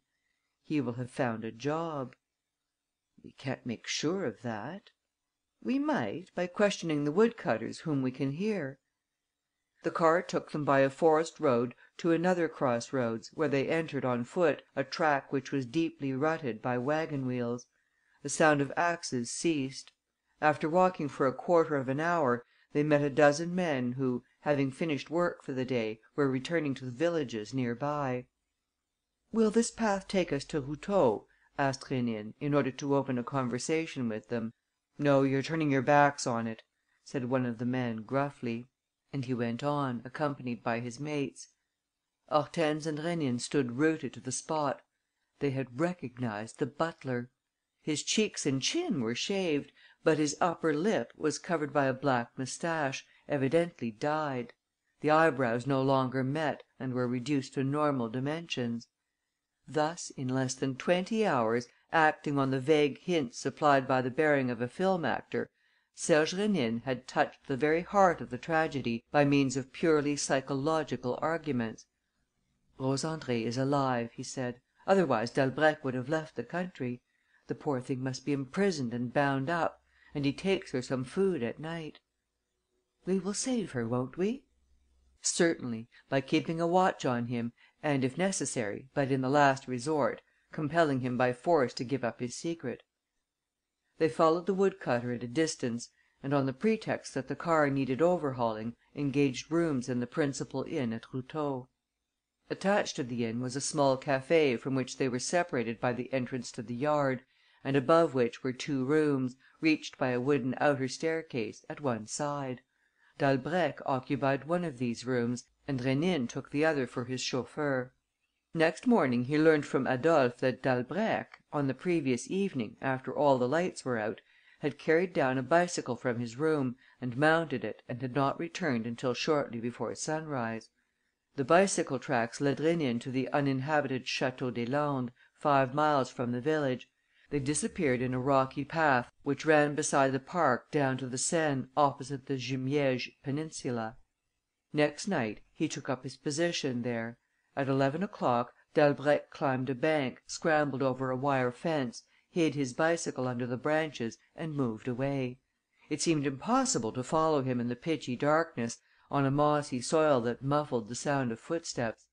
Rénine did not make the attempt, but at daybreak he came with his chauffeur and hunted through the park all the morning. Though the park, which covered the side of a hill and was bounded below by the river, was not very large, he found no clue which gave him any reason to suppose that Rose Andrée was imprisoned there. He therefore went back to the village, with the firm intention of taking action that evening and employing force. "This state of things cannot go on," he said to Hortense. "I must rescue Rose Andrée at all costs and save her from that ruffian's clutches. He must be made to speak. He must. Otherwise there's a danger that we may be too late." That day was Sunday and Dalbrèque did not go to work. He did not leave his room except for lunch and went upstairs again immediately afterwards. But at 3 o'clock Rénine and Hortense, who were keeping a watch on him from the inn, saw him come down the wooden staircase, with his bicycle on his shoulder. Leaning it against the bottom step, he inflated the tires and fastened to the handle bar a rather bulky object wrapped in a newspaper. "By Jove!" muttered Rénine. "What's the matter?" In front of the café was a small terrace bordered on the right and left by spindle trees planted in boxes, which were connected by a paling. Behind the shrubs, sitting on a bank but stooping forward so that they could see Dalbrèque through the branches, were 4 men. "Police!" said Rénine.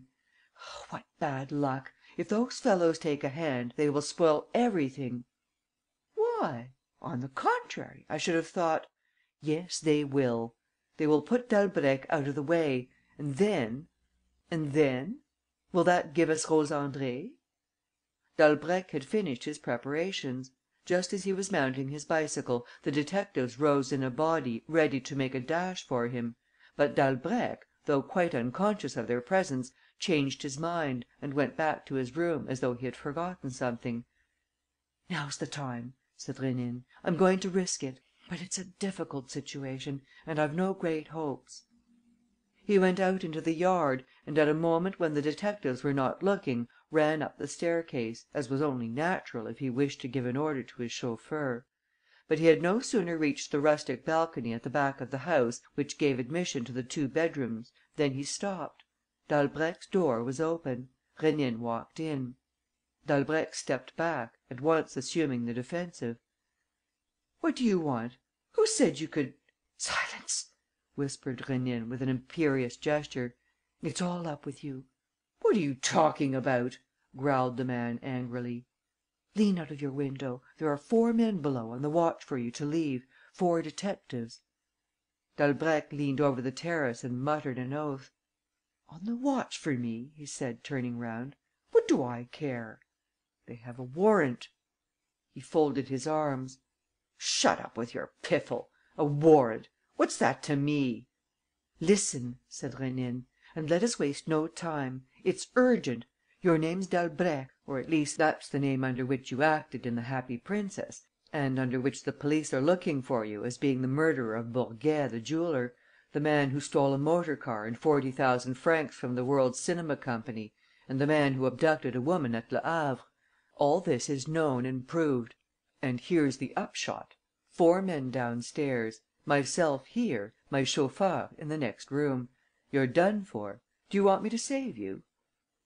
Dalbrèque gave his adversary a long look: "Who are you?" "A friend of Rose Andrée's," said Rénine. The other started and, to some extent dropping his mask, retorted: "What are your conditions?"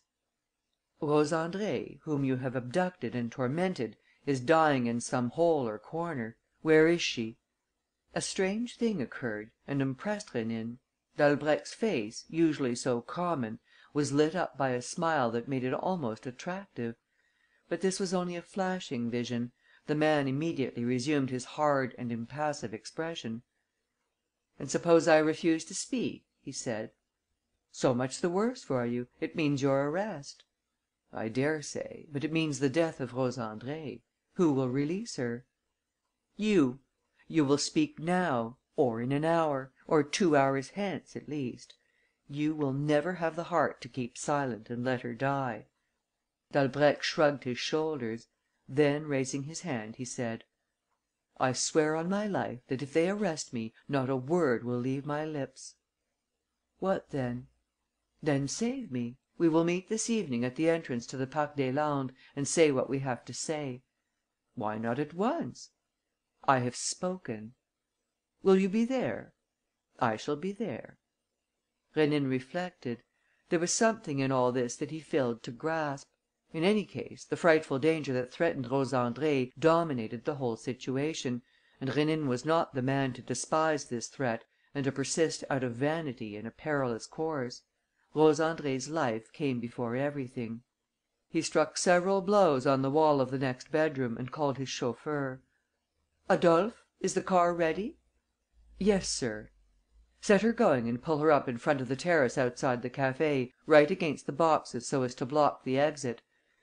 As for you," he continued, addressing Dalbrèque, "you're to jump on your machine and, instead of making off along the road, cross the yard. At the end of the yard is a passage leading into a lane. There you will be free. But no hesitation and no blundering, else you'll get yourself nabbed. Good luck to you." He waited till the car was drawn up, in accordance with his instructions, and, when he reached it, he began to question his chauffeur, in order to attract the detectives' attention. One of them, however, having cast a glance through the spindle trees, caught sight of Dalbrèque just as he reached the bottom of the staircase. He gave the alarm and darted forward, followed by his comrades, but had to run round the car and bumped into the chauffeur, which gave Dalbrèque time to mount his bicycle and cross the yard unimpeded. He thus had some seconds' start. Unfortunately for him, as he was about to enter the passage at the back, a troop of boys and girls appeared, returning from vespers. On hearing the shouts of the detectives, they spread their arms in front of the fugitive, who gave 2 or 3 lurches and ended by falling. Cries of triumph were raised. "Lay hold of him! Stop him!" roared the detectives, as they rushed forward. Rénine, seeing that the game was up, ran after the others and called out: "Stop him!" He came up with them just as Dalbrèque, after regaining his feet, knocked one of the policemen down and levelled his revolver. Rénine snatched it out of his hands. But the two other detectives, startled, had also produced their weapons. They fired. Dalbrèque, hit in the leg and the chest, pitched forward and fell. "Thank you, sir," said the inspector to Rénine, introducing himself. "We owe a lot to you." "It seems to me that you've done for the fellow," said Rénine. "Who is he?" "One Dalbrèque, a scoundrel for whom we were looking." Rénine was beside himself. Hortense had joined him by this time; and he growled: "The silly fools! Now they've killed him." "Oh, it isn't possible!" "We shall see. But, whether he's dead or alive, it's death to Rose Andrée. How are we to trace her? And what chance have we of finding the place, some inaccessible retreat, where the poor thing is dying of misery and starvation?" The detectives and peasants had moved away, bearing Dalbrèque with them on an improvised stretcher. Rénine, who had at first followed them, in order to find out what was going to happen, changed his mind, and was now standing with his eyes fixed on the ground. The fall of the bicycle had unfastened the parcel which Dalbrèque had tied to the handle bar, and the newspaper had burst, revealing its contents: a tin saucepan, rusty, dented, battered and useless. "What's the meaning of this?" he muttered. "What was the idea?" He picked it up and examined it. Then he gave a grin and a click of the tongue and chuckled slowly: "Don't move an eyelash, my dear. Let all these people clear off. All this is no business of ours, is it? The troubles of police don't concern us. We are two motorists travelling for our pleasure and collecting old saucepans if we feel so inclined." He called his chauffeur: "Adolphe, take us to the Parc des Landes by a roundabout road." Half an hour later they reached the sunken track and began to scramble down it on foot beside the wooded slopes. The Seine, which was very low at this time of day, was lapping against a little jetty near which lay a worm eaten, mouldering boat full of puddles of water. Rénine stepped into the boat and at once began to bail out the puddles with his saucepan. He then drew the boat alongside of the jetty, helped Hortense in and used the one oar which he shipped in a gap in the stern to work her into mid stream. "I believe I'm there," he said, with a laugh. "The worst that can happen to us is to get our feet wet, for our craft leaks a trifle. But haven't we a saucepan? Oh, blessings on that useful utensil! Almost as soon as I set eyes upon it, I remembered that people use those articles to bail out the bottoms of leaky boats. Why, there was bound to be a boat in the Landes woods! How was it I never thought of that? But of course Dalbrèque made use of her to cross the Seine; and as she made water, he brought a saucepan." "Then Rose Andrée?" asked Hortense. "Is a prisoner on the other bank, on the Jumièges peninsula. You see the famous abbey from here." They ran aground on a beach of big pebbles covered with slime. "And it can't be very far away," he added. "Dalbrèque did not spend the whole night running about." A tow path followed the deserted bank. Another path led away from it. They chose the second and, passing between orchards enclosed by hedges, came to a landscape that seemed strangely familiar to them. Where had they seen that pool before, with the willows overhanging it? And where had they seen that abandoned hovel? Suddenly, both of them stopped with one accord. "Oh!" said Hortense. "I can hardly believe my eyes!" Opposite them was the white gate of a large orchard, at the back of which, among groups of old gnarled apple trees, appeared a cottage with blue shutters, the cottage of the Happy Princess. "Of course!" cried Rénine. "And I ought to have known it, considering that the film showed both this cottage and the forest close by. And isn't everything happening exactly as in the Happy Princess? Isn't Dalbrèque dominated by the memory of it? The house, which is certainly the one in which Rose Andrée spent the summer, was empty. He has shut her up there." "But the house, you told me, was in the Seine Inférieure." "Well, so are we. To the left of the river, the Eure and the forest of Brotonne. To the right, the Seine Inférieure. But between them is the obstacle of the river, which is why I didn't connect the two. 150 yards of water form a more effective division than dozens of miles." The gate was locked. They got through the hedge a little lower down and walked towards the house, which was screened on one side by an old wall shaggy with ivy and roofed with thatch. "It seems as if there was somebody there," said Hortense. "Didn't I hear the sound of a window? Listen." Some one struck a few chords on a piano. Then a voice arose, a woman's voice softly and solemnly singing a ballad that thrilled with restrained passion. The woman's whole soul seemed to breathe itself into the melodious notes. They walked on. The wall concealed them from view, but they saw a sitting room furnished with bright wall paper and a blue Roman carpet. The throbbing voice ceased. The piano ended with the last chord; and the singer rose and appeared, framed in the window. "Rose Andrée!" whispered Hortense. "Well," said Rénine, admitting his astonishment, "this is the last thing that I expected. Rose Andrée at liberty and singing Massenet in the sitting room of her cottage! What does it all mean? Do you understand?" "Yes, but it has taken me long enough. But how could we have guessed?" Although they had never seen her except on the screen, they had not the least doubt that this was she. It was really Rose Andrée, or rather the Happy Princess whom they had admired a few days before, amidst the furniture of that very sitting room or on the threshold of that very cottage. She was wearing the same dress, her hair was done in the same way, she had on the same bangles and necklaces as in the Happy Princess; and her lovely face, with its rosy cheeks and laughing eyes, wore the same look of joy and serenity. Some sound must have caught her ear, for she leaned over towards a clump of shrubs beside the cottage and whispered into the silent garden: "Georges, Georges, is that you, my darling?" Receiving no reply, she drew herself up and stood smiling at the happy thoughts that seemed to flood her being. But a door opened at the back of the room and an old peasant woman entered with a tray laden with bread, butter and milk. "Here, Rose, my pretty one, I've brought you your supper. Milk fresh from the cow." And putting down the tray, she continued: "Aren't you afraid, Rose, of the chill of the night air? Perhaps you're expecting your sweetheart?" "I haven't a sweetheart, my dear old Catherine."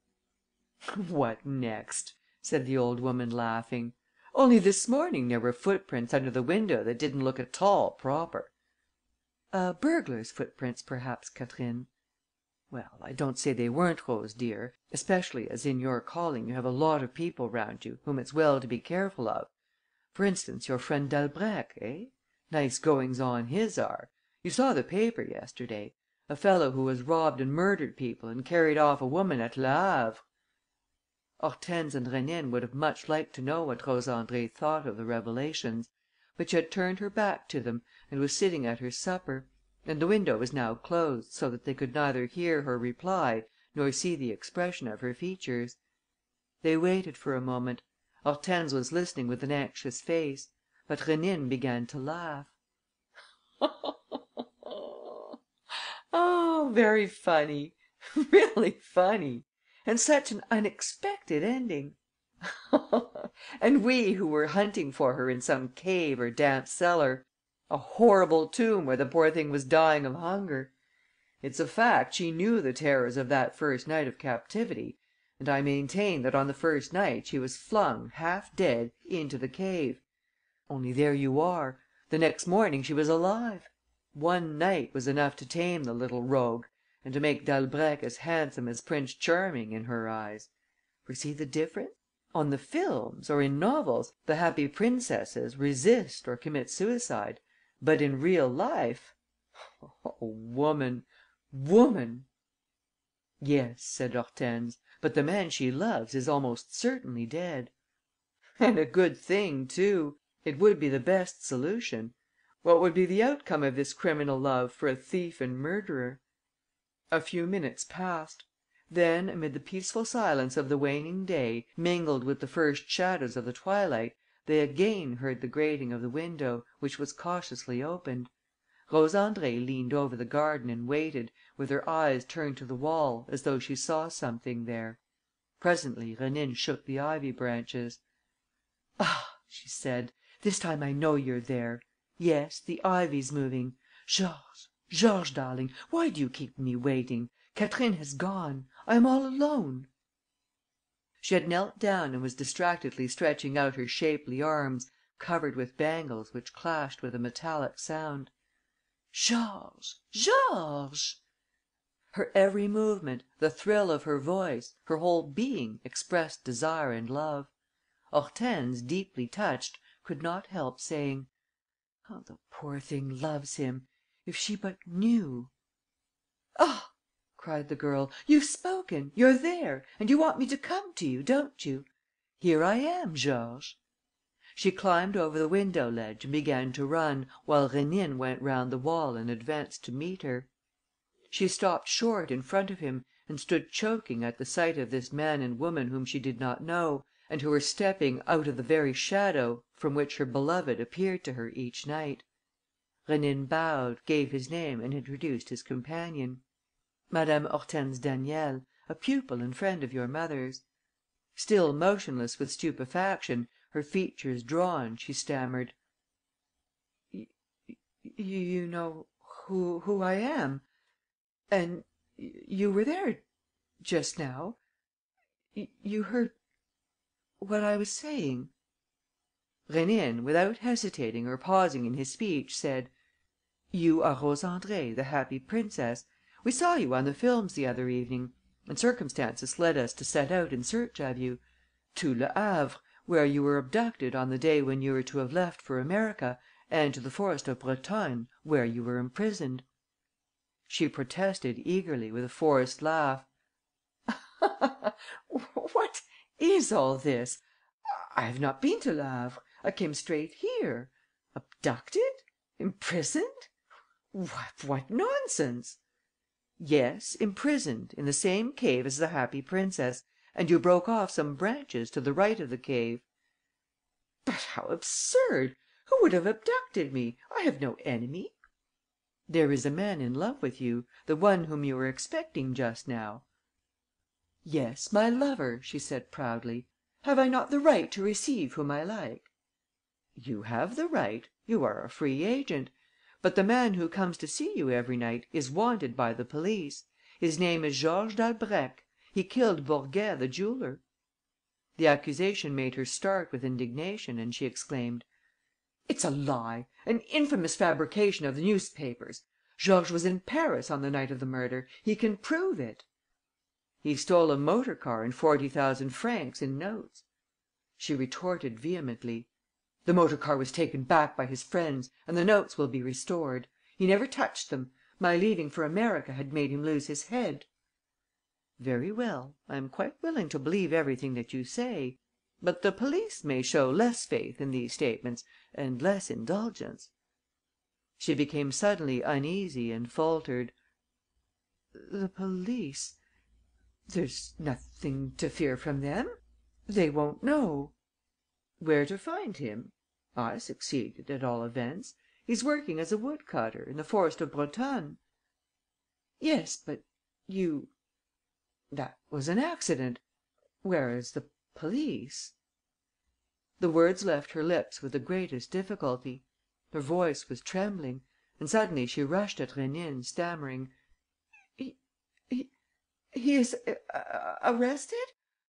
I am sure of it. And you have come to tell me? Arrested, wounded, dead perhaps? Oh, please, please!" She had no strength left. All her pride, all the certainty of her great love gave way to an immense despair and she sobbed out: "No, he's not dead, is he? No, I feel that he's not dead. Oh, sir, how unjust it all is! He's the gentlest man, the best that ever lived. He has changed my whole life.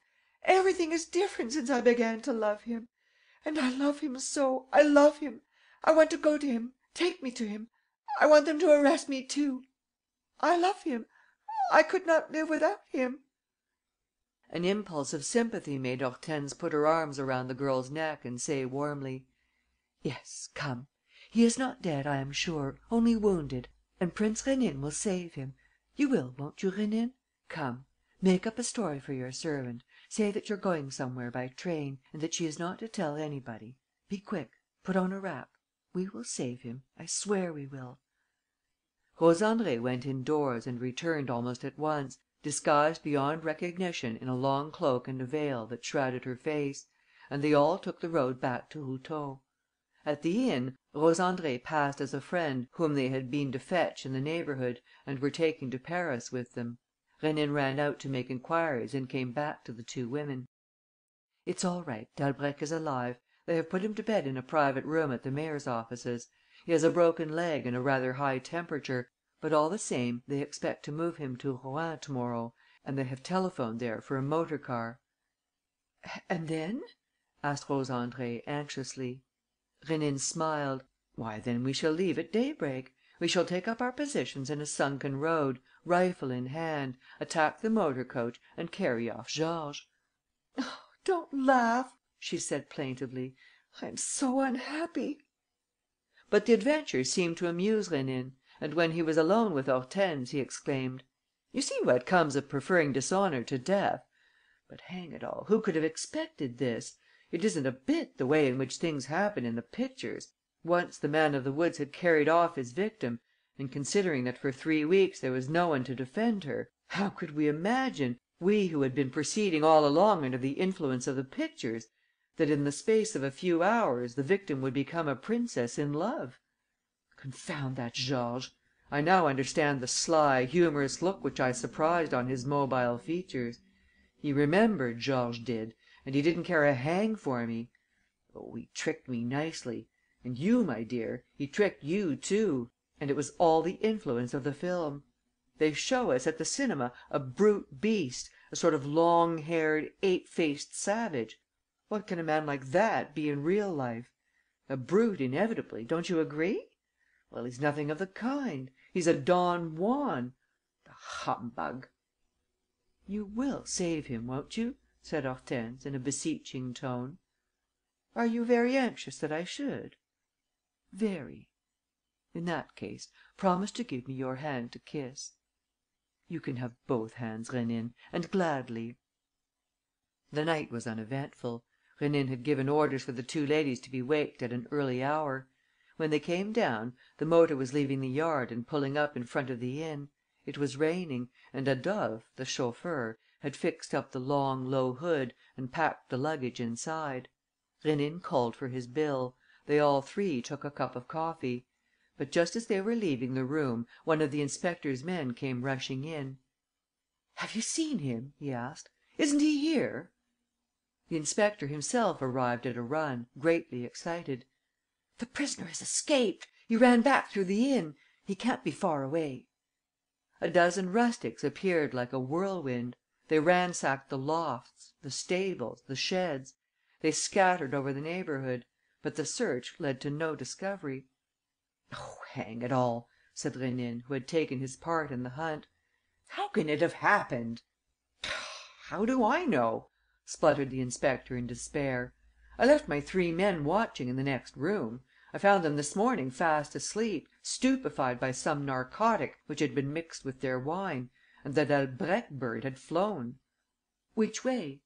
"Through the window. They were evidently accomplices, with ropes and a ladder. And, as Dalbrèque had a broken leg, they carried him off on the stretcher itself." "They left no traces?" "No traces of footsteps, true. The rain has messed everything up. But they went through the yard, because the stretcher's there." "You'll find him, Mr. Inspector. There's no doubt of that. In any case, you may be sure that you won't have any trouble over the affair. I shall be in Paris this evening and shall go straight to the prefecture, where I have influential friends." Rénine went back to the two women in the coffee room and Hortense at once said: "It was you who carried him off, wasn't it? Please put Rose Andrée's mind at rest. She is so terrified." He gave Rose Andrée his arm and led her to the car. She was staggering and very pale; and she said, in a faint voice: "Are we going? And he? Is he safe? Won't they catch him again?" Looking deep into her eyes, he said: "Swear to me, Rose Andrée, that in 2 months, when he is well and when I have proved his innocence, swear that you will go away with him to America." "I swear." "And that, once there, you will marry him." I swear." He spoke a few words in her ear. "Ah," she said, "may Heaven bless you for it!" Hortense took her seat in front, with Rénine, who sat at the wheel. The inspector, hat in hand, fussed around the car until it moved off. They drove through the forest, crossed the Seine at La Mailleraie and struck into the Havre Rouen road. "Take off your glove and give me your hand to kiss," Rénine ordered. "You promised that you would." "Oh," said Hortense, "but it was to be when Dalbrèque was saved." "He is saved." "Not yet. The police are after him. They may catch him again. He will not be really saved until he is with Rose Andrée." "He is with Rose Andrée," he declared. "What do you mean?" "Turn round." She did so. In the shadow of the hood, right at the back, behind the chauffeur, Rose Andrée was kneeling beside a man lying on the seat. "Oh!" stammered Hortense. "It's incredible! Then it was you who hit him last night? And he was there, in front of the inn, when the inspector was seeing us off?" "Lord, yes! He was there, under the cushions and rugs." "It's incredible!" she repeated, utterly bewildered. "It's incredible! How were you able to manage it all?" "I wanted to kiss your hand," he said. She removed her glove, as he bade her, and raised her hand to his lips. The car was speeding between the peaceful Seine and the white cliffs that border it. They sat silent for a long while. Then he said: "I had a talk with Dalbrèque last night. He's a fine fellow and is ready to do anything for Rose Andrée. He's right: a man must do anything for the woman he loves. He must devote himself to her, offer her all that is beautiful in this world, joy and happiness; and if she should be bored, stirring adventures to distract her, to excite her and to make her smile, or even weep." Hortense shivered and her eyes were not quite free from tears. For the first time he was alluding to the sentimental adventure that bound them by a tie which as yet was frail, but which became stronger and more enduring with each of the adventures on which they entered together, pursuing them feverishly and anxiously to their close. Already she felt powerless and uneasy with this extraordinary man, who subjected events to his will and seemed to play with the destinies of those whom he fought or protected. He filled her with dread and, at the same time, he attracted her. She thought of him sometimes as her master, sometimes as an enemy against whom she must defend herself, but oftenest as a perturbing friend, full of charm and fascination. Chapter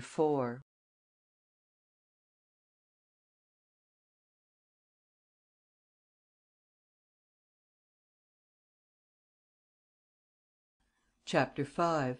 Thérèse and Germaine. The weather was so mild that autumn that, on the 12th of October, in the morning, several families still lingering in their villas at Étretat had gone down to the beach.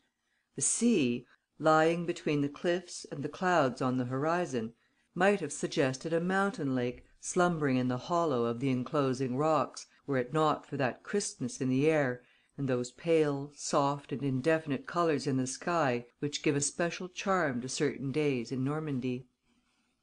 "It's delicious," murmured Hortense. But the next moment she added: "All the same, we did not come here to enjoy the spectacle of nature or to wonder whether that huge stone Needle on our left was really at one time the home of Arsène Lupin. We came here," said Prince Rénine, "because of the conversation which I overheard, a fortnight ago, in a dining car, between a man and a woman." "A conversation of which I was unable to catch a single word." "If those two people could have guessed for an instant that it was possible to hear a single word of what they were saying, they would not have spoken, for their conversation was one of extraordinary gravity and importance. But I have very sharp ears; and though I could not follow every sentence, I insist that we may be certain of two things. First, that man and woman, who are brother and sister, have an appointment at 11:45 this morning, the 12th of October, at the spot known as the Trois Mathildes, with a third person, who is married and who wishes at all costs to recover his or her liberty. Secondly, this appointment, at which they will come to a final agreement, is to be followed this evening by a walk along the cliffs, when the third person will bring with him or her the man or woman, I can't definitely say which, whom they want to get rid of. That is the gist of the whole thing. Now, as I know a spot called the Trois Mathildes some way above Étretat, and as this is not an everyday name, we came down yesterday to thwart the plan of these objectionable persons." "What plan?" asked Hortense. "For, after all, it's only your assumption that there's to be a victim and that the victim is to be flung off the top of the cliffs. You yourself told me that you heard no allusion to a possible murder." "That is so. But I heard some very plain words relating to the marriage of the brother or the sister with the wife or the husband of the third person, which implies the need for a crime." They were sitting on the terrace of the casino, facing the stairs which run down to the beach. They therefore overlooked the few privately owned cabins on the shingle, where a party of 4 men were playing bridge, while a group of ladies sat talking and knitting. A short distance away and nearer to the sea was another cabin, standing by itself and closed. Half a dozen bare legged children were paddling in the water. "No," said Hortense, "all this autumnal sweetness and charm fails to attract me. I have so much faith in all your theories that I can't help thinking, in spite of everything, of this dreadful problem. Which of those people yonder is threatened? Death has already selected its victim. Who is it? Is it that young, fair-haired woman, rocking herself and laughing? Is it that tall man over there, smoking his cigar? And which of them has the thought of murder hidden in his heart? All the people we see are quietly enjoying themselves, yet death is prowling among them." "Capital!" said Rénine. "You too are becoming enthusiastic. What did I tell you? The whole of life's an adventure, and nothing but adventure is worth while. At the first breath of coming events, there you are, quivering in every nerve. You share in all the tragedies stirring around you; and a feeling of mystery awakens in the depths of your being. See how closely you are observing that couple who have just arrived. You never can tell. That may be the gentleman who proposes to do away with his wife; or perhaps the lady contemplates making away with her husband." "The d'Ormevals? Never! A perfectly happy couple. Yesterday, at the hotel, I had a long talk with the wife. And you yourself. Oh, I played a round of golf with Jacques d'Ormeval, who rather fancies himself as an athlete, and I played at dolls with their 2 charming little girls." The d'Ormevals came up and exchanged a few words with them. Madame d'Ormeval said that her 2 daughters had gone back to Paris that morning with their governess. Her husband, a great tall fellow with a yellow beard, carrying his blazer over his arm and puffing out his chest under a cellular shirt, complained of the heat. "Have you the key of the cabin, Thérèse?" he asked his wife, when they had left Rénine and Hortense and stopped at the top of the stairs, a few yards away. "Here it is," said the wife. "Are you going to read your papers?" "Yes, unless we go for a stroll." "I'd rather wait till the afternoon. Do you mind? I have a lot of letters to write this morning." "Very well, we'll go on the cliff." Hortense and Rénine exchanged a glance of surprise. Was this suggestion accidental? Or had they before them, contrary to their expectations, the very couple of whom they were in search? Hortense tried to laugh. "My heart is thumping," she said. "Nevertheless, I absolutely refuse to believe in anything so improbable. My husband and I have never had the slightest quarrel, she said to me. No, it's quite clear that those 2 get on admirably." "We shall see presently, at the Trois Mathildes, if one of them comes to meet the brother and sister." M. d'Ormeval had gone down the stairs, while his wife stood leaning on the balustrade of the terrace. She had a beautiful, slender, supple figure. Her clear cut profile was emphasized by a rather too prominent chin when at rest, and when it was not smiling, the face gave an expression of sadness and suffering. "Have you lost something, Jacques?" she called out to her husband, who was stooping over the shingle. "Yes, the key," he said. "It slipped out of my hand."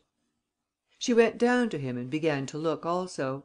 For 2 or 3 minutes, as they sheered off to the right and remained close to the bottom of the undercliff, they were invisible to Hortense and Rénine. Their voices were covered by the noise of a dispute which had arisen among the bridge players. They reappeared almost simultaneously. Madame d'Ormeval slowly climbed a few steps of the stairs, and then stopped and turned her face towards the sea. Her husband had thrown his blazer over his shoulders and was making for the isolated cabin. As he passed the bridge players, they asked him for a decision, pointing to their cards spread out upon the table. But with a wave of the hand, he refused to give an opinion and walked on, covered the 30 yards which divided them from the cabin, opened the door and went in. Thérèse d'Ormeval came back to the terrace and remained for 10 minutes sitting on a bench. Then she came out through the casino. Hortense, on leaning forward, saw her entering one of the chalets annexed to the Hôtel Hauville, and a moment later caught sight of her again on the balcony. 11 o'clock, said Rénine. Whoever it is, he or she, or one of the card players, or one of their wives, it won't be long before some one goes to the appointed place. Nevertheless, 20 minutes passed, and 25, and no one stirred. "Perhaps Madame d'Ormeval has gone," Hortense suggested, anxiously.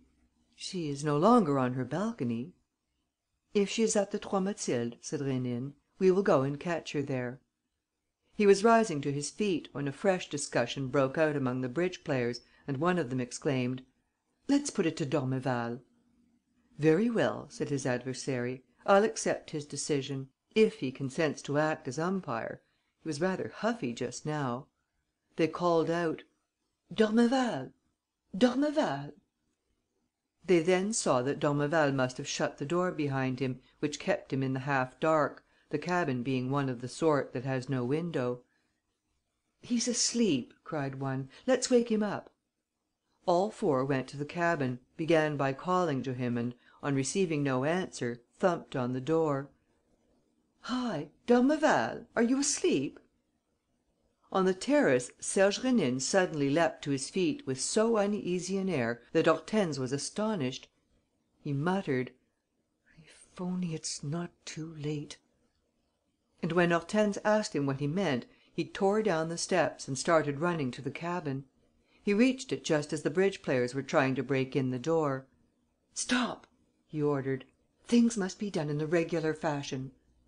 "What things?" they asked.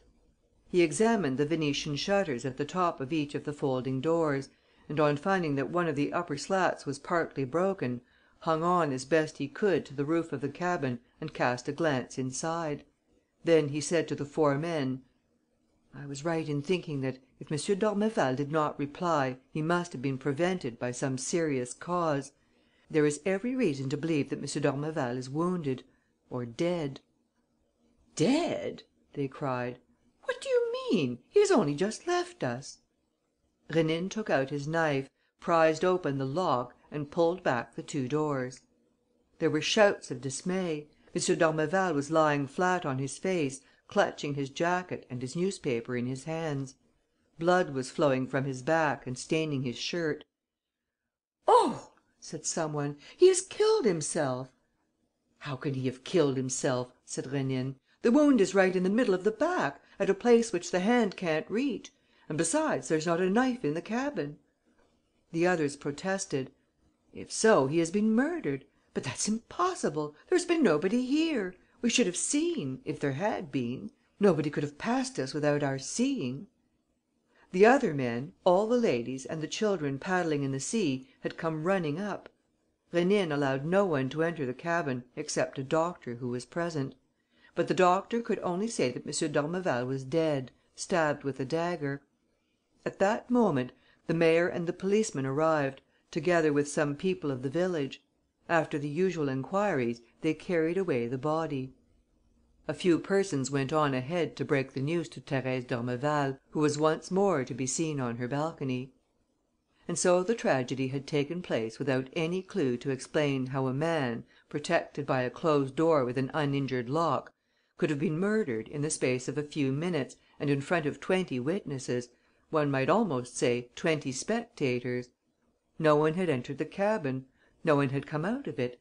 As for the dagger with which M. d'Ormeval had been stabbed between the shoulders, it could not be traced. And all this would have suggested the idea of a trick of sleight of hand performed by a clever conjuror, had it not concerned a terrible murder, committed under the most mysterious conditions. Hortense was unable to follow, as Rénine would have liked, the small party who were making for Madame d'Ormeval. She was paralysed with excitement and incapable of moving. It was the first time that her adventures with Rénine had taken her into the very heart of the action and that, instead of noting the consequences of a murder or assisting in the pursuit of the criminals, she found herself confronted with the murder itself. It left her trembling all over; and she stammered: "How horrible! The poor fellow! Oh, Rénine, you couldn't save him this time! And that's what upsets me more than anything, that we could and should have saved him, since we knew of the plot." Rénine made her sniff at a bottle of salts; and when she had quite recovered her composure, he said, while observing her attentively: "So you think that there is some connection between the murder and the plot which we were trying to frustrate?" "Certainly," said she, astonished at the question. "Then, as that plot was hatched by a husband against his wife, or by a wife against her husband, you admit that Madame d'Ormeval...." "Oh, no, impossible!" she said. "To begin with, Madame d'Ormeval did not leave her rooms. And then I shall never believe that pretty woman capable. No, no, of course there was something else." "What else?" "I don't know. You may have misunderstood what the brother and sister were saying to each other. You see, the murder has been committed under quite different conditions, at another hour and another place." "And therefore," concluded Rénine, "the two cases are not in any way related." "Oh," she said, "there is no making it out. It's all so strange." Rénine became a little satirical: "My pupil is doing me no credit to day," he said. "Why, here's a perfectly simple story, unfolded before your eyes. You have seen it reeled off like a scene in the cinema; and it all remains as obscure to you as though you were hearing of an affair that happened in a cave 100 miles away." Hortense was confounded: "What are you saying? Do you mean that you have understood it? What clues have you to go by?" Rénine looked at his watch: "I have not understood everything," he said. "The murder itself, the mere, brutal murder, yes. But the essential thing, that is to say, the psychology of the crime, I've no clue to that. Only, it is 12 o'clock. The brother and sister, seeing no one come to the appointment at the Trois Mathildes, will go down to the beach. Don't you think that we shall learn something then of the accomplice whom I accuse them of having and of the connection between the two cases?" They reached the esplanade in front of the Hauville chalets, with the capstans by which the fishermen haul up their boats to the beach. A number of inquisitive persons were standing outside the door of one of the chalets. 2 coast guards, posted at the door, prevented them from entering. The mayor shouldered his way eagerly through the crowd. He was back from the post office, where he had been telephoning to Le Havre, to the office of the procurator general, and had been told that the public prosecutor and an examining magistrate would come on to Étretat in the course of the afternoon. "That leaves us plenty of time for lunch," said Rénine. "The tragedy will not be enacted before 2 or 3 o'clock; and I have an idea that it will be sensational." They hurried nevertheless. Hortense, overwrought by fatigue and her desire to know what was happening, continually questioned Rénine, who replied evasively, with his eyes turned to the esplanade, which they could see through the windows of the coffee room. "Are you watching for those two?" asked Hortense. "Yes, the brother and sister." "Are you sure that they will venture?" "Look out, here they come." He went out quickly. Where the main street opened on the sea front, a lady and gentleman were advancing with hesitating steps, as though unfamiliar with the place. The brother was a puny little man, with a sallow complexion. He was wearing a motoring cap. The sister too was short, but rather stout, and was wrapped in a large cloak. She struck them as a woman of a certain age, but still good looking under the thin veil that covered her face. They saw the group of bystanders and drew nearer. Their gait betrayed uneasiness and hesitation. The sister asked a question of a seaman. At the first words of his answer, which no doubt conveyed the news of d'Ormeval's death, she uttered a cry and tried to force her way through the crowd. The brother, learning in his turn what had happened, made great play with his elbows and shouted to the coast guards: "I'm a friend of d'Ormeval's. Here's my card, Frédéric Astaing. My sister Germaine Astaing knows Madame d'Ormeval intimately. They were expecting us. We had an appointment." They were allowed to pass. Rénine, who had slipped behind them, followed them in without a word, accompanied by Hortense. The d'Ormevals had 4 bedrooms and a sitting room on the second floor. The sister rushed into one of the rooms and threw herself on her knees beside the bed on which the corpse lay stretched. Thérèse d'Ormeval was in the sitting room and was sobbing in the midst of a small company of silent persons. The brother sat down beside her, eagerly seized her hands and said, in a trembling voice: "My poor friend, my poor friend." Rénine and Hortense gazed at the pair of them; and Hortense whispered: "She's supposed to have killed him for that? Impossible!" "Nevertheless," observed Rénine, "they are acquaintances; and we know that Astaing and his sister were also acquainted with a third person who was their accomplice. So that...." "It's impossible!" Hortense repeated. And, in spite of all presumption, she felt so much attracted by Thérèse that, when Frédéric Astaing stood up, she proceeded straightway to sit down beside her and consoled her in a gentle voice. The unhappy woman's tears distressed her profoundly. Rénine, on the other hand, applied himself from the outset to watching the brother and sister, as though this were the only thing that mattered, and did not take his eyes off Frédéric Astaing, who, with an air of indifference, began to make a minute inspection of the premises, examining the sitting room, going into all the bedrooms, mingling with the various groups of persons present, and asking questions about the manner in which the murder had been committed. Twice his sister came up and spoke to him. Then he went back to Madame d'Ormeval and again sat down beside her, full of earnest sympathy. Lastly, in the lobby, he had a long conversation with his sister, after which they departed, like people who have come to a perfect understanding. Frédéric then left. These manoeuvres had lasted quite 30 or 40 minutes.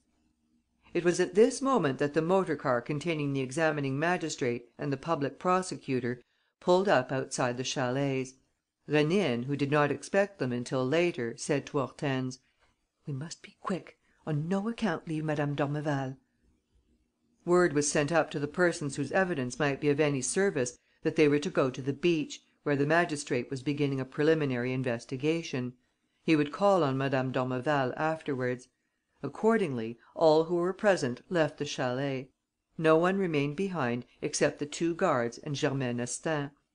Germaine knelt down for the last time beside the dead man and, bending low, with her face in her hands, prayed for a long time. Then she rose and was opening the door on the landing when Rénine came forward: "I should like a few words with you, madame." She seemed surprised and replied: "What is it, monsieur? I am listening." "Not here." "Where then, monsieur?" "Next door, in the sitting room." "No," she said, sharply. "Why not? Though you did not even shake hands with her, I presume that Madame d'Ormeval is your friend." He gave her no time to reflect, drew her into the next room, closed the door and, at once pouncing upon Madame d'Ormeval, who was trying to go out and return to her own room, said: "No, madame, listen, I implore you. Madame Astaing's presence need not drive you away. We have very serious matters to discuss, without losing a minute." The 2 women, standing face to face, were looking at each other with the same expression of implacable hatred, in which might be read the same confusion of spirit and the same restrained anger. Hortense, who believed them to be friends and who might, up to a certain point, have believed them to be accomplices, foresaw with terror the hostile encounter which she felt to be inevitable. She compelled Madame d'Ormeval to resume her seat, while Rénine took up his position in the middle of the room and spoke in resolute tones: "Chance, which has placed me in possession of part of the truth, will enable me to save you both, if you are willing to assist me with a frank explanation that will give me the particulars which I still need. Each of you knows the danger in which she stands, because each of you is conscious in her heart of the evil for which she is responsible. But you are carried away by hatred, and it is for me to see clearly and to act. The examining magistrate will be here in half an hour. By that time, you must have come to an agreement." They both started, as though offended by such a word. "Yes, an agreement," he repeated, in a more imperious tone. "Whether you like it or not, you will come to an agreement. You are not the only ones to be considered. There are your two little daughters, Madame d'Ormeval. Since circumstances have set me in their path, I am intervening in their defence and for their safety. A blunder, a word too much, and they are ruined. That must not happen." At the mention of her children, Madame d'Ormeval broke down and sobbed. Germaine Astaing shrugged her shoulders and made a movement towards the door. Rénine once more blocked the way. "Where are you going?" "I have been summoned by the examining magistrate." "No, you have not." "Yes, I have. Just as all those have been who have any evidence to give." "You were not on the spot. You know nothing of what happened. Nobody knows anything of the murder." "I know who committed it." "That's impossible." "It was Thérèse d'Ormeval." The accusation was hurled forth in an outburst of rage and with a fiercely threatening gesture. "You wretched creature!" exclaimed Madame d'Ormeval, rushing at her. "Go, leave the room. Oh, what a wretch the woman is!" Hortense was trying to restrain her, but Rénine whispered: "Let them be. It's what I wanted. To pitch them one against the other and so to let in the daylight." Madame Astaing had made a convulsive effort to ward off the insult with a jest; and she sniggered: "A wretched creature! Why? Because I have accused you? Why? For every reason! You're a wretched creature. You hear what I say, Germaine: you're a wretch." Thérèse d'Ormeval was repeating the insult as though it afforded her some relief. Her anger was abating. Very likely also she no longer had the strength to keep up the struggle; and it was Madame Astaing who returned to the attack, with her fists clenched and her face distorted and suddenly aged by fully 20 years. You dare to insult me, you, after the murder you have committed! You dare to lift up your head when the man whom you killed is lying in there on his death bed! Oh, if one of us is a wretched creature, it's you, Thérèse, and you know it! You have killed your husband! You have killed your husband!" She leapt forward, in the excitement of the terrible words which she was uttering; and her finger nails were almost touching her friend's face. "Oh, don't tell me you didn't kill him!" she cried. "Don't say that! I won't let you! Don't say it! The dagger is there in your bag. My brother felt it, while he was talking to you. And his hand came out with the stains of blood upon it, your husband's blood, Thérèse. And then, even if I had not discovered anything, do you think that I should not have guessed, in the first few minutes? Why, I knew the truth at once, Thérèse. When a sailor down there answered, 'M. d'Ormeval, he has been murdered,' I said to myself then and there, 'It's she, it's Thérèse, she killed him.'" Thérèse did not reply. She had abandoned her attitude of protest. Hortense, who was watching her with anguish, thought that she could perceive in her the despondency of those who know themselves to be lost. Her cheeks had fallen in, and she wore such an expression of despair that Hortense, moved to compassion, implored her to defend herself: "Please explain things. When the murder was committed, you were here, on the balcony. But then, the dagger, how did you come to have it? How do you explain it?" "Explanations!" sneered Germaine Astaing. "How could she possibly explain? What do outward appearances matter? What does it matter what any one saw or did not see? The proof is the thing that tells. The dagger is there in your bag, Thérèse. That's a fact. Yes, it was you who did it. You killed him. You killed him in the end. Oh, how often I've told my brother, she will kill him yet! Frédéric used to try to defend you. He always had a weakness for you. But in his innermost heart he foresaw what would happen. And now the horrible thing has been done. A stab in the back. Coward! Coward! And you would have me say nothing? Why, I didn't hesitate a moment. Nor did Frédéric. We looked for proofs at once. And I've denounced you of my own free will, perfectly well aware of what I was doing. And it's over, Thérèse. You're done for. Nothing can save you now. The dagger is in that bag which you are clutching in your hand. The magistrate is coming; and the dagger will be found, stained with the blood of your husband. So will your pocket book. They're both there; and they will be found." Her rage had incensed her so vehemently that she was unable to continue and stood with her hand outstretched and her chin twitching with nervous tremors. Rénine gently took hold of Madame d'Ormeval's bag. She clung to it, but he insisted and said: "Please allow me, madame. Your friend Germaine is right. The examining magistrate will be here presently; and the fact that the dagger and the pocket book are in your possession will lead to your immediate arrest. This must not happen. Please allow me." His insinuating voice diminished Thérèse d'Ormeval's resistance. She released her fingers, one by one. He took the bag, opened it, produced a little dagger with an ebony handle and a grey leather pocket book and quietly slipped the two into the inside pocket of his jacket. Germaine Astaing gazed at him in amazement: "You're mad, monsieur! What right have you?" "These things must not be left lying about. I shan't worry now. The magistrate will never look for them in my pocket." "But I shall denounce you to the police!" she exclaimed, indignantly. "They shall be told." "No, no," he said, laughing. "You won't say anything. The police have nothing to do with this. The quarrel between you must be settled in private. What an idea, to go dragging the police into every incident of one's life!" Madame Astaing was choking with fury. "But you have no right to talk like this, monsieur. Who are you, after all? A friend of that woman's?" "Since you have been attacking her, yes." "But I'm only attacking her because she's guilty. For you can't deny it, she has killed her husband." "I don't deny it," said Rénine, calmly. "We are all agreed on that point. Jacques d'Ormeval was killed by his wife. But I repeat, the police must not know the truth." "They shall know it through me, monsieur. I swear they shall. That woman must be punished. She has committed murder."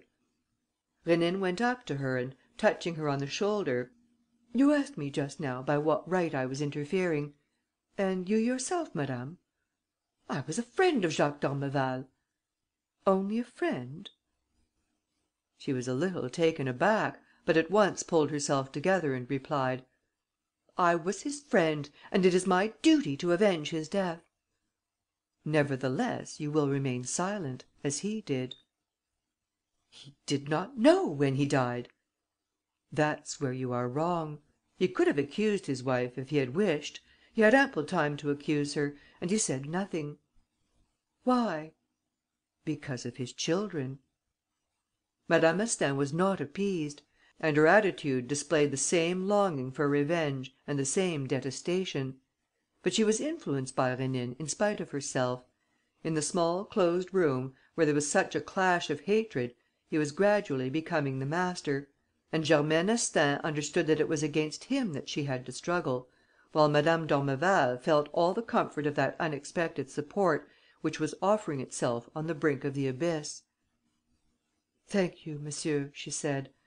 "As you have seen all this so clearly, you also know that it was for my children's sake that I did not give myself up.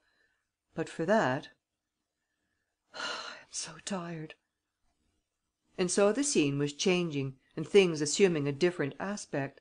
Thanks to a few words let fall in the midst of the dispute, the culprit was lifting her head and taking heart, whereas her accuser was hesitating and seemed to be uneasy. And it also came about that the accuser dared not say anything further and that the culprit was nearing the moment at which the need is felt of breaking silence and of speaking, quite naturally, words that are at once a confession and a relief.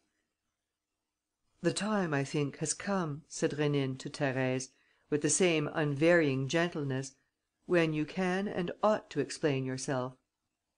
She was again weeping, lying huddled in a chair. She too revealed a face aged and ravaged by sorrow; and in a very low voice, with no display of anger, she spoke, in short, broken sentences: "She has been his mistress for the last 4 years. I can't tell you how I suffered. She herself told me of it, out of sheer wickedness. Her loathing for me was even greater than her love for Jacques. And every day I had some fresh injury to bear. She would ring me up to tell me of her appointments with my husband. She hoped to make me suffer so much, I should end by killing myself. I did think of it sometimes. But I held out, for the children's sake." Jacques was weakening. She wanted him to get a divorce. And little by little he began to consent, dominated by her and by her brother, who was slyer than she is, but quite as dangerous. I felt all this. Jacques was becoming harsh to me. He had not the courage to leave me, but I was the obstacle and he bore me a grudge. Heavens, the tortures I suffered!"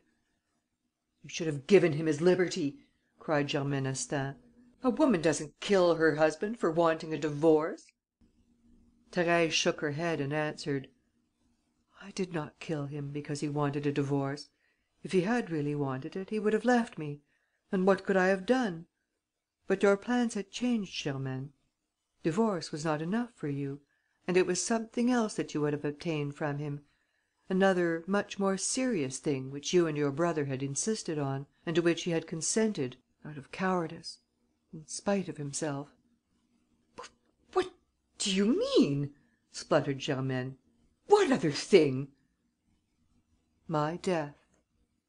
"You lie!" cried Madame Astaing. Thérèse did not raise her voice. She made not a movement of aversion or indignation and simply repeated: "My death, Germaine. I have read your latest letters, 6 letters from you which he was foolish enough to leave about in his pocket book and which I read last night, 6 letters in which the terrible word is not set down, but in which it appears between every line. I trembled as I read it. That Jacques should come to this!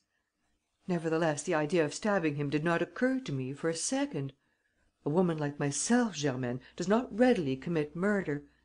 If I lost my head, it was after that. And it was your fault." She turned her eyes to Rénine, as if to ask him if there was no danger in her speaking and revealing the truth. "Don't be afraid," he said. "I will be answerable for everything." She drew her hand across her forehead. The horrible scene was being re enacted within her and was torturing her. Germaine Astaing did not move, but stood with folded arms and anxious eyes, while Hortense Daniel sat distractedly, awaiting the confession of the crime and the explanation of the unfathomable mystery. "It was after that and it was through your fault, Germaine. I had put back the pocket book in the drawer where it was hidden; and I said nothing to Jacques this morning. I did not want to tell him what I knew. It was too horrible. All the same, I had to act quickly. Your letters announced your secret arrival to day. I thought at first of running away, of taking the train. I had mechanically picked up that dagger, to defend myself. But when Jacques and I went down to the beach, I was resigned. Yes, I had accepted death. I will die, I thought, and put an end to all this nightmare. Only, for the children's sake, I was anxious that my death should look like an accident and that Jacques should have no part in it. That was why your plan of a walk on the cliff suited me. A fall from the top of a cliff seems quite natural.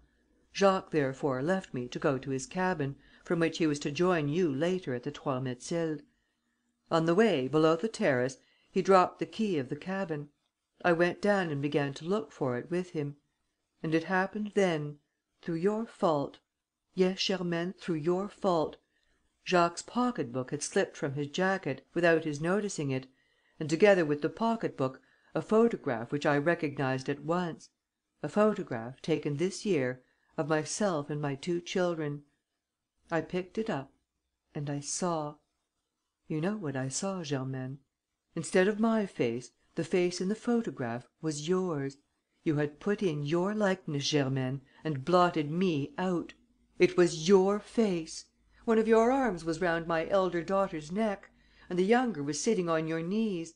It was you, Germaine, the wife of my husband, the future mother of my children, you who were going to bring them up. You! Then I lost my head. I had the dagger. Jacques was stooping. I stabbed him." Every word of her confession was strictly true. Those who listened to her felt this profoundly; and nothing could have given Hortense and Rénine a keener impression of tragedy. She had fallen back into her chair, utterly exhausted.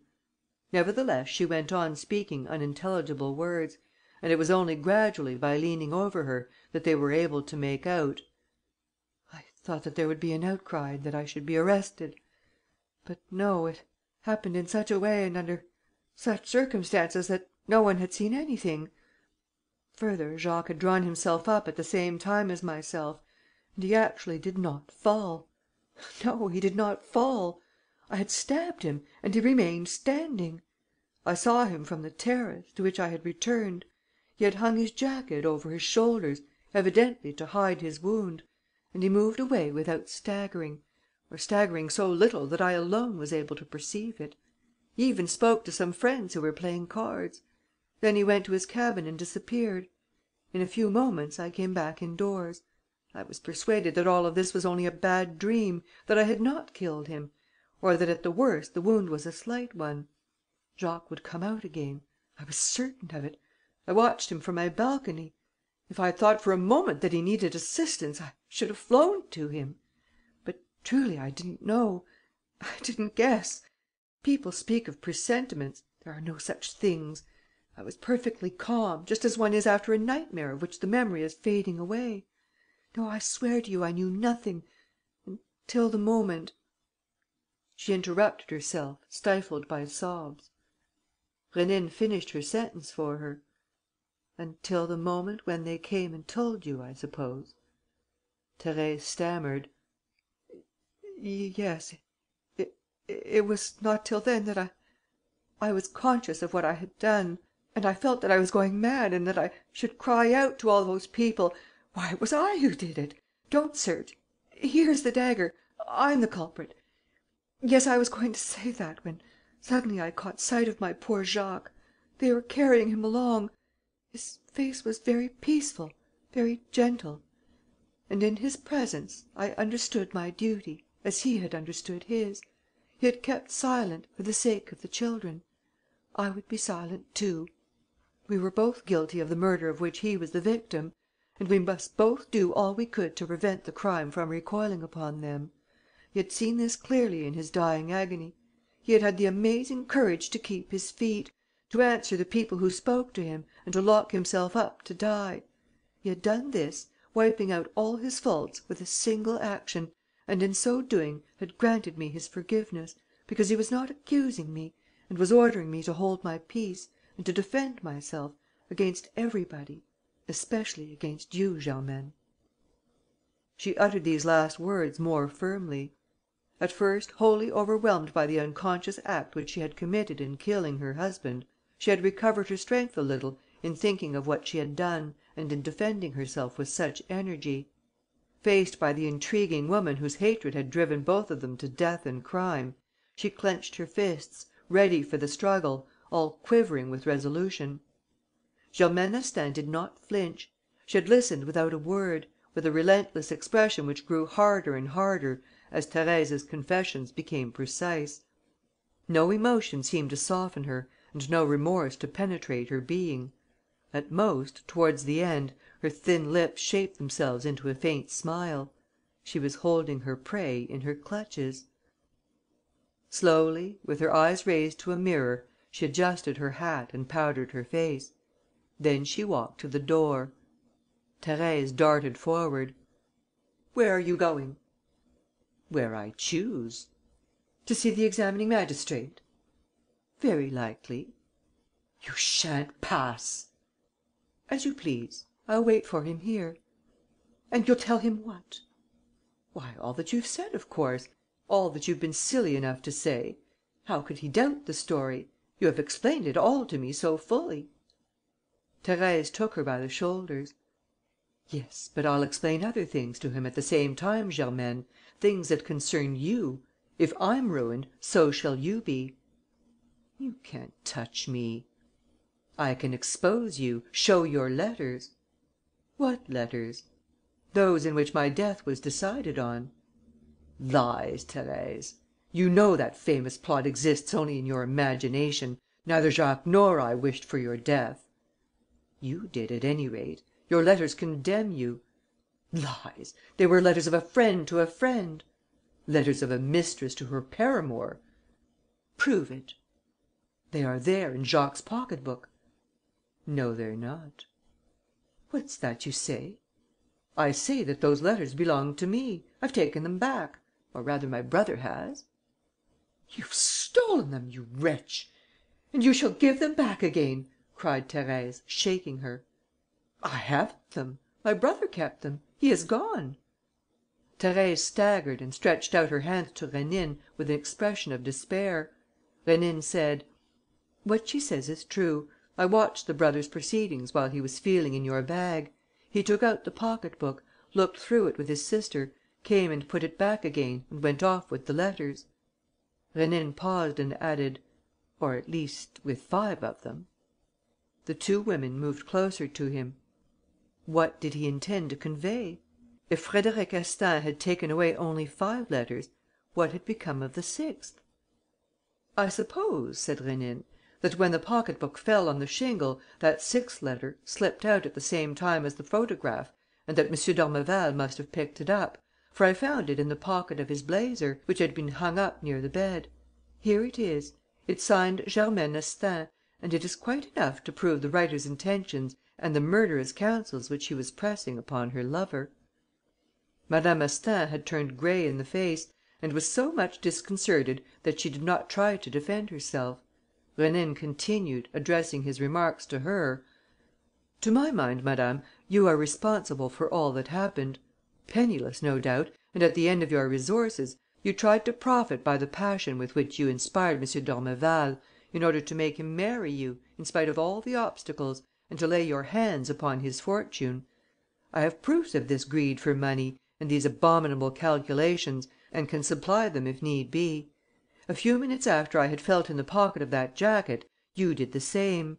I had removed the 6th letter, but had left a slip of paper which you looked for eagerly and which also must have dropped out of the pocket book. It was an uncrossed cheque for 100,000 francs, drawn by M. d'Ormeval in your brother's name. Just a little wedding present, what we might call pin money. Acting on your instructions, your brother dashed off by motor to Le Havre to reach the bank before 4 o'clock.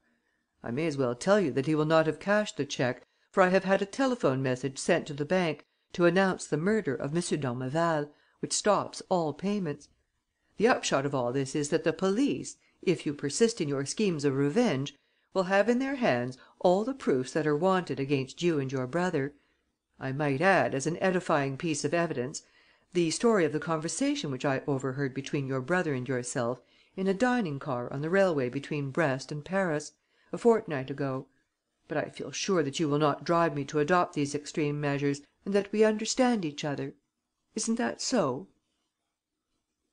Natures like Madame Astaing's, which are violent and headstrong so long as a fight is possible and while a gleam of hope remains, are easily swayed in defeat. Germaine was too intelligent not to grasp the fact that the least attempt at resistance would be shattered by such an adversary as this. She was in his hands. She could but yield. She therefore did not divulge in any play acting, nor in any demonstration such as threats, outbursts of fury or hysterics. She bowed. "We are agreed," she said. "What are your terms?" "Go away. If ever you are called upon for your evidence, say that you know nothing." She walked away.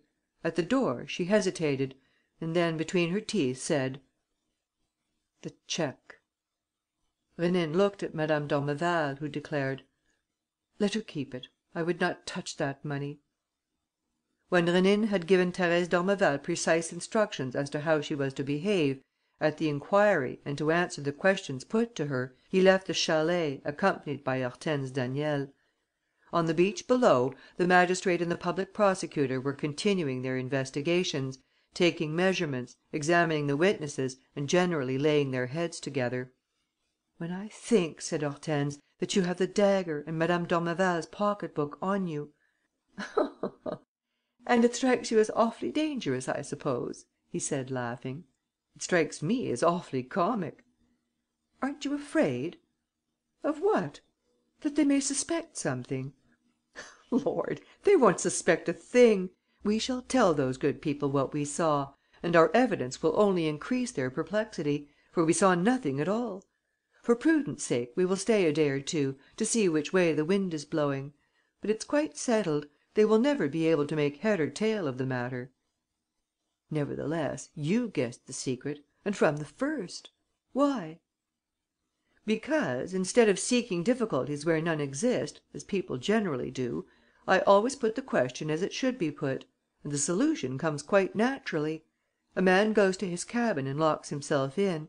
Half an hour later, he is found inside, dead. No one has gone in. What has happened? To my mind, there is only one answer. There is no need to think about it. As the murder was not committed in the cabin, it must have been committed beforehand, and the man was already mortally wounded when he entered his cabin. And forthwith the truth in this particular case appeared to me. Madame d'Ormeval, who was to have been killed this evening, forestalled her murderers, and while her husband was stooping to the ground, in a moment of frenzy, stabbed him in the back. There was nothing left to do but look for the reasons that prompted her action. When I knew them, I took her part unreservedly. That's the whole story." The day was beginning to wane. The blue of the sky was becoming darker and the sea even more peaceful than before. "What are you thinking of?" asked Rénine, after a moment. "I am thinking," she said, "that if I too were the victim of some machination, I should trust you whatever happened, trust you through and against all. I know, as certainly as I know that I exist, that you would save me, whatever the obstacles might be. There is no limit to the power of your will." He said, very softly: "There is no limit to my wish to please you."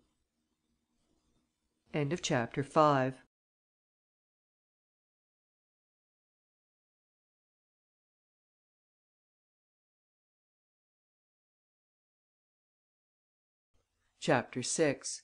The Lady with the Hatchet. One of the most incomprehensible incidents that preceded the Great War was certainly the one which was known as the episode of the Lady with the Hatchet. The solution of the mystery was unknown, and would never have been known had not circumstances in the cruellest fashion obliged Prince Rénine, or should I say Arsène Lupin, to take up the matter, and had I not been able to day to tell the true story from the details supplied by him. Let me recite the facts. In a space of 18 months, 5 women disappeared, 5 women of different stations in life, all between 20 and 30 years of age, and living in Paris or the Paris district. I will give their names: Madame Ladoue, the wife of a doctor; Mademoiselle Ardent, the daughter of a banker; Mademoiselle Covereau, a washerwoman of Courbevoie; Mademoiselle Honorine Vernisset, a dressmaker; and Madame Grollinger, an artist. These 5 women disappeared, without the possibility of discovering a single particular to explain why they had left their homes, why they did not return to them, who had enticed them away, and where and how they were detained. Each of these women, a week after her departure, was found somewhere or other in the western outskirts of Paris, and each time it was a dead body that was found, the dead body of a woman who had been killed by a blow on the head from a hatchet; and each time, not far from the woman, who was firmly bound, her face covered with blood and her body emaciated by lack of food, the marks of carriage wheels proved that the corpse had been driven to the spot. The 5 murders were so much alike that there was only a single investigation, embracing all the 5 inquiries, and, for that matter, leading to no result. A woman disappeared; a week later, to a day, her body was discovered, and that was all.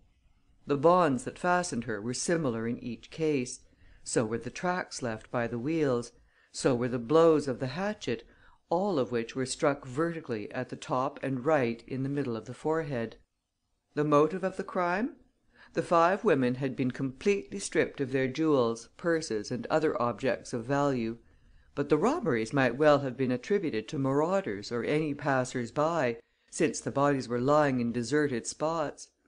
Were the authorities to believe in the execution of a plan of revenge, or of a plan intended to do away with the series of persons mutually connected, persons, for instance, likely to benefit by a future inheritance? Here again the same obscurity prevailed. Theories were built up, only to be demolished forthwith by an examination of the facts. Trails were followed and at once abandoned. And suddenly there was a sensation. A woman engaged in sweeping the roads picked up on the pavement a little note book which she brought to the local police station. The leaves of this note book were all blank excepting one, on which was written a list of the murdered women, with their names set down in order of date and accompanied by 3 figures: Ladoue, 132; Vernisset, 118, and so on. Certainly no importance would have been attached to these entries, which anybody might have written, since every one was acquainted with the sinister list; but instead of 5 names, it included 6. Yes, below the words Grollinger, 128, there appeared Williamson, 114. Did this indicate a 6th murder? The obviously English origin of the name limited the field of the investigations, which did not in fact take long. It was ascertained that, a fortnight ago, a Miss Hermione Williamson, a governess in a family at Auteuil, had left her place to go back to England, and that since then her sisters, though she had written to tell them that she was coming over, had heard no more of her. A fresh inquiry was instituted. A postman found the body in the Meudon woods. Miss Williamson's skull was split down the middle. I need not describe the public excitement at this stage, nor the shudder of horror which passed through the crowd when it read this list, written without a doubt in the murderer's own hand. What could be more frightful than such a record, kept up to date like a careful tradesman's ledger? On such a day, I killed so and so; on such a day, so and so. And the sum total was 6 dead bodies. Against all expectation, the experts in handwriting had no difficulty in agreeing, and unanimously declared that the writing was that of a woman, an educated woman, possessing artistic tastes, imagination, and an extremely sensitive nature. The "lady with the hatchet," as the journalists christened her, was decidedly no ordinary person, and scores of newspaper articles made a special study of her case, exposing her mental condition and losing themselves in far-fetched explanations. Nevertheless, it was the writer of one of these articles, a young journalist whose chance discovery made him the centre of public attention, who supplied the one element of truth and shed upon the darkness the only ray of light that was to penetrate it. In casting about for the meaning of the figures which followed the 6 names, he had come to ask himself whether those figures did not simply represent the number of the days separating one crime from the next. All that he had to do was to check the dates. He at once found that his theory was correct. Mademoiselle Vernisset had been carried off 132 days after Madame Ladoue, Mademoiselle Covereau 118 days after Honorine Vernisset, and so on. There was therefore no room for doubt, and the police had no choice but to accept a solution which so precisely fitted the circumstances. The figures corresponded with the intervals. There was no mistake in the records of the lady with the hatchet. But then one deduction became inevitable.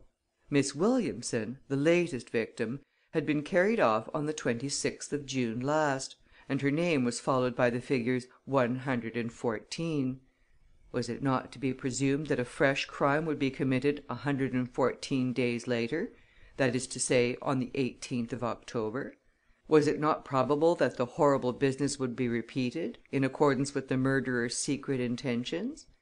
Were they not bound to pursue to its logical conclusion the argument which ascribed to the figures, to all the figures, to the last as well as to the others, their value as eventual dates? Now it was precisely this deduction which was drawn and was being weighed and discussed during the few days that preceded the 18th of October, when logic demanded the performance of yet another act of the abominable tragedy. And it was only natural that, on the morning of that day, Prince Rénine and Hortense, when making an appointment by telephone for the evening, should allude to the newspaper articles which they had both been reading.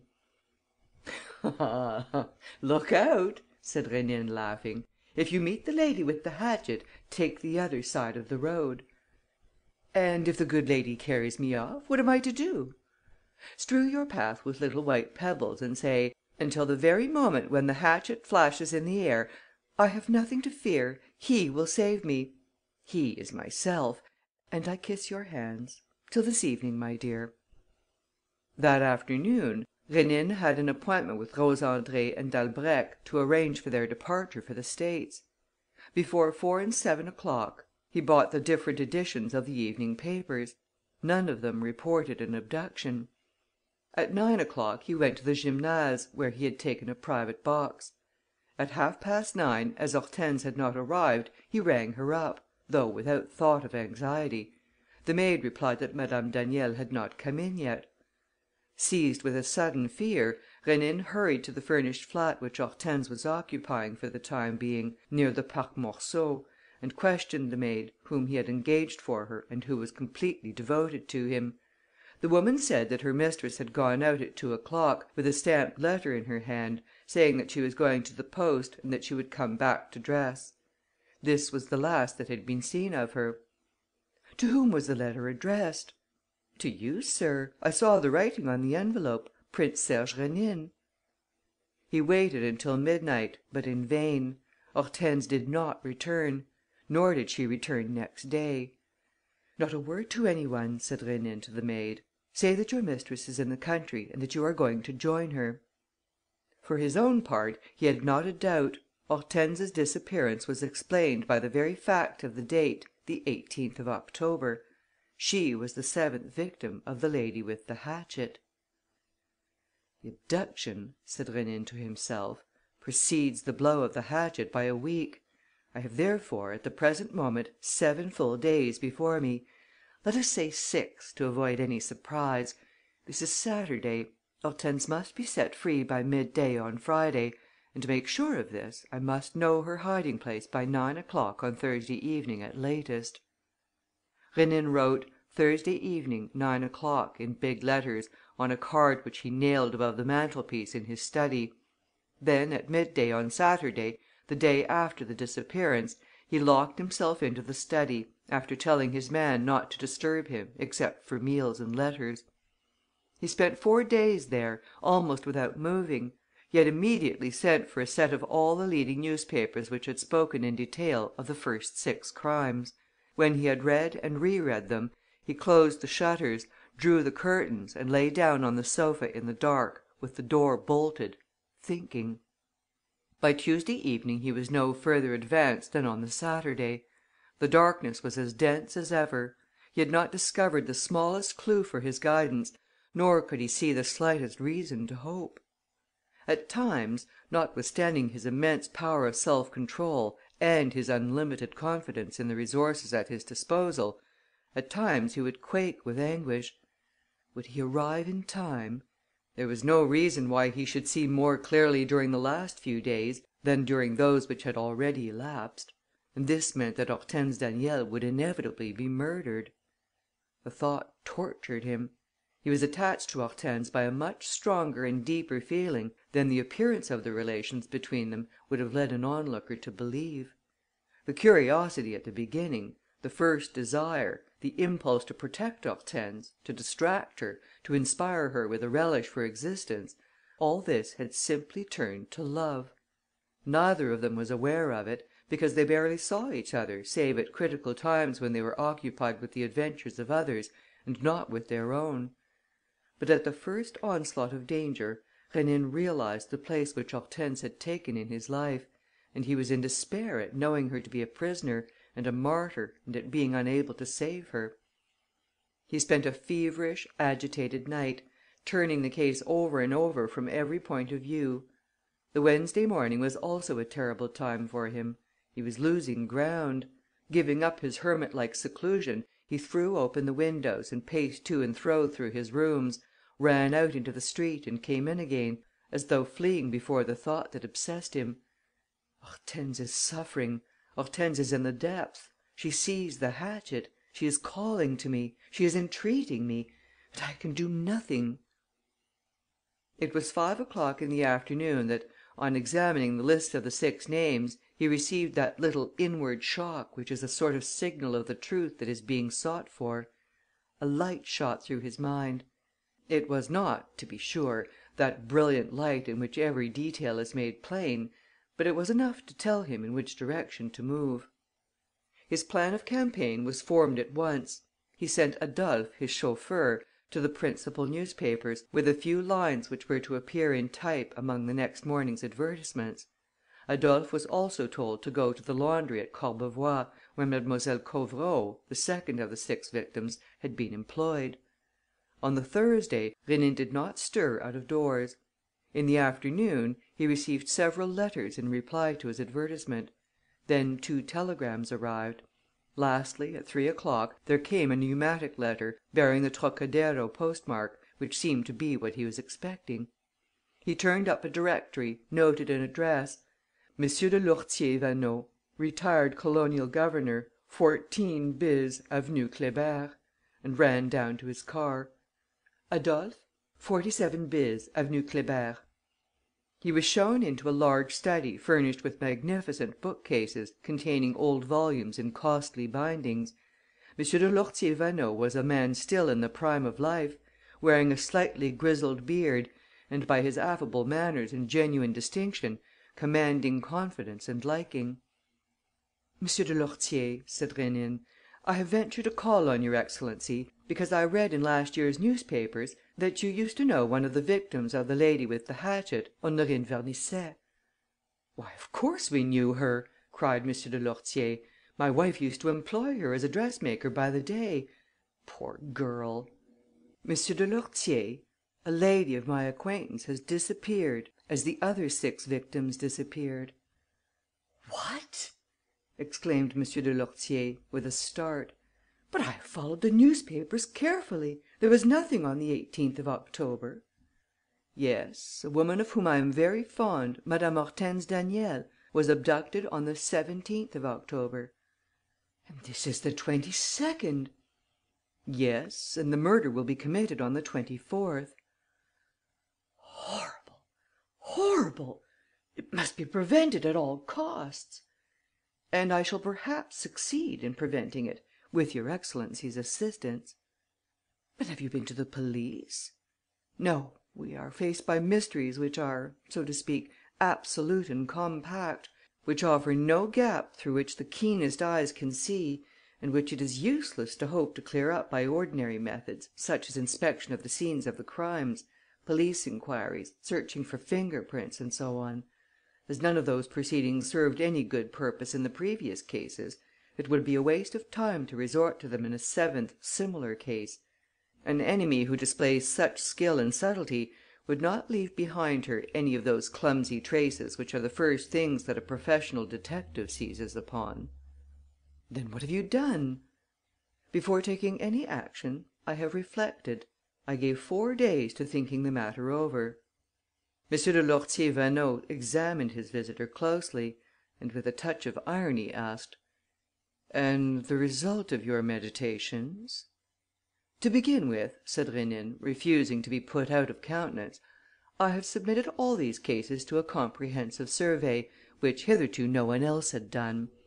This enabled me to discover their general meaning, to put aside all the tangle of embarrassing theories and, since no one was able to agree as to the motives of all this filthy business, to attribute it to the only class of persons capable of it."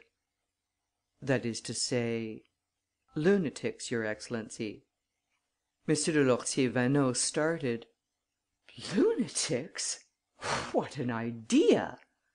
"M. de Lourtier, the woman known as the lady with the hatchet is a madwoman." "But she would be locked up."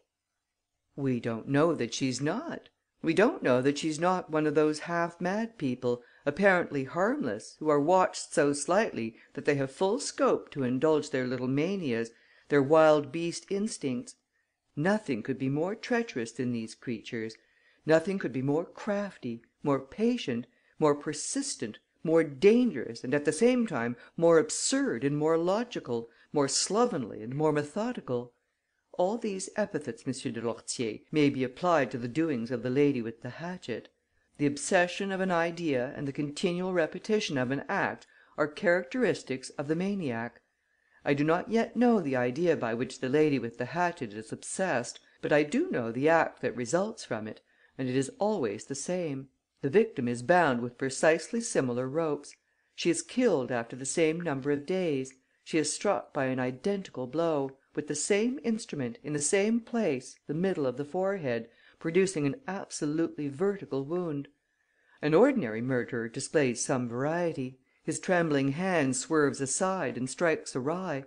The lady with the hatchet does not tremble. It is as though she had taken measurements, and the edge of her weapon does not swerve by a hair's breadth. Need I give you any further proofs, or examine all the other details with you? Surely not. You now possess the key to the riddle, and you know as I do that only a lunatic can behave in this way, stupidly, savagely, mechanically, like a striking clock or the blade of the guillotine." M. de Lourtier Vaneau nodded his head. "Yes, that is so. One can see the whole affair from that angle, and I am beginning to believe that this is how one ought to see it. But if we admit that this madwoman has the sort of mathematical logic which governed the murders of the 6 victims, I see no connections between the victims themselves. She struck at random. Why this victim rather than that?" "Ah," said Rénine, "your excellency is asking me a question which I asked myself from the first moment, the question which sums up the whole problem and which cost me so much trouble to solve. Why Hortense Daniel rather than another? Among 2 millions of women who might have been selected, why Hortense? Why little Vernisset? Why Miss Williamson?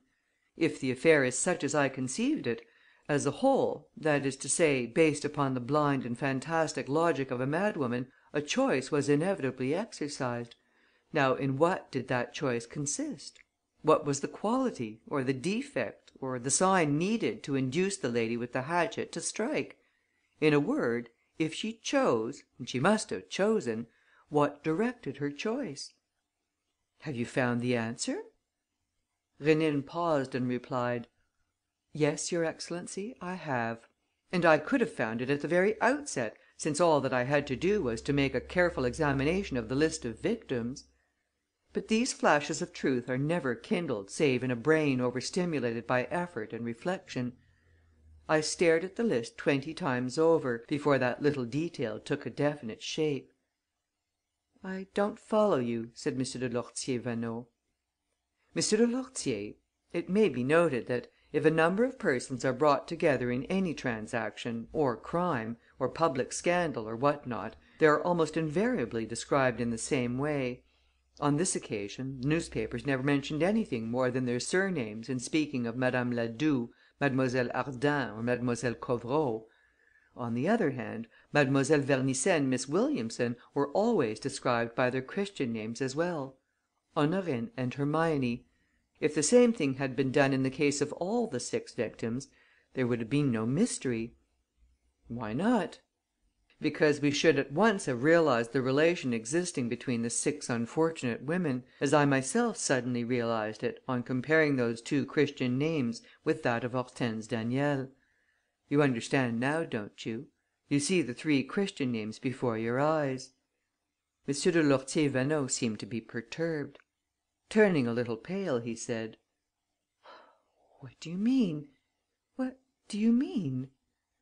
"I mean," continued Rénine, in a clear voice, sounding each syllable separately, "I mean that you see before your eyes 3 Christian names which all 3 begin with the same initial and which all 3, by a remarkable coincidence, consist of the same number of letters, as you may prove.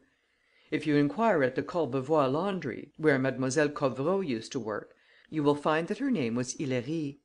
Here again we have the same initial and the same number of letters.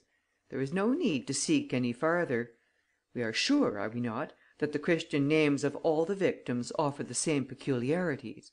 And this gives us, with absolute certainty, the key to the problem which was set us. It explains the madwoman's choice. We now know the connection between the unfortunate victims. There can be no mistake about it. It's that and nothing else. And how this method of choosing confirms my theory! What proof of madness! Why kill these women rather than any others? Because their names begin with an H and consist of 8 letters. You understand me, M. de Lourtier, do you not? The number of letters is 8. The initial letter is the 8th letter of the alphabet, and the word huit, 8, begins with an H. Always the letter H. And the implement used to commit the crime was a hatchet. Is your excellency prepared to tell me that the lady with the hatchet is not a madwoman?" Rénine interrupted himself and went up to M. de Lourtier-Vaneau. "What's the matter, your excellency? Are you unwell?" "No, no," said M. de Lourtier, with the perspiration streaming down his forehead. "No, but all this story is so upsetting. Only think, I knew one of the victims. And then...." Rénine took a water bottle and tumbler from a small table, filled the glass and handed it to M. de Lourtier, who sipped a few mouthfuls from it and then, pulling himself together, continued, in a voice which he strove to make firmer than it had been: "Very well, we'll admit your supposition. Even so, it is necessary that it should lead to tangible results. What have you done?" "This morning, I published in all the newspapers an advertisement worded as follows: 'Excellent cook seeks situation. Write before 5 P.M. to Herminie, Boulevard Haussmann, etc.' You continue to follow me, don't you, M. de Lourtier? Christian names beginning with an H and consisting of 8 letters are extremely rare, and all are rather out of date: Herminie, Hilaire, Hermione. Well, these Christian names, for reasons which I do not understand, are essential to the madwoman. She cannot do without them. To find women bearing one of these Christian names, and for this purpose only, she summons up all her remaining powers of reason, discernment, reflection and intelligence. She hunts about, she asks questions, she lies in wait, she reads newspapers which she hardly understands, but in which certain details, certain capital letters, catch her eye. And consequently I did not doubt for a second that this name of Herminie, printed in large type, would attract her attention and that she would be caught to day in the trap of my advertisement." "Did she write?" asked M. de Lourtier-Vaneau anxiously. "Several ladies," Rénine continued, "wrote the letters which are usual in such cases, to offer a home to the so called Herminie. But I received an express letter which struck me as interesting." "From whom?" "Read it, M. de Lourtier." M. de Lourtier-Vaneau snatched the sheet from Rénine's hands and cast a glance at the signature. His first movement was one of surprise, as though he had expected something different. Then he gave a long, loud laugh of something like joy and relief. "Why do you laugh, M. de Lourtier? You seem pleased." "Pleased, no; but this letter is signed by my wife." "And you were afraid of finding something else?" "Oh, no, but since it's my wife...." He did not finish his sentence and said to Rénine: "Come this way." He led him through a passage to a little drawing room where a fair haired lady, with a happy and tender expression on her comely face, was sitting in the midst of 3 children and helping them with their lessons. She rose. M. de Lourtier briefly presented his visitor and asked his wife: "Suzanne, is this express message from you?" "To Mademoiselle Herminie, Boulevard Haussmann? Yes," she said, "I sent it. As you know, our parlour maid's leaving and I'm looking out for a new one." Rénine interrupted her: "Excuse me, madame, just one question. Where did you get the woman's address?" She flushed. Her husband insisted: "Tell us, Suzanne, who gave you the address?" "I was rung up." "By whom?" She hesitated and then said: "Your old nurse." "Félicienne?" "Yes." M. de Lourtier cut short the conversation and, without permitting Rénine to ask any more questions, took him back to the study. "You see, monsieur, that pneumatic letter came from a quite natural source. Félicienne, my old nurse, who lives not far from Paris on an allowance which I make her, read your advertisement and told Madame Lourtier of it. For, after all," he added, laughing, "I don't suppose that you suspect my wife of being the lady with the hatchet?" "No." "Then the incident is closed, at least on my side. I have done what I could. I have listened to your arguments and I am very sorry that I can be of no more use to you." He drank another glass of water and sat down.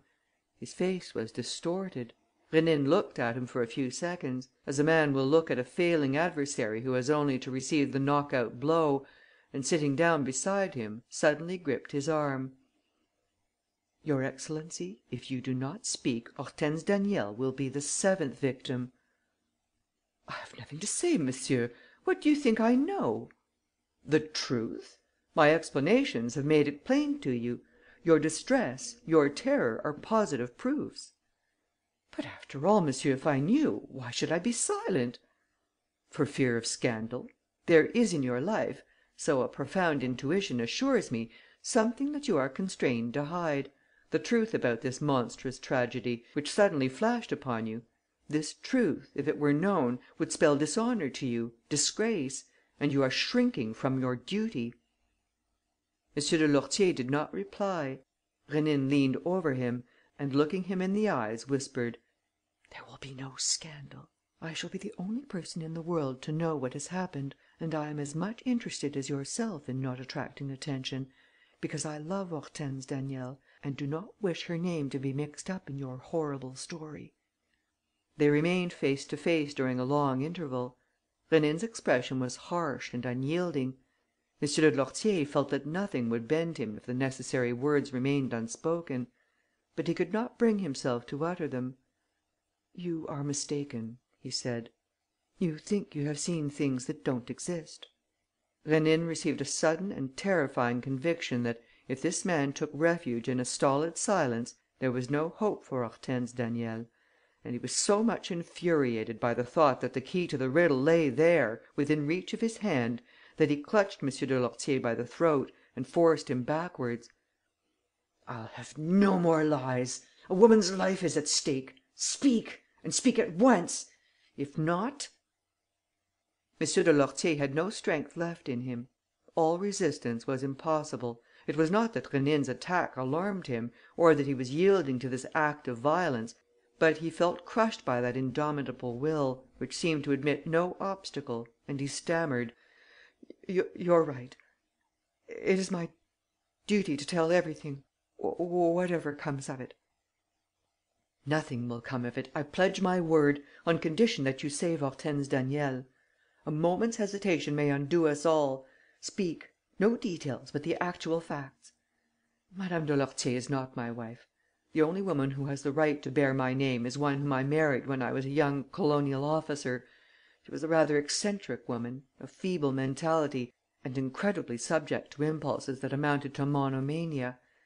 We had 2 children, twins, whom she worshipped and in whose company she would no doubt have recovered her mental balance and moral health, when, by a stupid accident, a passing carriage, they were killed before her eyes.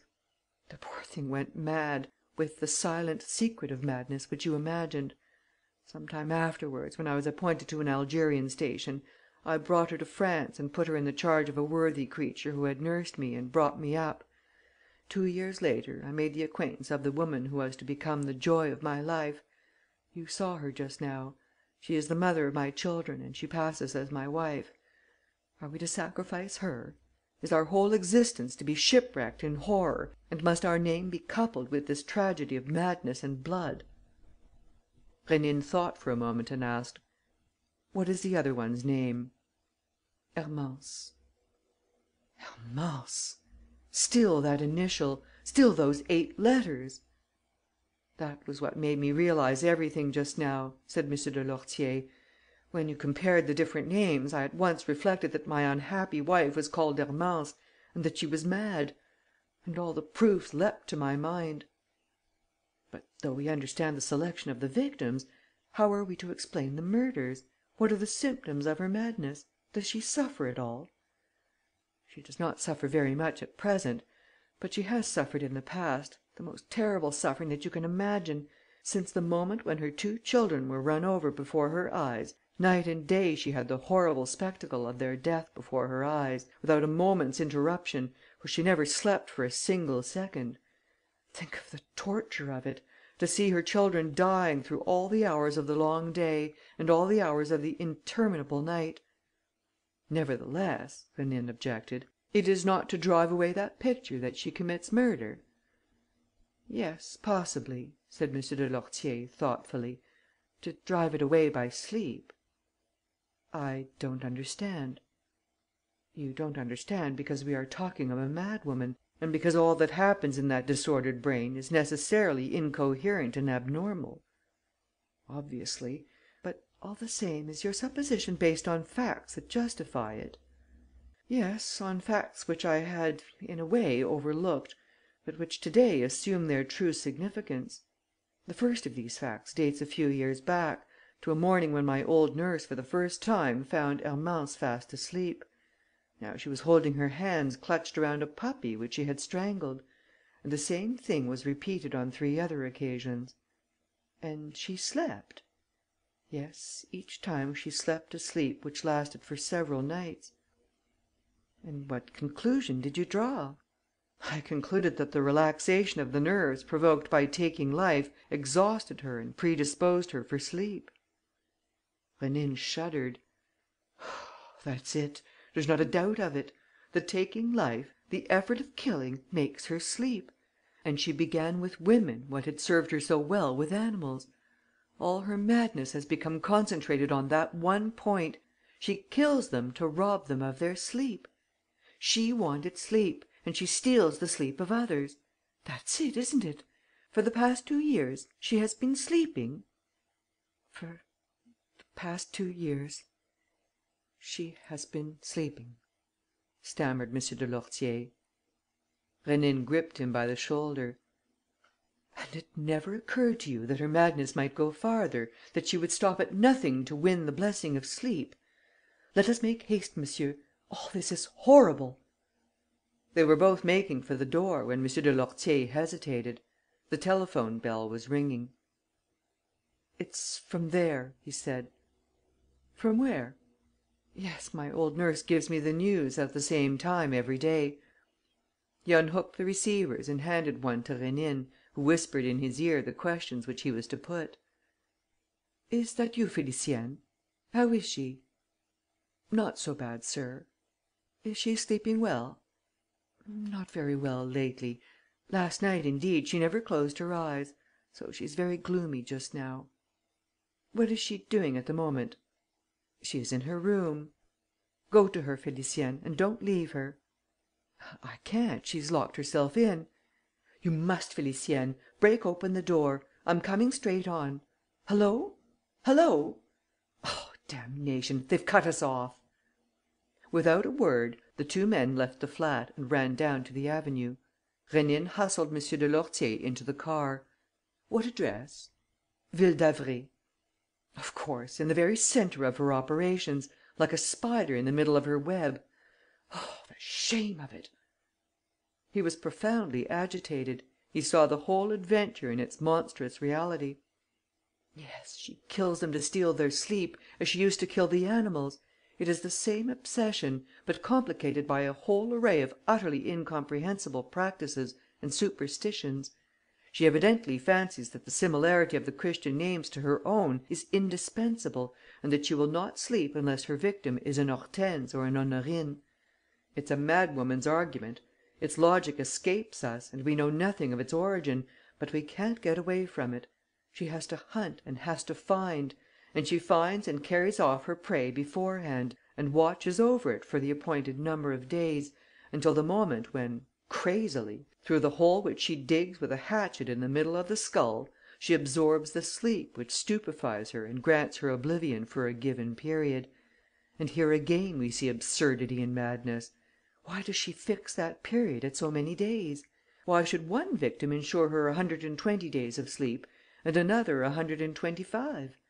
What insanity! The calculation is mysterious and of course mad. But the fact remains that, at the end of 100 or 125 days, as the case may be, a fresh victim is sacrificed; and there have been 6 already and the 7th is awaiting her turn. Oh, monsieur, what a terrible responsibility for you! Such a monster as that! She should never have been allowed out of sight." M. de Lourtier Vaneau made no protest. His air of dejection, his pallor, his trembling hands, all proved his remorse and his despair. "She deceived me," he murmured. "She was outwardly so quiet, so docile. And, after all, she's in a lunatic asylum." "Then how can she...." "The asylum," explained M. de Lourtier, "is made up of a number of separate buildings scattered over extensive grounds. The sort of cottage in which Hermance lives stands quite apart. There is first a room occupied by Félicienne. then Hermance's bedroom and two separate rooms, one of which has its windows overlooking the open country. I suppose it is there that she locks up her victims." "But the carriage that conveys the dead bodies?" "The stables of the asylum are quite close to the cottage. There's a horse and carriage there for station work. Hermance no doubt gets up at night, harnesses the horse and slips the body through the window." "And the nurse who watches her?" "Félicienne is very old and rather deaf." "But by day she sees her mistress moving to and fro, doing this and that. Must we not admit a certain complicity?" "Never! Félicienne herself has been deceived by Hermance's hypocrisy." "All the same, it was she who telephoned to Madame de Lourtier first, about that advertisement." "Very naturally. Hermance, who talks now and then, who argues, who buries herself in the newspapers, which she does not understand, as you were saying just now, but reads through them attentively, must have seen the advertisement and, having heard that we were looking for a servant, must have asked Félicienne to ring me up." "Yes, yes, that is what I felt," said Rénine slowly. "She marks down her victims. With Hortense dead, she would have known, once she had used up her allowance of sleep, where to find an eighth victim. But how did she entice the unfortunate women? How did she entice Hortense?" The car was rushing along, but not fast enough to please Rénine, who rated the chauffeur: "Push her along, Adolphe, can't you? We're losing time, my man." Suddenly the fear of arriving too late began to torture him.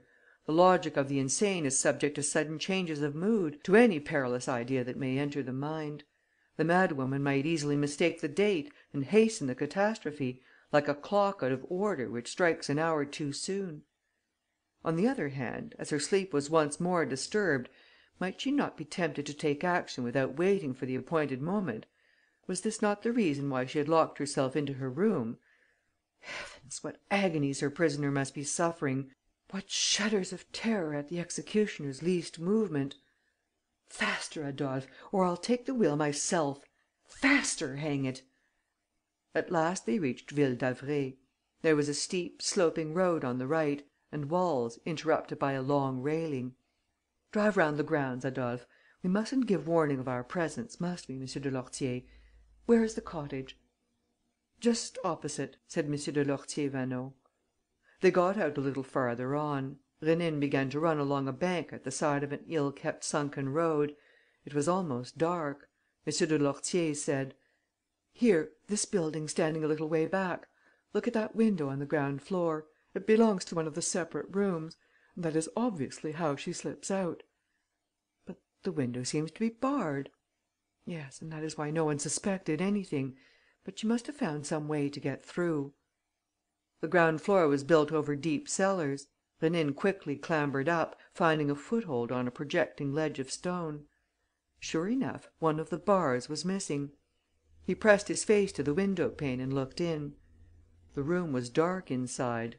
Nevertheless, he was able to distinguish at the back a woman seated beside another woman, who was lying on a mattress. The woman seated was holding her forehead in her hands and gazing at the woman who was lying down. "It's she," whispered M. de Lourtier, who had also climbed the wall. "The other one is bound." Rénine took from his pocket a glazier's diamond and cut out one of the panes without making enough noise to arouse the madwoman's attention. He next slid his hand to the window fastening and turned it softly, while with his left hand he levelled a revolver. "You're not going to fire, surely?" M. de Lourtier Vaneau entreated. "If I must, I shall." Rénine pushed open the window gently. But there was an obstacle of which he was not aware: a chair which toppled over and fell. He leapt into the room and threw away his revolver in order to seize the madwoman. But she did not wait for him. She rushed to the door, opened it and fled, with a hoarse cry. M. de Lourtier made as though to run after her. "What's the use?" said Rénine, kneeling down. "Let's save the victim first." He was instantly reassured. Hortense was alive. The first thing that he did was to cut the cords and remove the gag that was stifling her. Attracted by the noise, the old nurse had hastened to the room with a lamp, which Rénine took from her, casting its light on Hortense. He was astounded. though livid and exhausted, with emaciated features and eyes blazing with fever, Hortense was trying to smile. She whispered: "I was expecting you. I did not despair for a moment. I was sure of you." She fainted. An hour later, after much useless searching around the cottage, they found the madwoman locked into a large cupboard in the loft. She had hanged herself. Hortense refused to stay another night. Besides, it was better that the cottage should be empty when the old nurse announced the madwoman's suicide. Rénine gave Félicienne minute directions as to what she should do and say, and then, assisted by the chauffeur and M. de Lourtier, carried Hortense to the car and brought her home. She was soon convalescent. 2 days later, Rénine carefully questioned her and asked her how she had come to know the madwoman. "It was very simple," she said. "My husband, who is not quite sane, as I have told you, is being looked after at Ville d'Avray, and I sometimes go to see him, without telling anybody, I admit. That was how I came to speak to that poor madwoman, and how the other day she made signs that she wanted me to visit her. We were alone. I went into the cottage.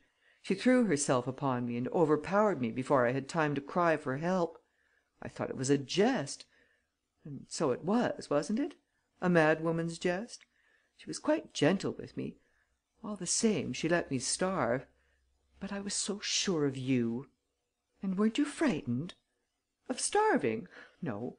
Besides, she gave me some food, now and then, when the fancy took her. And then I was sure of you." "Yes, but there was something else: that other peril." "What other peril?" she asked, ingenuously. Rénine gave a start. He suddenly understood. It seemed strange at first, though it was quite natural, that Hortense had not for a moment suspected and did not yet suspect the terrible danger which she had run. Her mind had not connected with her own adventure the murders committed by the lady with the hatchet. He thought that it would always be time enough to tell her the truth. For that matter, a few days later, her husband, who had been locked up for years, died in the asylum at Ville d'Avray, and Hortense, who had been recommended by her doctor a short period of rest and solitude, went to stay with a relation living near the village of Bassicourt, in the centre of France. Chapter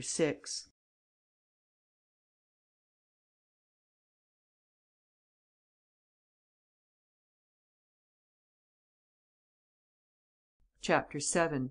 Footprints in the snow. To Prince Serge Rénine, Boulevard Haussmann, Paris. La Roncière, near Bassicourt, 14 November. My dear friend, you must be thinking me very ungrateful. I have been here 3 weeks and you have not had one letter from me, not a word of thanks. And yet I ended by realizing from what terrible death you saved me and understanding the secret of that terrible business. But indeed, I couldn't help it. I was in such a state of prostration after it all. I needed rest and solitude so badly. Was I to stay in Paris? Was I to continue my expeditions with you? No, no, no. I had had enough adventures. Other people's are very interesting, I admit. But when one is one's self the victim and barely escapes with one's life! Oh, my dear friend, how horrible it was! Shall I ever forget it? Here, at La Roncière, I enjoy the greatest peace. My old spinster cousin Ermelin pets and coddles me like an invalid. I am getting back my colour and am very well, physically. So much so, in fact, that I no longer ever think of interesting myself in other people's business. Never again. For instance, I'm only telling you this because you are incorrigible, as inquisitive as any old charwoman, and always ready to busy yourself with things that don't concern you. Yesterday I was present at a rather curious meeting. Antoinette had taken me to the inn at Bassicourt, where we were having tea in the public room, among the peasants. It was market day, when the arrival of 3 people, 2 men and a woman, caused a sudden pause in the conversation. One of the men was a fat farmer in a long blouse, with a jovial, red face, framed in white whiskers. The other was younger, was dressed in corduroy and had lean, yellow, cross-grained features. Each of them carried a gun slung over his shoulder. Between them was a short, slender young woman, in a brown cloak and a fur cap, whose rather thin and extremely pale face was surprisingly delicate and distinguished looking. "Son and daughter-in-law," whispered my cousin. "What! Can that charming creature be the wife of that clodhopper?" "And the daughter-in-law of Baron de Gorne." "Is the old fellow over there a baron?" "Yes, descended from a very ancient noble family which used to own the château in the old days. He has always lived like a peasant, a great hunter, a great drinker, a great litigant, always at law with somebody, now very nearly ruined. His son Mathias was more ambitious and less attached to the soil and studied for the bar. Then he went to America. Next, the lack of money brought him back to the village, whereupon he fell in love with a young girl in the nearest town. The poor girl consented, no one knows why, to marry him, and for 5 years past she has been leading the life of a hermit, or rather of a prisoner, in a little manor house close by, the Manoir au Puits, the Well Manor." "With the father and the son?" I asked. "No, the father lives at the far end of the village, on a lonely farm." "And is Master Mathias jealous?" "Perfect tiger." "Without reason?" "Without reason, for Natalie de Gorne is the straightest woman in the world, and it is not her fault if a handsome young man has been hanging around the manor house for the past few months. However, the de Gornes can't get over it." "What, the father neither?" "The handsome young man is the last descendant of the people who bought the château long ago. This explains old de Gorne's hatred. Jérôme Vignal, I know him and am very fond of him, is a good looking fellow and very well off, and he has sworn to run off with Natalie de Gorne. It's the old man who says so, whenever he has had a drop too much. There, listen." The old chap was sitting among a group of men who were amusing themselves by making him drink and plying him with questions. He was already a little bit on, and was holding forth with a tone of indignation and a mocking smile which formed the most comic contrast. "He's wasting his time, I tell you, the coxcomb. It's no manner of use his poaching round our way, making sheep's eyes at the wench. The coverts are watched. If he comes too near, it means a bullet, eh, Mathias?" He gripped his daughter-in-law's hand. "And then the little wench knows how to defend herself too," he chuckled. "Eh? You don't want any admirers, do you, Natalie?" The young wife blushed, in her confusion at being addressed in these terms, while her husband growled: "You'd do better to hold your tongue, father. There are things one doesn't talk about in public." "Things that affect one's honour are best settled in public," retorted the old one. "Where I'm concerned, the honour of the de Gornes comes before everything, and that fine spark, with his Paris airs, shan't..." He stopped short. Before him stood a man who had just come in and who seemed to be waiting for him to finish his sentence. The newcomer was a tall, powerfully built young fellow, in riding kit, with a hunting crop in his hand. His strong and rather stern face was lighted up by a pair of fine eyes, in which shone an ironical smile. "Jérôme Vignal!" whispered my cousin. The young man seemed not at all embarrassed. On seeing Natalie, he made a low bow, and when Mathias de Gorne took a step forward, he eyed him from head to foot, as though to say: "Well, what about it?" And his attitude was so haughty and contemptuous that the de Gornes unslung their guns and took them in both hands, like sportsmen about to shoot. The son's expression was very fierce. Jérôme was quite unmoved by the threat. After a few seconds, turning to the innkeeper, he remarked: "Oh, I say, I came to see old Vasseur, but his shop is shut. Would you mind giving him the holster of my revolver? It wants a stitch or two." He handed the holster to the innkeeper and added, laughing: "I'm keeping the revolver, in case I need it. You never can tell." Then, still very calmly, he took a cigarette from a silver case, lit it and walked out. We saw him through the window, vaulting on his horse and riding off at a slow trot. Old de Gorne tossed off a glass of brandy, swearing most horribly. His son clapped his hand to the old man's mouth and forced him to sit down. Natalie de Gorne was weeping beside them. That's my story, dear friend. As you see, it's not tremendously interesting and does not deserve your attention. There's no mystery in it and no part for you to play. Indeed, I particularly insist that you should not seek a pretext for any untimely interference. Of course, I should be glad to see the poor thing protected. She appears to be a perfect martyr. But, as I said before, let us leave other people to get out of their own troubles and go no farther with our little experiments." Rénine finished reading the letter, read it over again and ended by saying: "That's it. Everything's right as right can be. She doesn't want to continue our little experiments, because this would make the seventh and because she's afraid of the eighth, which, under the terms of our agreement, has a very particular significance. She doesn't want to. And she does want to, without seeming to want to." He rubbed his hands. The letter was an invaluable witness to the influence which he had gradually, gently and patiently gained over Hortense Daniel. It betrayed a rather complex feeling, composed of admiration, unbounded confidence, uneasiness at times, fear and almost terror, but also love. He was convinced of that. His companion in adventures, which she shared with a good fellowship that excluded any awkwardness between them. She had suddenly taken fright; and a sort of modesty, mingled with a certain coquetry, was impelling her to hold back. That very evening, Sunday, Rénine took the train. And at break of day, after covering by diligence, on a road white with snow, the 5 miles between the little town of Pompignat, where he alighted, and the village of Bassicourt, he learned that his journey might prove of some use. 3 shots had been heard during the night in the direction of the Manoir au Puits.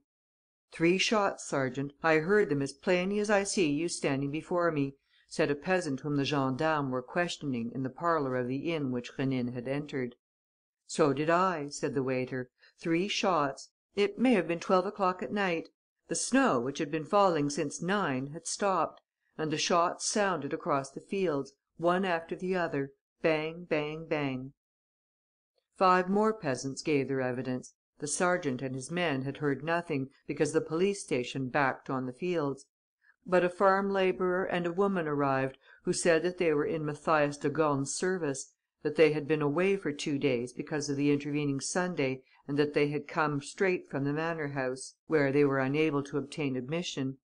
"The gate of the grounds is locked, sergeant," said the man. "It's the first time I've known this to happen. M. Mathias comes out to open it himself every morning at the stroke of 6, winter and summer. Well, it's past 8 now. I called and shouted. Nobody answered. So we came on here." "You might have enquired at old M. de Gorne's," said the sergeant. "He lives on the high road." "On my word, so I might! I never thought of that."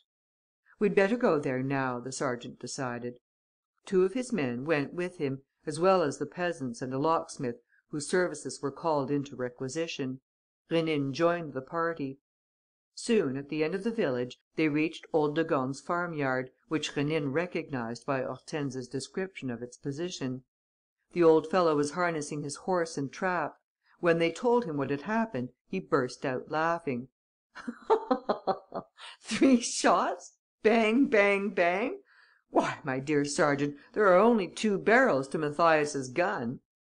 "What about the locked gate?" "It means that the lad's asleep, that's all. Last night he came and cracked a bottle with me, perhaps 2, or even 3, and he'll be sleeping it off, I expect. He and Natalie." He climbed on to the box of his trap, an old cart with a patched tilt, and cracked his whip. "Good bye, gentlemen all. Those 3 shots of yours won't stop me from going to market at Pompignat, as I do every Monday. I've a couple of calves under the tilt, and they're just fit for the butcher. Good day to you." The others walked on. Rénine went up to the sergeant and gave him his name. "I'm a friend of Mademoiselle Ermelin of La Roncière, and, as it's too early to call on her yet, I shall be glad if you'll allow me to go round by the manor with you. Mademoiselle Ermelin knows Madame de Gorne, and it will be a satisfaction to me to relieve her mind, for there's nothing wrong at the manor house, I hope."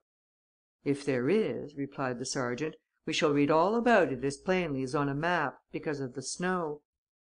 He was a likeable young man and seemed smart and intelligent. From the very first he had shown great acuteness in observing the tracks which Mathias had left behind him the evening before, on returning home, tracks which soon became confused with the footprints made in going and coming by the farm labourer and the woman. Meanwhile they came to the walls of a property of which the locksmith readily opened the gate. From here onward, a single trail appeared upon the spotless snow, that of Mathias, and it was easy to perceive that the son must have shared largely in the father's libations, as the line of footprints described sudden curves which made it swerve right up to the trees of the avenue. 200 yards farther stood the dilapidated two-storied building of the Manoir au Puits. The principal door was open. "Let's go in," said the sergeant. And the moment he had crossed the threshold, he muttered: "Oh, old de Gorne made a mistake in not coming. They've been fighting in here." The big room was in disorder. Two shattered chairs, the overturned table and much broken glass and china bore witness to the violence of the struggle. The tall clock, lying on the ground, had stopped at 20 past 11. With the farm girl showing them the way, they ran up to the first floor. Neither Mathias nor his wife was there. But the door of their bedroom had been broken down with a hammer which they discovered under the bed. Rénine and the sergeant went downstairs again. The living room had a passage communicating with the kitchen, which lay at the back of the house and opened on a small yard fenced off from the orchard. At the end of this enclosure was a well near which one was bound to pass. Now, from the door of the kitchen to the well, the snow, which was not very thick, had been pressed down to this side and that as though a body had been dragged over it; and all around the well were tangled traces of trampling feet, showing that the struggle must have been resumed at this spot. The sergeant again discovered Mathias's footprints, together with others which were shapelier and lighter. These latter went straight into the orchard by themselves, and 30 yards on, near the footprints, a revolver was picked up and recognized by one of the peasants as resembling that which Jérôme Vignal had produced in the inn 2 days before. The sergeant examined the cylinder. 3 of the 7 bullets had been fired. And so the tragedy was little by little reconstructed in its main outlines; and the sergeant, who had ordered everybody to stand aside and not to step on the site of the footprints, came back to the well, leant over, put a few questions to the farm girl and, going up to Rénine, whispered: "It all seems fairly clear to me." Rénine took his arm: "Let's speak out plainly, sergeant. I understand the business pretty well, for, as I told you, I know Mlle. Ermelin, who is a friend of Jérôme Vignal's and also knows Madame de Gorne. Do you suppose...." "I don't want to suppose anything. I simply declare that some one came there last night." "By which way? The only tracks of a person coming towards the manor are those of M. de Gorne." "That's because the other person arrived before the snowfall, that is to say, before 9 o'clock." "Then he must have hidden in a corner of the living room and waited for the return of M. de Gorne, who came after the snow?" "Just so. As soon as Mathias came in, the man went for him. There was a fight. Mathias made his escape through the kitchen. The man ran after him to the well and fired 3 revolver shots." "And where's the body?" "Down the well." Rénine protested: "Oh, I say, aren't you taking a lot for granted?" "Why, sir, the snow's there, to tell the story; and the snow plainly says that, after the struggle, after the 3 shots, one man alone walked away and left the farm, one man only, and his footprints are not those of Mathias de Gorne. Then where can Mathias de Gorne be?" "But the well can be dragged?" "No, the well is practically bottomless. It is known all over the district and gives its name to the manor." "So you really believe...." "I repeat what I said. Before the snowfall, a single arrival, Mathias, and a single departure, the stranger." "And Madame de Gorne? Was she too killed and thrown down the well like her husband?" "No, carried off." "Carried off? Remember that her bedroom was broken down with a hammer." Come, sergeant, you yourself declare that there was only one departure, the stranger's." "Stoop down, look at the man's footprints, see how they sink into the snow, until they actually touch the ground. Those are the footprints of a man laden with a heavy burden. The stranger was carrying Madame de Gorne on his shoulder." "Then there's an outlet this way?" "Yes, a little door of which Mathias de Gorne always had the key on him. The man must have taken it from him." "A way out into the open fields?" "Yes, a road which joins the departmental highway 3/4 of a mile from here. And do you know where?" "Where?" "At the corner of the château." "Jérôme Vignal's château?" "By Jove, this is beginning to look serious. If the trail leads to the château and stops there, we shall know where we stand." The trail did continue to the château, as they were able to perceive after following it across the undulating fields, on which the snow lay heaped in places. The approach to the main gates had been swept, but they saw that another trail, formed by the two wheels of a vehicle, was running in the opposite direction to the village. The sergeant rang the bell. The porter, who had also been sweeping the drive, came to the gates, with a broom in his hand. In answer to a question, the man said that M. Vignal had gone away that morning before any one else was up, and that he himself had harnessed the horse to the trap. "In that case," said Rénine, when they had moved away, "all we have to do is to follow the tracks of the wheels." "That will be no use," said the sergeant. "They have taken the railway." "At Pompignan station, where I came from? But they would have passed through the village." "They have gone just the other way, because it leads to the town, where the express trains stop. The procurator general has an office in the town. I'll telephone; and as there's no train before 11 o'clock, all that they need do is to keep watch at the station." "I think you're doing the right thing, sergeant," said Rénine, "and I congratulate you on the way in which you have carried out your investigation." They parted. Rénine went back to the inn in the village and sent a note to Hortense Daniel by hand: "My very dear friend, I seem to gather from your letter that, touched as always by anything that concerns the heart, you were anxious to protect the love affair of Jérôme and Natalie.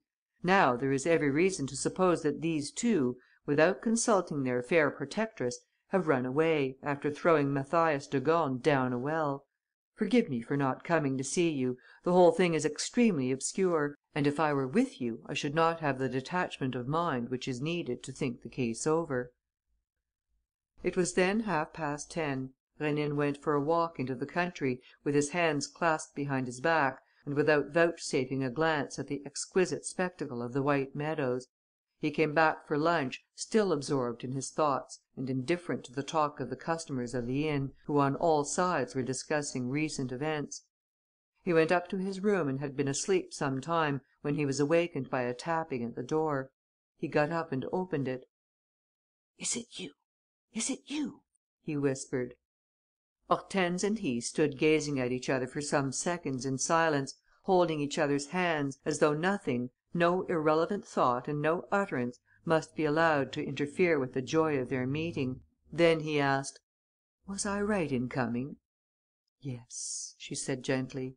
"I expected you." "Perhaps it would have been better if you had sent for me sooner, instead of waiting. Events did not wait, you see, and I don't quite know what's to become of Jérôme Vignal and Natalie de Gorne." "What, haven't you heard?" she said quickly. "They've been arrested. They were going to travel by the express." "Arrested? No!" Rénine objected. "People are not arrested like that. They have to be questioned first." "That's what's being done now. The authorities are making a search." "Where?" "At the château. And as they are innocent, for they are innocent, aren't they? You don't admit that they are guilty, any more than I do." He replied: "I admit nothing. I can admit nothing, my dear. Nevertheless, I am bound to say that everything is against them, except one fact, which is that everything is too much against them. It is not normal for so many proofs to be heaped up one on top of the other and for the man who commits a murder to tell his story so frankly. Apart from this, there's nothing but mystery and discrepancy." "Well?" "Well, I am greatly puzzled." "But you have a plan?" "Not at all, so far. Ah, if I could see him, Jérôme Vignal, and her, Natalie de Gorne, and hear them and know what they are saying in their own defence! But you can understand that I shan't be permitted either to ask them any questions or to be present at their examination. Besides, it must be finished by this time." "It's finished at the château," she said, "but it's going to be continued at the manor house." "Are they taking them to the manor house?" he asked eagerly. "Yes, at least, judging by what was said to the chauffeur of one of the procurator's two cars." "Oh, in that case," exclaimed Rénine, "the thing's done! The manor house! Why, we shall be in the front row of the stalls! We shall see and hear everything! And as a word, a tone of the voice, a quiver of the eyelids will be enough to give me the tiny clue I need. We may entertain some hope. Come along." He took her by the direct route which he had followed that morning, leading to the gate which the locksmith had opened. The gendarme on duty at the manor house had made a passage through the snow, beside the line of footprints and around the house. Chance enabled Rénine and Hortense to approach unseen and, through a side window, to enter a corridor near a back staircase. A few steps up was a little chamber which received its only light through a sort of bull's eye from the large room on the ground floor. Rénine, during the morning visit, had noticed the bull's eye, which was covered on the inside with a piece of cloth. He removed the cloth and cut out one of the panes. A few minutes later, a sound of voices rose from the other side of the house, no doubt near the well. The sound grew more distinct. A number of people flocked into the house. Some of them went upstairs to the first floor, while the sergeant arrived with a young man, of whom Rénine and Hortense were able to distinguish only the tall figure. "Jérôme Vignal," said she. "Yes," said Rénine. "They are examining Madame de Gorne first, upstairs, in her bedroom." A quarter of an hour passed. Then the persons on the first floor came downstairs and went in. They were the procurator's deputy, his clerk, a commissary of police and two detectives. Madame de Gorne was shown in and the deputy asked Jérôme Vignal to step forward. Jérôme Vignal's face was certainly that of the strong man whom Hortense had depicted in her letter. He displayed no uneasiness, but rather decision and a resolute will. Natalie, who was short and very slight, with a feverish light in her eyes, nevertheless produced the same impression of quiet confidence. The deputy, who was examining the disordered furniture and the traces of the struggle, invited her to sit down and said to Jérôme: "Monsieur, I have not asked you many questions so far. This is a summary inquiry which I am conducting in your presence and which will be continued later by the examining magistrate. And I wished, above all, to explain to you the very serious reasons for which I asked you to interrupt your journey and to come back here with Madame de Gorne. You are now in a position to refute the truly distressing charges that are hanging over you. I therefore ask you to tell me the exact truth." "Mr. Deputy," replied Jérôme, "the charges in question trouble me very little. The truth for which you are asking will defeat all the lies which chance has accumulated against me. It is this." He reflected for an instant and then, in clear, frank tones, said: "I love Madame de Gorne. The first time I met her, I conceived the greatest sympathy and admiration for her, but my affection has always been directed by the sole thought of her happiness. I love her, but I respect her even more. Madame de Gorne must have told you, and I tell you again, that she and I exchanged our first few words last night." He continued, in a lower voice: "I respect her the more inasmuch as she is exceedingly unhappy. All the world knows that every minute of her life was a martyrdom. Her husband persecuted her with ferocious hatred and frantic jealousy. Ask the servants. They will tell you of the long suffering of Natalie de Gorne, of the blows which she received and the insults which she had to endure. I tried to stop this torture by restoring to the rights of appeal which the merest stranger may claim when unhappiness and injustice pass a certain limit. I went 3 times to old de Gorne and begged him to interfere, but I found in him an almost equal hatred towards his daughter-in-law, the hatred which many people feel for anything beautiful and noble. At last I resolved on direct action, and last night I took a step with regard to Mathias de Gorne which was a little unusual, I admit, but which seemed likely to succeed, considering the man's character. I swear, Mr. Deputy, that I had no other intention than to talk to Mathias de Gorne. Knowing certain particulars of his life, which enabled me to bring effective pressure to bear upon him, I wished to make use of this advantage in order to achieve my purpose. If things turned out differently, I am not wholly to blame. So I went there a little before 9 o'clock. The servants, I knew, were out. He opened the door himself. He was alone." "Monsieur," said the deputy, interrupting him, "you are saying something, as Madame de Gorne, for that matter, did just now, which is manifestly opposed to the truth. Mathias de Gorne did not come home last night until 11 o'clock. We have 2 definite proofs of this: his father's evidence and the prints of his feet in the snow, which fell from 9:15 o'clock to 11. "Mr. Deputy," Jérôme Vignal declared, without heeding the bad effect which his obstinacy was producing, "I am relating things as they were and not as they may be interpreted. But to continue. That clock marked 10 minutes to 9 when I entered this room. M. de Gorne, believing that he was about to be attacked, had taken down his gun. I placed my revolver on the table, out of reach of my hand, and sat down. "I want to speak to you, monsieur," I said. "Please listen to me." He did not stir and did not utter a single syllable. So I spoke. And straightway, crudely, without any previous explanations which might have softened the bluntness of my proposal, I spoke the few words which I had prepared beforehand. "I have spent some months, monsieur," I said, "in making careful enquiries into your financial position. You have mortgaged every foot of your land. You have signed bills which will shortly be falling due and which it will be absolutely impossible for you to honour. You have nothing to hope for from your father, whose own affairs are in a very bad condition. So you are ruined. I have come to save you." He watched me, still without speaking, and sat down, which I took to mean that my suggestion was not entirely displeasing. Then I took a sheaf of bank notes from my pocket, placed it before him and continued: "Here is 60,000 francs, monsieur. I will buy the Manoir au Puits, its lands and dependencies and take over the mortgages. The sum named is exactly twice what they are worth." I saw his eyes glittering. He asked my conditions. "Only one," I said, "that you go to America."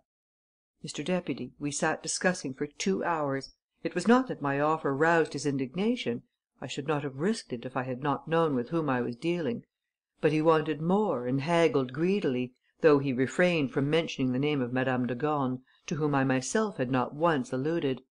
We might have been two men engaged in a dispute and seeking an agreement on common ground, whereas it was the happiness and the whole destiny of a woman that were at stake.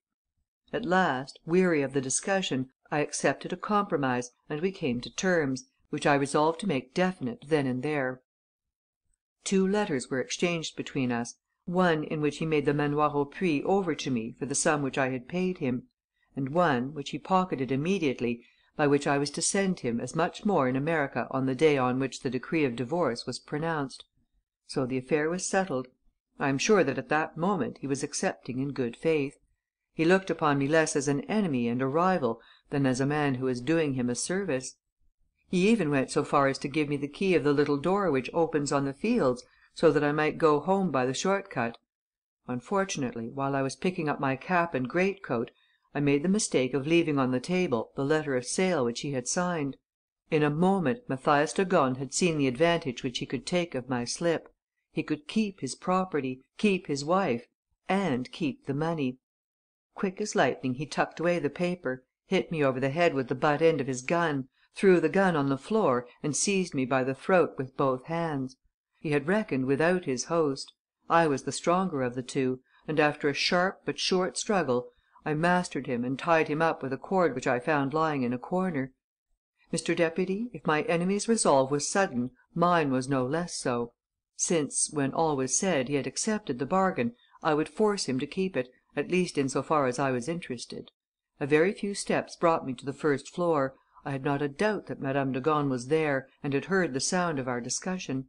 Switching on the light of my pocket torch, I looked into 3 bedrooms. The 4th was locked.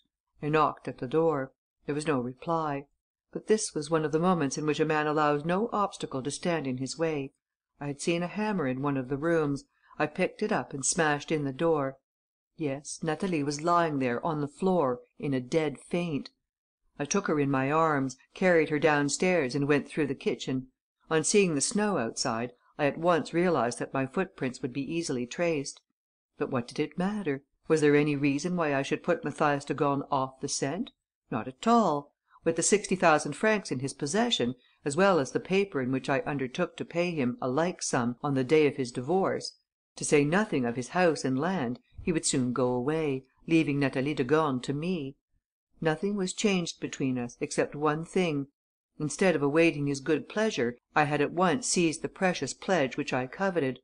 What I feared, therefore, was not so much any subsequent attack on the part of Mathias de Gorne, but rather the indignant reproaches of his wife. What would she say when she realized that she was a prisoner in my hands? The reasons why I escaped reproach Madame de Gorne has, I believe, had the frankness to tell you. Love calls forth love. That night in my house, broken by emotion, she confessed her feeling for me. She loved me as I loved her. Our destinies were henceforth mingled.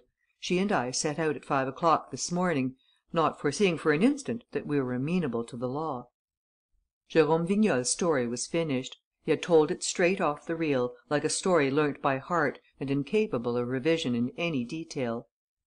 There was a brief pause, during which Hortense whispered: "It all sounds quite possible and, in any case, very logical." "There are the objections to come," said Rénine. "Wait till you hear them. They are very serious. There's one in particular." The deputy procurator stated it at once. "And what became of M. de Gorne in all this?" "Mathias de Gorne?" asked Jérôme. "Yes, you have related, with an accent of great sincerity, a series of facts which I am quite willing to admit. Unfortunately, you have forgotten a point of the first importance. What became of Mathias de Gorne? You tied him up here in this room. Well, this morning he was gone." "Of course, Mr. Deputy, Mathias de Gorne accepted the bargain in the end and went away." "By what road?" "No doubt by the road that leads to his father's house." "Where are his footprints? The expanse of snow is an impartial witness.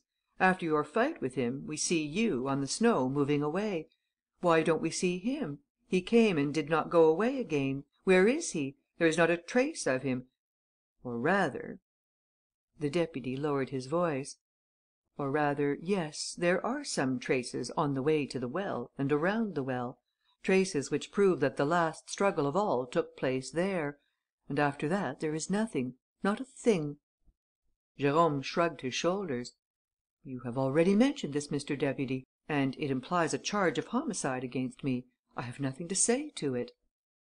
"Have you anything to say to the fact that your revolver was picked up within 15 yards of the well?" "No." "Or to the strange coincidence between the 3 shots heard in the night and the 3 cartridges missing from your revolver? No, Mr. Deputy, there was not, as you believe, a last struggle by the well, because I left M. de Gorne tied up, in this room, and because I also left my revolver here. On the other hand, if shots were heard, they were not fired by me." "A casual coincidence, therefore?"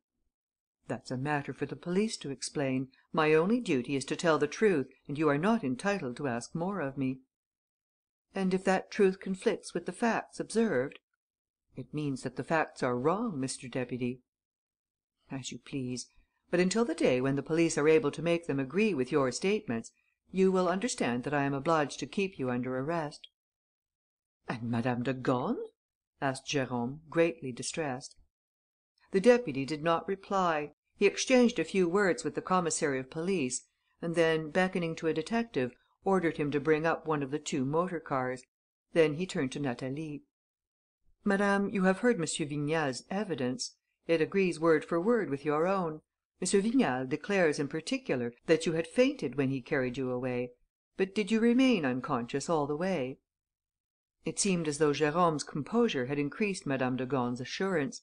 She replied: "I did not come to, monsieur, until I was at the château." "It's most extraordinary. Didn't you hear the 3 shots which were heard by almost every one in the village?" "I did not." "And did you see nothing of what happened beside the well?" "Nothing did happen. M. Vignal has told you so." "Then what has become of your husband?" "I don't know." "Come, madame, you really must assist the officers of the law and at least tell us what you think. Do you believe that there may have been an accident and that possibly M. de Gorne, who had been to see his father and had more to drink than usual, lost his balance and fell into the well? When my husband came back from seeing his father, he was not in the least intoxicated." "His father, however, has stated that he was. His father and he had drunk 2 or 3 bottles of wine." "His father is not telling the truth." "But the snow tells the truth, madame," said the deputy, irritably, "and the line of his footprints wavers from side to side." "My husband came in at 8:30, monsieur, before the snow had begun to fall." The deputy struck the table with his fist: "But really, madame, you're going right against the evidence. That sheet of snow cannot speak false. I may accept your denial of matters that cannot be verified, but these footprints in the snow, in the snow!" He controlled himself. The motor car drew up outside the windows. Forming a sudden resolve, he said to Natalie: "You will be good enough to hold yourself at the disposal of the authorities, madame, and to remain here, in the manor house, and he made a sign to the sergeant to remove Jérôme Vignal in the car. The game was lost for the two lovers. Barely united, they had to separate and fight, far away from each other, against the most grievous accusations. Jérôme took a step towards Natalie. They exchanged a long, sorrowful look. Then he bowed to her, and walked to the door, in the wake of the sergeant of gendarmes. "Halt!" cried a voice. "Sergeant, right about! Turn! Jérôme Vignal, stay where you are." The ruffled deputy raised his head, as did the other people present. The voice came from the ceiling. The bull's eye window had opened, and Rénine, leaning through it, was waving his arms. "I wish to be heard. I have several remarks to make, especially in respect of the zigzag footprints. It all lies in that. Mathias had not been drinking." He had turned round and put his two legs through the opening, saying to Hortense, who tried to prevent him: "Don't move. No one will disturb you." And releasing his hold, he dropped into the room. The deputy appeared dumbfounded. "But really, monsieur, who are you? Where do you come from?" Rénine brushed the dust from his clothes and replied: "Excuse me, Mr. Deputy. I ought to have come the same as everybody else, but I was in a hurry. Besides, if I had come in by the door instead of falling from the ceiling, my words would not have made the same impression." The infuriated deputy advanced to meet him. "Who are you?" "Prince Rénine. I was with the sergeant this morning when he was pursuing his investigations. Wasn't I, Sergeant? Since then, I have been hunting about for information.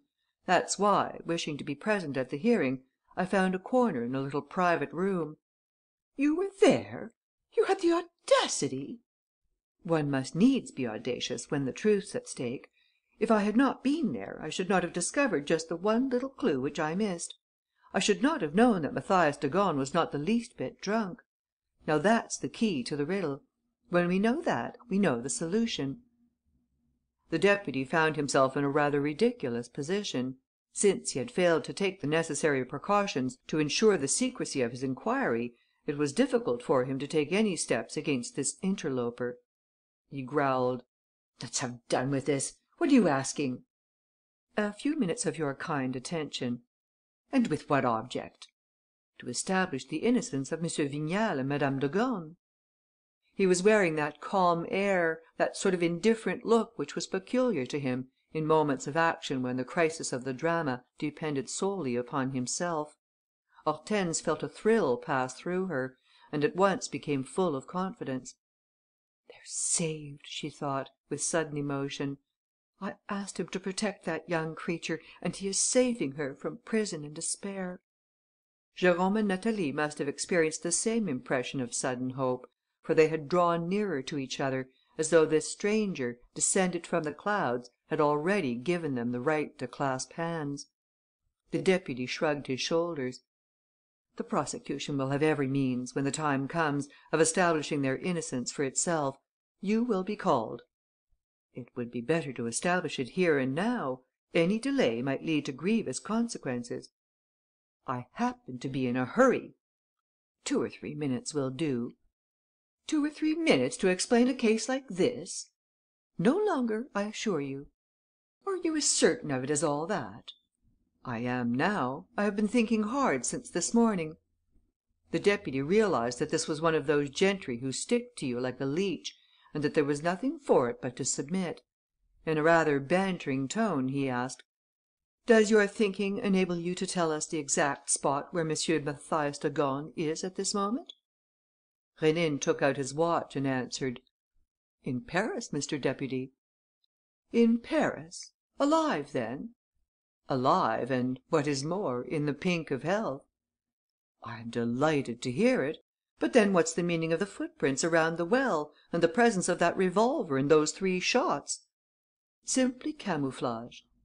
"Oh, really? Camouflage contrived by whom?" "By Mathias de Gorne himself." "That's curious. And with what object?" "With the object of passing himself off for dead and of arranging subsequent matters in such a way that M. Vignal was bound to be accused of the death, the murder." "An ingenious theory," the deputy agreed, still in a satirical tone. "What do you think of it, M. Vignal?"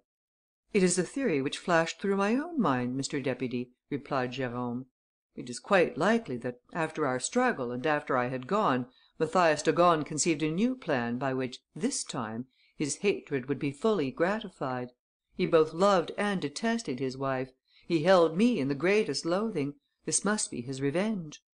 "His revenge would cost him dear, considering that, according to your statement, Mathias de Gorne was to receive a second sum of 60,000 francs from you."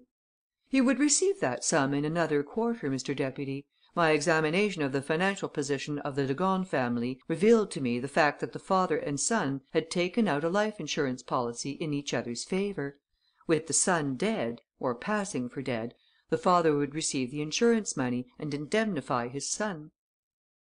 "You mean to say," asked the deputy, with a smile, "that in all this camouflage, as you call it, M. de Gorne the elder would act as his son's accomplice?" Rénine took up the challenge. "Just so, Mr. Deputy. The father and son are accomplices." "Then we shall find the son at the father's?" "You would have found him there last night."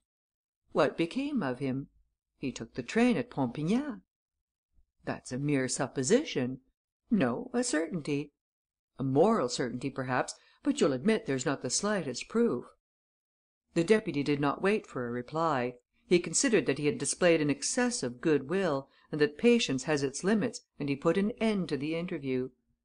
"Not the slightest proof," he repeated, taking up his hat. "And above all, there's nothing in what you've said that can contradict in the very least the evidence of that relentless witness, the snow. To go to his father, Mathias de Gorne must have left this house. Which way did he go?" "Hang it all, M. Vignal told you: by the road which leads from here to his father's." "There are no tracks in the snow." "Yes, there are." "But they show him coming here and not going away from here." "It's the same thing." "What? Of course it is. There's more than one way of walking. One doesn't always go ahead by following one's nose." "In what other way can one go ahead?" "By walking backwards, Mr. Deputy." These few words, spoken very simply, but in a clear tone, which gave full value to every syllable, produced a profound silence. Those present at once grasped their extreme significance and, by adapting it to the actual happenings, perceived in a flash the impenetrable truth, which suddenly appeared to be the most natural thing in the world. Rénine continued his argument. Stepping backwards in the direction of the window, he said: "If I want to get to that window, I can of course walk straight up to it. But I can just as easily turn my back to it and walk that way. In either case, I reach my goal." And he at once proceeded in a vigorous tone: "Here's the gist of it all. At 8:30, before the snow fell, M. de Gorne comes home from his father's house. M. Vignal arrives 20 minutes later. There is a long discussion and a struggle, taking up 3 hours in all. It is then, after M. Vignal has carried off Madame de Gorne and made his escape, that Mathias de Gorne, foaming at the mouth, wild with rage, but suddenly seeing his chance of taking the most terrible revenge, hits upon the ingenious idea of using against his enemy the very snowfall upon whose evidence you are now relying. He therefore plans his own murder, or rather the appearance of his murder and of his fall to the bottom of the well, and makes off backwards, step by step, thus recording his arrival instead of his departure on the white page." The deputy sneered no longer. This eccentric intruder suddenly appeared to him in the light of a person worthy of attention, whom it would not do to make fun of. He asked: "And how could he have left his father's house?" "In a trap, quite simply." "Who drove it?" "The father. This morning, the sergeant and I saw the trap and spoke to the father, who was going to market as usual. The son was hidden under the tilt. He took the train at Pompignat and is in Paris by now." Rénine's explanation, as promised, had taken hardly 5 minutes. He had based it solely on logic and the probabilities of the case. And yet not a jot was left of the distressing mystery in which they were floundering. The darkness was dispelled. The whole truth appeared. Madame de Gorne wept for joy and Jérôme Vignal thanked the good genius who was changing the course of events with a stroke of his magic wand. "Shall we examine those footprints together, Mr. Deputy?" asked Rénine. "Do you mind? The mistake which the sergeant and I made this morning was to investigate only the footprints left by the alleged murderer and to neglect Mathias de Gorne's. Why, indeed, should they have attracted our attention? Yet it was precisely there that the crux of the whole affair was to be found. They stepped into the orchard and went to the well. It did not need a long examination to observe that many of the footprints were awkward, hesitating, too deeply sunk at the heel and toe and differing from one another in the angle at which the feet were turned. "This clumsiness was unavoidable," said Rénine. "Mathias de Gorne would have needed a regular apprenticeship before his backward progress could have equalled his ordinary gait, and both his father and he must have been aware of this, at least as regards the zigzags which you see here, since old de Gorne went out of his way to tell the sergeant that his son had had too much drink." And he added, "Indeed, it was the detection of this falsehood that suddenly enlightened me. When Madame de Gorne stated that her husband was not drunk, I thought of the footprints and guessed the truth." The deputy frankly accepted his part in the matter and began to laugh: "Well, there's nothing left for it but to send detectives after the bogus corpse." "On what grounds, Mr. Deputy?" asked Rénine. "Mathias de Gorne has committed no offence against the law. There's nothing criminal in trampling the soil around a well, in shifting the position of a revolver that doesn't belong to you, in firing 3 shots or in walking backwards to one's father's house. What can we ask of him? The 60,000 francs? I presume that this is not M. Vignal's intention and that he does not mean to bring a charge against him." "Certainly not," said Jérôme. "Well, what then? The insurance policy in favour of the survivor? But there would be no misdemeanour unless the father claimed payment; and I should be greatly surprised if he did. Hullo, here the old chap is! You'll soon know all about it." Old de Gorne was coming along, gesticulating as he walked. His easy going features were screwed up to express sorrow and anger. "Where's my son?" he cried. "It seems the brute's killed him. My poor Mathias dead! Oh, that scoundrel of a Vignal!" And he shook his fist at Jérôme. The deputy said, bluntly: "A word with you, M. de Gorne. Do you intend to claim your rights under a certain insurance policy?" "Well, what do you think?" said the old man, off his guard. "The fact is, your son's not dead. People are even saying that you were a partner in his little schemes and that you stuffed him under the tilt of your trap and drove him to the station." The old fellow spat on the ground, stretched out his hand as though he were going to take a solemn oath, stood for an instant without moving and then, suddenly, changing his mind and his tactics with ingenious cynicism, he relaxed his features, assumed a conciliatory attitude and burst out laughing: "That blackguard Mathias! So he tried to pass himself off as dead? What a rascal! And he reckoned on me to collect the insurance money and send it on to him? As if I should be capable of such a low, dirty trick! You don't know me, my boy." And without waiting for more, shaking with merriment like a jolly old fellow amused with a funny story, he took his departure, not forgetting, however, to set his great hobnail boots on each of the compromising footprints which his son had left behind him. Later, when Rénine went back to the manor to let Hortense out, he found that she had disappeared. He called and asked for her at her cousin Ermelin's. Hortense sent down word asking him to excuse her. She was feeling a little tired and was lying down. "Capital," thought Rénine. "Capital. She avoids me, therefore she loves me. The end is not far off."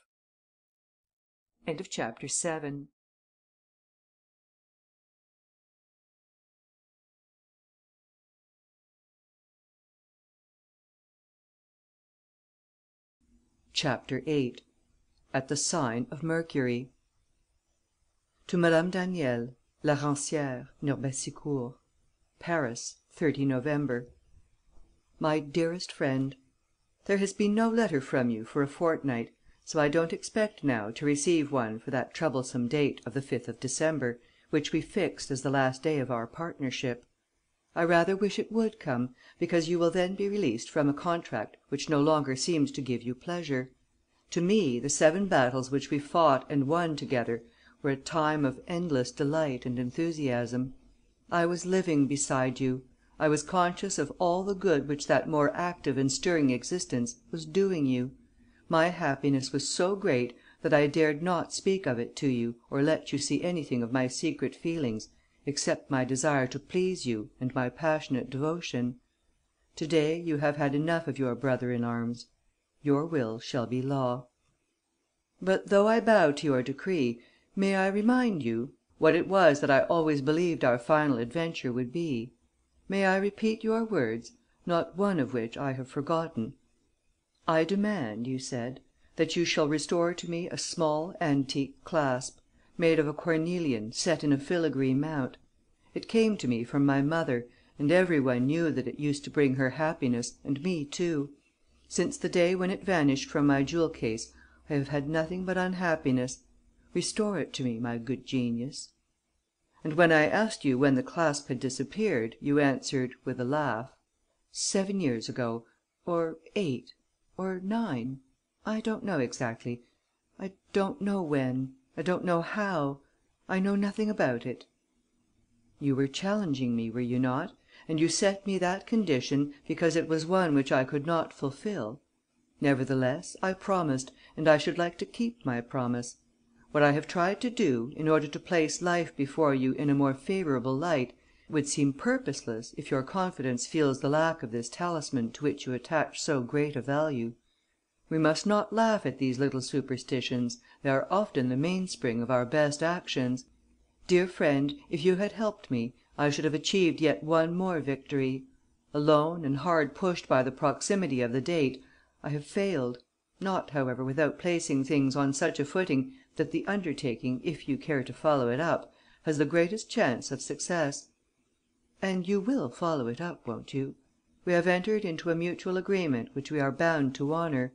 It behooves us, within a fixed time, to inscribe in the book of our common life 8 good stories, to which we shall have brought energy, logic, perseverance, some subtlety and occasionally a little heroism. This is the 8th of them. It is for you to act so that it may be written in its proper place on the 5th of December, before the clock strikes 8 in the evening. And on that day you will act as I shall now tell you. First of all, and above all, my dear, do not complain that my instructions are fanciful. Each of them is an indispensable condition of success. First of all, cut in your cousin's garden 3 slender lengths of rush. Plait them together and bind up the 2 ends so as to make a rude switch, like a child's whiplash. When you get to Paris, buy a long necklace of jet beads, cut into facets, and shorten it so that it consists of 75 beads, of almost equal size.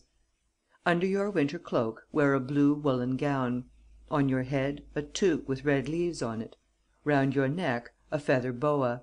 No gloves, no rings. In the afternoon take a cab along the left bank of the river to the church of Saint Etienne du Mont.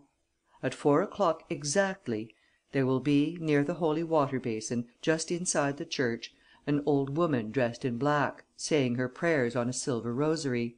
She will offer you holy water. Give her your necklace. She will count the beads and hand it back to you. After this, you will walk behind her, you will cross an arm of the Seine and she will lead you, down a lonely street in the Ile Saint Louis, to a house which you will enter by yourself. On the ground floor of this house you will find a youngish man with a very pasty complexion. Take off your cloak and then say to him, 'I have come to fetch my clasp.' Do not be astonished by his agitation or dismay. Keep calm in his presence. If he questions you, if he wants to know your reason for applying to him or what impels you to make that request, give him no explanation. Your replies must be confined to these brief formulas: 'I have come to fetch what belongs to me. I don't know you, I don't know your name, but I am obliged to come to you like this. I must have my clasp returned to me. I must.' I honestly believe that, if you have the firmness not to swerve from that attitude, whatever farce the man may play, you will be completely successful. But the contest must be a short one and the issue will depend solely on your confidence in yourself and your certainty of success. It will be a sort of match in which you must defeat your opponent in the first round.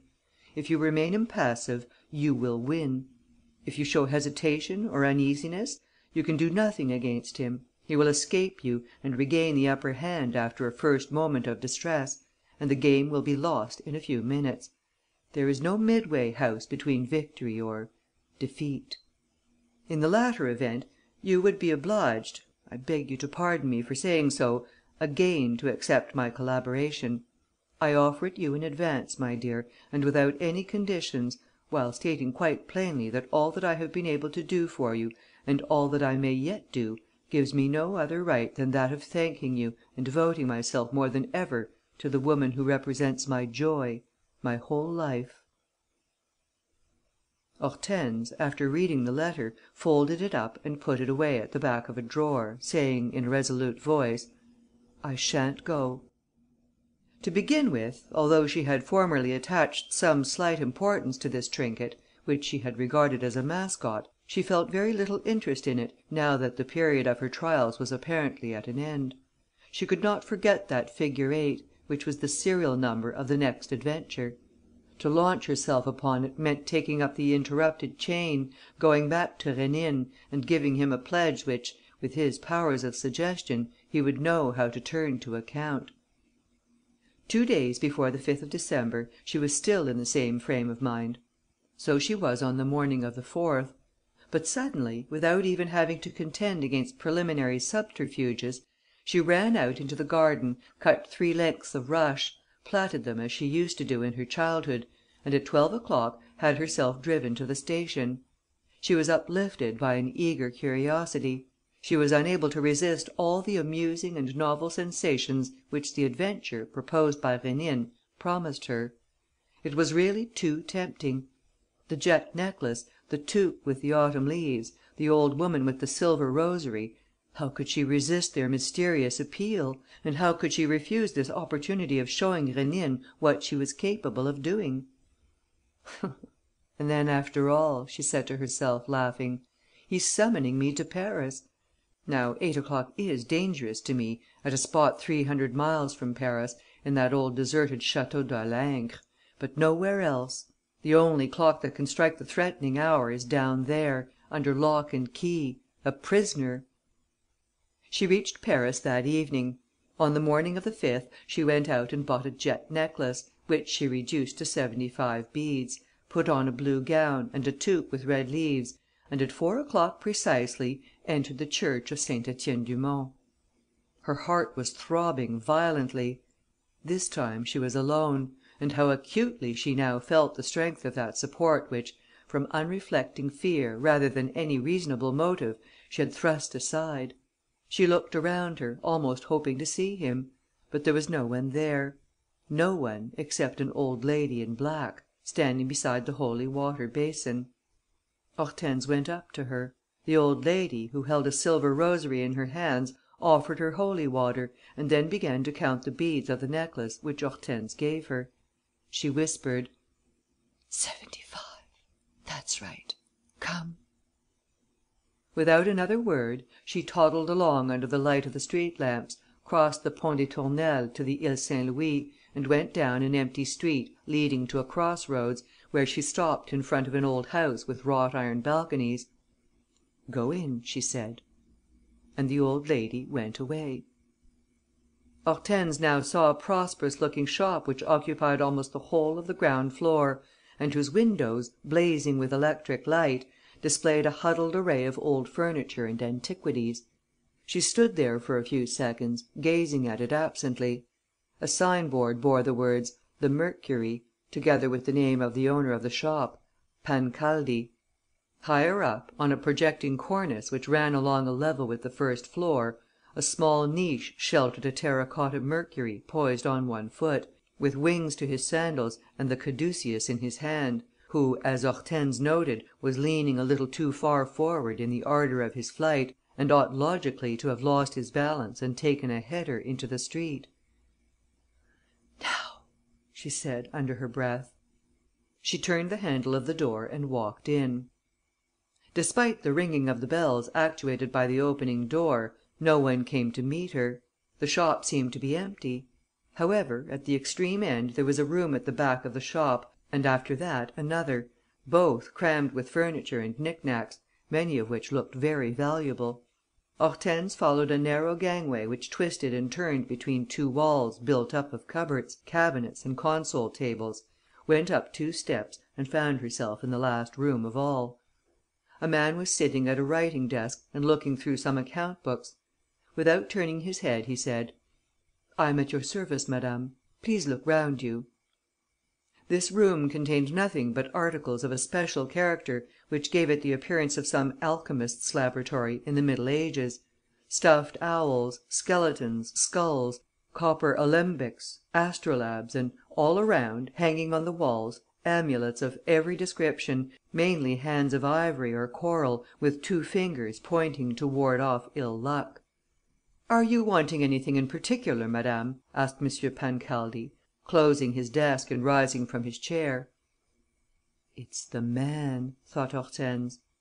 He had, in fact, an uncommonly pasty complexion.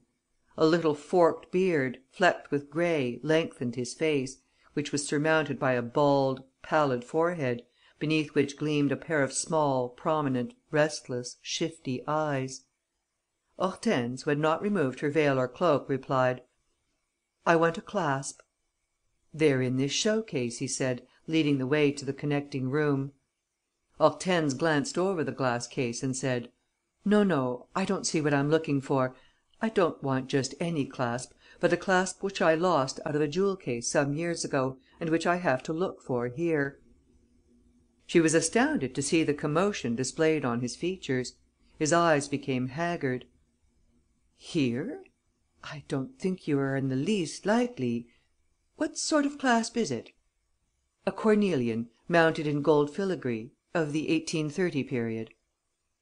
"I don't understand," he stammered. "Why do you come to me?" She now removed her veil and laid aside her cloak. He stepped back, as though terrified by the sight of her, and whispered: "The blue gown, the toque, and can I believe my eyes? The jet necklace!" It was perhaps the whiplash formed of 3 rushes that excited him most violently. He pointed his finger at it, began to stagger where he stood and ended by beating the air with his arms, like a drowning man, and fainting away in a chair. Hortense did not move. "Whatever farce he may play," Rénine had written, "have the courage to remain impassive." Perhaps he was not playing a farce. Nevertheless, she forced herself to be calm and indifferent. This lasted for a minute or 2, after which M. Pancaldi recovered from his swoon, wiped away the perspiration streaming down his forehead and, striving to control himself, resumed, in a trembling voice: "Why did you apply to me?" "Because the clasp is in your possession." "Who told you that?" he said, without denying the accusation. "How do you know?" "I know because it is so. Nobody has told me anything. I came here positive that I should find my clasp and with the immovable determination to take it away with me." "But do you know me? Do you know my name?" "I don't know you. I did not know your name before I read it over your shop. To me you are simply the man who is going to give me back what belongs to me." He was greatly agitated. He kept on walking to and fro in a small empty space, surrounded by a circle of piled up furniture, at which he hit out idiotically, at the risk of bringing it down. Hortense felt that she had the whip hand of him; and, profiting by his confusion, she said suddenly, in a commanding and threatening tone: "Where is the thing? You must give it back to me. I insist upon it." Pancaldi gave way to a moment of despair. He folded his hands and mumbled a few words of entreaty. Then, defeated and suddenly resigned, he said, more distinctly: "You insist?" "I do. You must give it to me." "Yes, I must. I agree." "Speak!"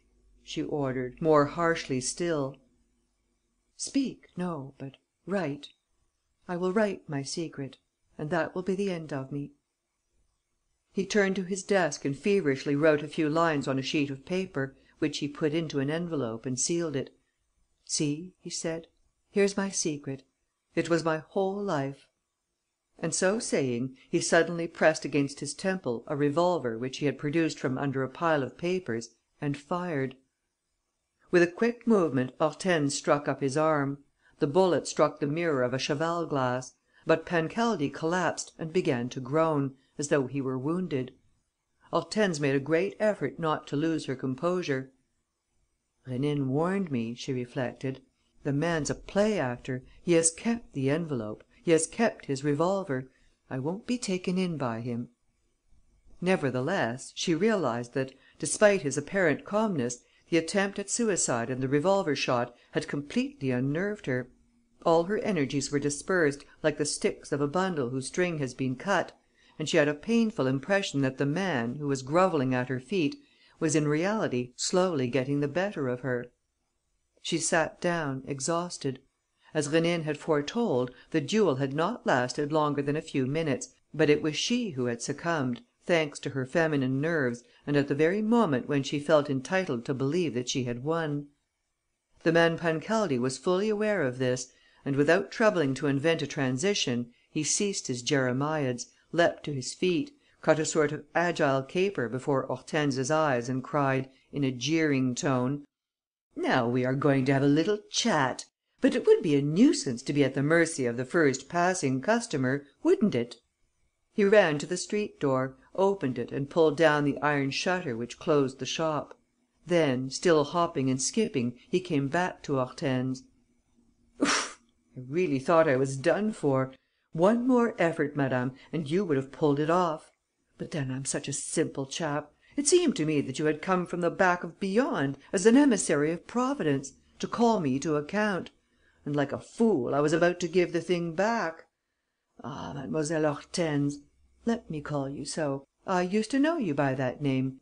Mademoiselle Hortense, what you lack, to use a vulgar expression, is gut." He sat down beside her and, with a malicious look, said, savagely: "The time has come to speak out. Who contrived this business? Not you, eh? It's not in your style. Then who? I have always been honest in my life, scrupulously honest, except once, in the matter of that clasp. And, whereas I thought the story was buried and forgotten, here it is suddenly raked up again. Why? That's what I want to know." Hortense was no longer even attempting to fight. He was bringing to bear upon her all his virile strength, all his spite, all his fears, all the threats expressed in his furious gestures and on his features, which were both ridiculous and evil. "Speak, I want to know. If I have a secret foe, let me defend myself against him. Who is he? Who sent you here? Who urged you to take action? Is it a rival incensed by my good luck, who wants in his turn to benefit by the clasp? Speak, can't you, damn it all? Or I swear by heaven, I'll make you." She had an idea that he was reaching out for his revolver and stepped back, holding her arms before her, in the hope of escaping. They thus struggled against each other; and Hortense, who was becoming more and more frightened, not so much of the attack as of her assailant's distorted face, was beginning to scream, when Pancaldi suddenly stood motionless, with his arms before him, his fingers outstretched and his eyes staring above Hortense's head. "Who's there? How did you get in?" he asked, in a stifled voice. Hortense did not even need to turn round to feel assured that Rénine was coming to her assistance and that it was his inexplicable appearance that was causing the dealer such dismay. As a matter of fact, a slender figure stole through a heap of easy chairs and sofas, and Rénine came forward with a tranquil step. "Who are you?" repeated Pancaldi. "Where do you come from?" "From up there," he said, very amiably, pointing to the ceiling. "From up there?" "Yes, from the first floor. I have been the tenant of the floor above this for the past 3 months. I heard a noise just now. Some one was calling out for help. So I came down." "But how did you get in here?" "By the staircase." "What staircase?" "The iron staircase, at the end of the shop. The man who owned it before you had a flat on my floor and used to go up and down by that hidden staircase. You had the door shut off. I opened it." "But by what right, sir? It amounts to breaking in." "Breaking in is allowed, when there's a fellow creature to be rescued." "Once more, who are you?" "Prince Rénine, "And a friend of this lady's," said Rénine, bending over Hortense and kissing her hand. Pancaldi seemed to be choking and mumbled: "Oh, I understand. You instigated the plot. It was you who sent the lady." "It was, M. Pancaldi, it was." "And what are your intentions?" "My intentions are irreproachable. No violence, simply a little interview. When that is over, you will hand over what I in my turn have come to fetch." "What? The clasp?" "That? Never!" shouted the dealer. "Don't say no. It is a foregone conclusion." "No power on earth, sir, can compel me to do such a thing." "Shall we send for your wife? Madame Pancaldi will perhaps realize the position better than you do." The idea of no longer being alone with this unexpected adversary seemed to appeal to Pancaldi. There was a bell on the table beside him. He struck it 3 times. "Capital!" exclaimed Rénine. "You see, my dear, M. Pancaldi is becoming quite amiable. Not a trace left of the devil broken loose who was going for you just now. No, M. Pancaldi only has to find himself dealing with a man to recover his qualities of courtesy and kindness. A perfect sheep! Which does not mean that things will go quite of themselves. Far from it. There's no more obstinate animal than a sheep." Right at the end of the shop, between the dealer's writing desk and the winding staircase, a curtain was raised, admitting a woman who was holding a door open. She might have been 30 years of age. Very simply dressed, she looked, with the apron on her, more like a cook than like the mistress of a household. But she had an attractive face and a pleasing figure. Hortense, who had followed Rénine, was surprised to recognize her as a maid whom she had had in her service when a girl. "What! Is that you, Lucienne? Are you Madame Pancaldi?" The newcomer looked at her, recognized her also and seemed embarrassed. Rénine said to her: "Your husband and I need your assistance, Madame Pancaldi, to settle a rather complicated matter, a matter in which you played an important part." She came forward without a word, obviously ill at ease, asking her husband, who did not take his eyes off her: "What is it? What do they want with me? What is he referring to?" "It's about the clasp," Pancaldi whispered under his breath.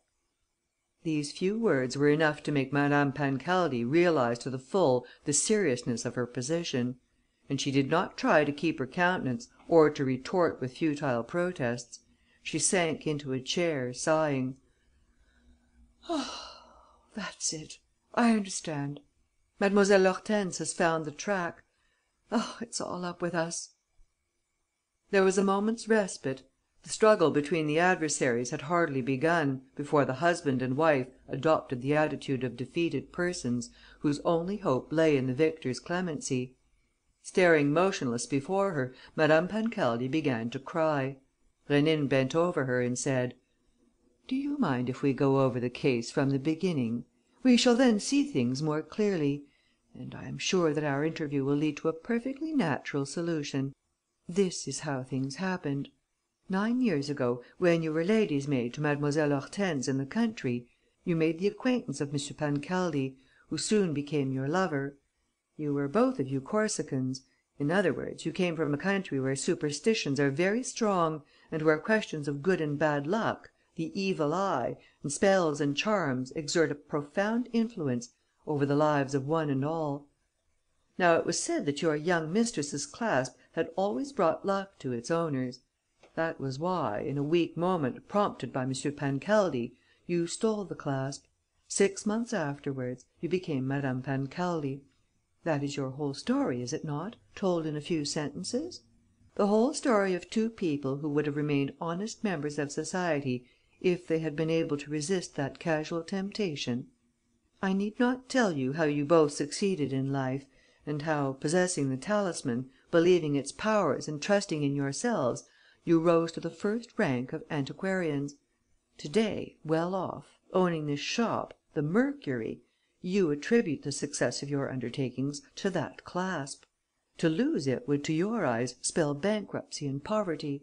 Your whole life has been centred upon it. It is your fetish. It is the little household god who watches over you and guides your steps.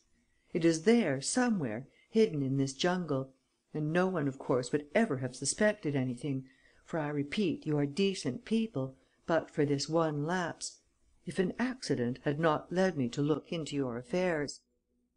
Rénine paused and continued: "That was 2 months ago, 2 months of minute investigations, which presented no difficulty to me, because, having discovered your trail, I hired the flat overhead and was able to use that staircase. But, all the same, 2 months wasted to a certain extent because I have not yet succeeded. And Heaven knows how I have ransacked this shop of yours. There is not a piece of furniture that I have left unsearched, not a plank in the floor that I have not inspected. All to no purpose. Yes, there was one thing, an incidental discovery. In a secret recess in your writing table, Pancaldi, I turned up a little account book in which you have set down your remorse, your uneasiness, your fear of punishment and your dread of God's wrath. It was highly imprudent of you, Pancaldi. People don't write such confessions; and, above all, they don't leave them lying about. Be this as it may, I read them and noted one passage which struck me as particularly important and was of use to me in preparing my plan of campaign.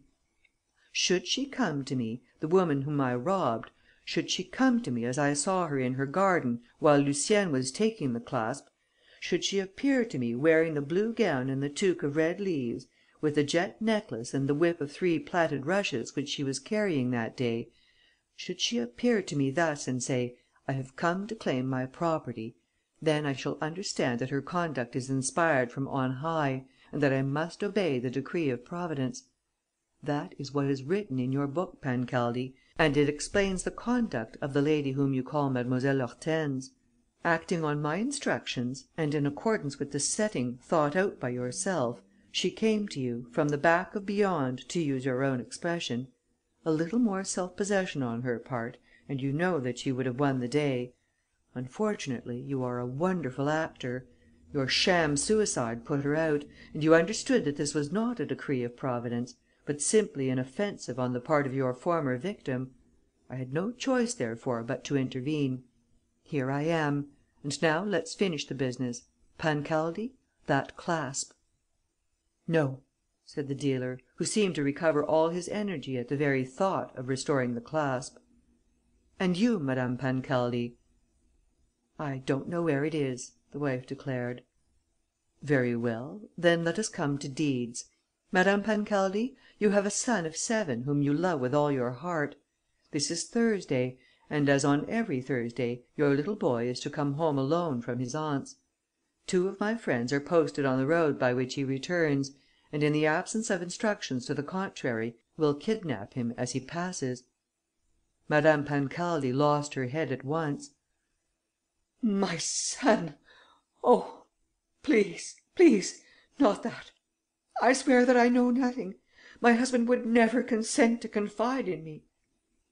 Rénine continued: "Next point. This evening, I shall lodge an information with the public prosecutor. Evidence, the confessions in the account book. Consequences, action by the police, search of the premises and the rest." Pancaldi was silent. The others had a feeling that all these threats did not affect him and that, protected by his fetish, he believed himself to be invulnerable. But his wife fell on her knees at Rénine's feet and stammered: "No, I entreat you. It would mean going to prison; and I don't want to go. And then my son. I entreat you." Hortense, seized with compassion, took Rénine to one side: "Poor woman! Let me intercede for her." "Set your mind at rest," he said. "Nothing is going to happen to her son." "But your 2 friends?" "Sheer bluff." "Your application to the public prosecutor?" "A mere threat." "Then what are you trying to do?" "To frighten them out of their wits, in the hope of making them drop a remark, a word, which will tell us what we want to know. We've tried every other means. This is the last; and it is a method which, I find, nearly always succeeds. Remember our adventures." "But if the word which you expect to hear is not spoken?" "It must be spoken," said Rénine, in a low voice. "We must finish the matter. The hour is at hand." His eyes met hers, and she blushed crimson at the thought that the hour to which he was alluding was the 8th, and that he had no other object than to finish the matter before that 8th hour struck. "So you see, on the one hand, what you are risking," he said to the Pancaldi pair: "the disappearance of your child and prison for certain, since there is the book with its confessions.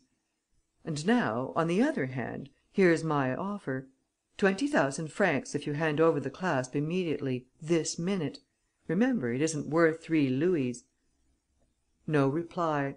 Madame Pancaldi was crying. Rénine resumed, pausing between each proposal: "I'll double my offer." "I'll treble it." "Hang it all, Pancaldi, you're unreasonable! I suppose you want me to make it a round sum? All right, 100,000 francs." He held out his hand as if there was no doubt that they would give him the clasp.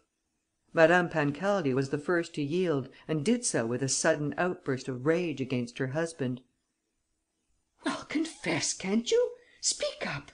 Where have you hidden it? Look here, you aren't going to be obstinate, what? If you are, it means ruin and poverty. And then there's our boy. Speak out, do!"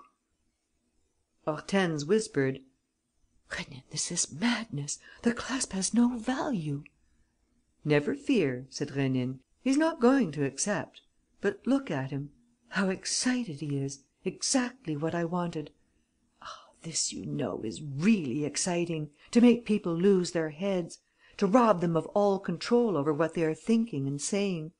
And in the midst of this confusion, in the storm that tosses them to and fro, to catch sight of the tiny spark which will flash forth somewhere or other. Look at him, look at the fellow: 100,000 francs for a valueless pebble. If not, prison. It's enough to turn any man's head." Pancaldi, in fact, was grey in the face. His lips were trembling and a drop of saliva was trickling from their corners. It was easy to guess the seething turmoil of his whole being, shaken by conflicting emotions, by the clash between greed and fear. Suddenly he burst out; and it was obvious that his words were pouring forth at random, without his knowing in the least what he was saying: 100,000 francs, 200,000, 500,000, 1,000,000! A two fig for your millions! What's the use of millions? One loses them, they disappear, they go. There's only one thing that counts: luck. It's on your side or else against you. And luck has been on my side these last 9 years. It has never betrayed me. And you expect me to betray it? Why? Out of fear? Prison? My son? Bosh! No harm will come to me, so long as I compel luck to work on my behalf. It's my servant, it's my friend. It clings to the clasp. How? How can I tell? It's the cornelian, no doubt. There are magic stones, which hold happiness as others hold fire, or sulphur, or gold." Rénine kept his eyes fixed upon him, watching for the least word, the least modulation of the voice. The curiosity dealer was now laughing, with a nervous laugh, while resuming the self-control of a man who feels sure of himself; and he walked up to Rénine with jerky movements that revealed an increasing resolution: "Millions? My dear sir, I wouldn't have them as a gift. The little bit of stone which I possess is worth much more than that; and the proof of it lies in all the pains which you are at to take it from me. Ah, months devoted to looking for it, as you yourself confess! Months in which you turned everything topsy turvy, while I, who suspected nothing, did not even defend myself. Why should I? The little thing defended itself all alone. It does not want to be discovered and it shan't be. It likes being here. It presides over a good, honest business that satisfies it. Pancaldi's luck! Why, it's known to all the neighbourhood, among all the dealers. I proclaim it from the housetops. I'm a lucky man. I even made so bold as to take the god of luck, Mercury, as my patron. He too protects me.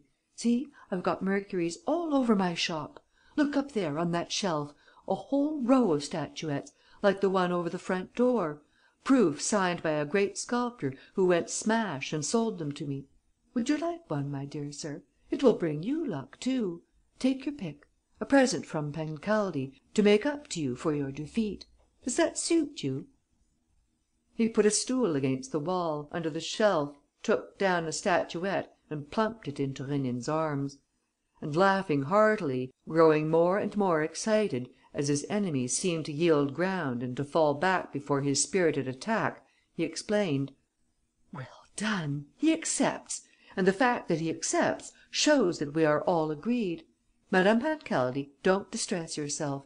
Your son's coming back and nobody's going to prison. Good bye, Mademoiselle Hortense. Good day, sir. Hope to see you again. If you want to speak to me at any time, just give 3 thumps on the ceiling. Good bye. Don't forget your present. And may Mercury be kind to you. Good bye, my dear prince. Good bye, Mademoiselle Hortense." He hustled them to the iron staircase, gripped each of them by the arm, in turn, and pushed them up to the little door hidden at the top of the stairs. And the strange thing was that Rénine made no protest. He did not attempt to resist. He allowed himself to be led along like a naughty child that is taken up to bed. Less than 5 minutes had elapsed between the moment when he made his offer to Pancaldi and the moment when Pancaldi turned him out of the shop with the statuette in his arms. The dining room and drawing room of the flat which Rénine had taken on the first floor looked out upon the street. The table in the dining room was laid for 2. "Forgive me, won't you?" said Rénine, as he opened the door of the drawing room for Hortense. "I thought that, whatever happened, I should most likely see you this evening and that we might as well dine together. Don't refuse me this kindness, which will be the last favour granted in our last adventure." Hortense did not refuse him.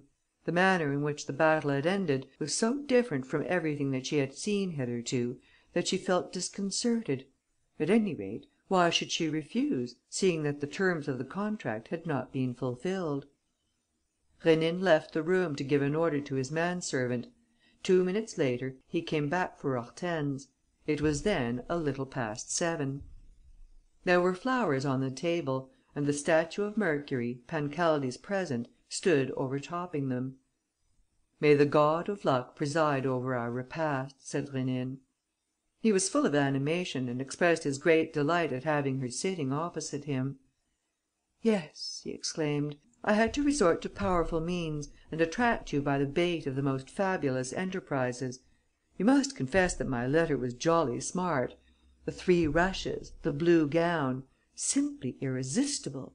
And when I had thrown in a few puzzles of my own invention, such as the 75 beads of the necklace and the old woman with the silver rosary, I knew that you were bound to succumb to the temptation.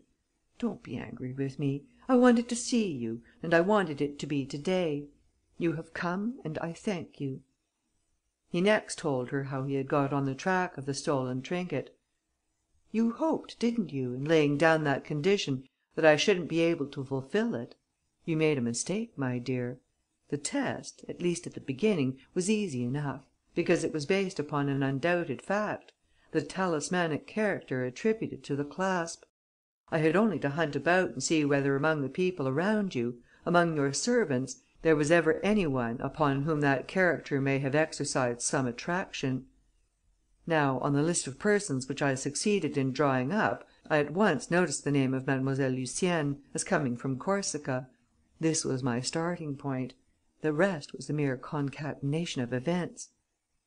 Hortense stared at him in amazement. How was it that he was accepting his defeat with such a careless air and even talking in a tone of triumph, whereas really he had been soundly beaten by Pancaldi and even made to look just a trifle ridiculous?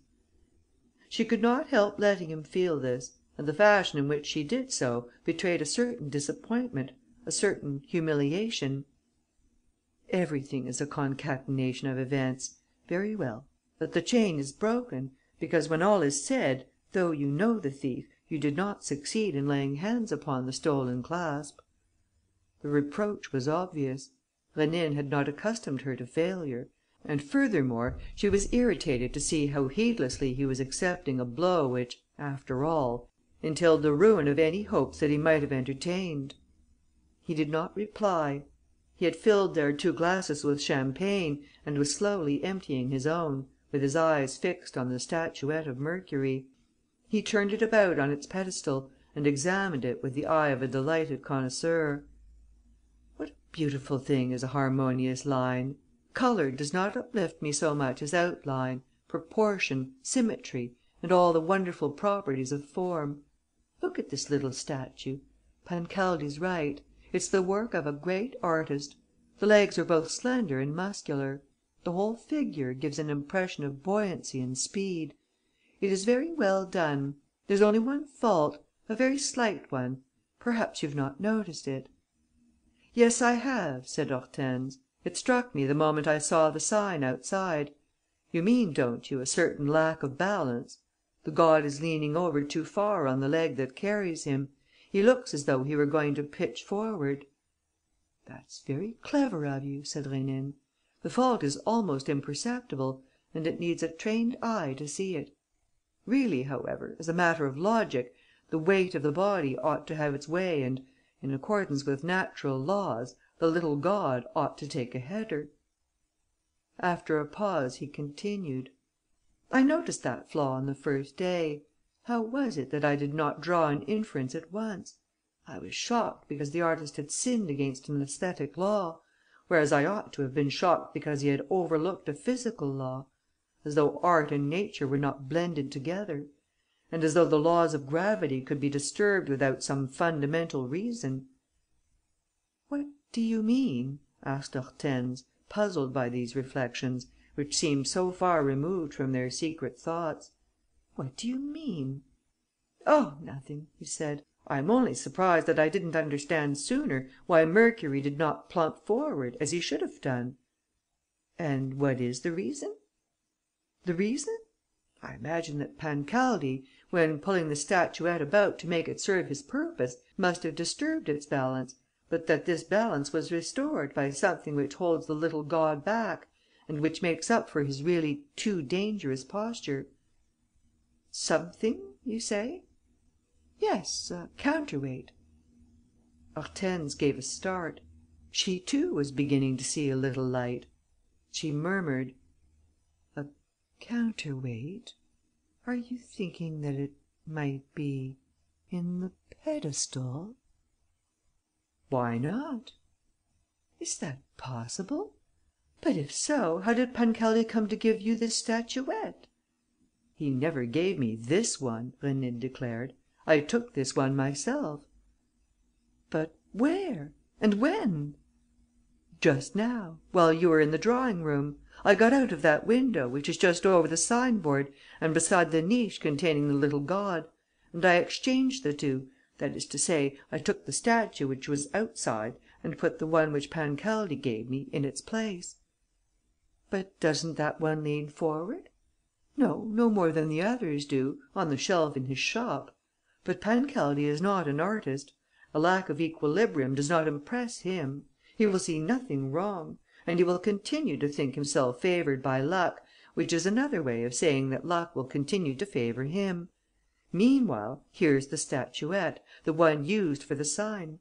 Am I to break the pedestal and take your clasp out of the leaden sheath, soldered to the back of the pedestal, which keeps Mercury steady?"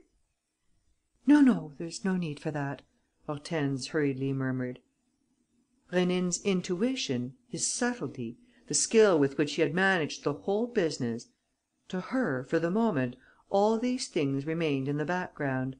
But she suddenly remembered that the eighth adventure was completed, that Rénine had surmounted every obstacle, that the test had turned to his advantage and that the extreme limit of time fixed for the last of the adventures was not yet reached. He had the cruelty to call attention to the fact: "8:15," he said. An oppressive silence fell between them. Both felt its discomfort to such a degree that they hesitated to make the least movement. In order to break it, Rénine jested: "That worthy M. Pancaldi! How good it was of him to tell me what I wished to know! I knew, however, that by exasperating him I should end by picking up the missing clue in what he said. It was just as though one were to hand some one a flint and steel and suggest to him that he was to use it. In the end, the spark is obtained. In my case, what produced the spark was the unconscious but inevitable comparison which he drew between the cornelian clasp, the element of luck, and Mercury, the god of luck. That was enough.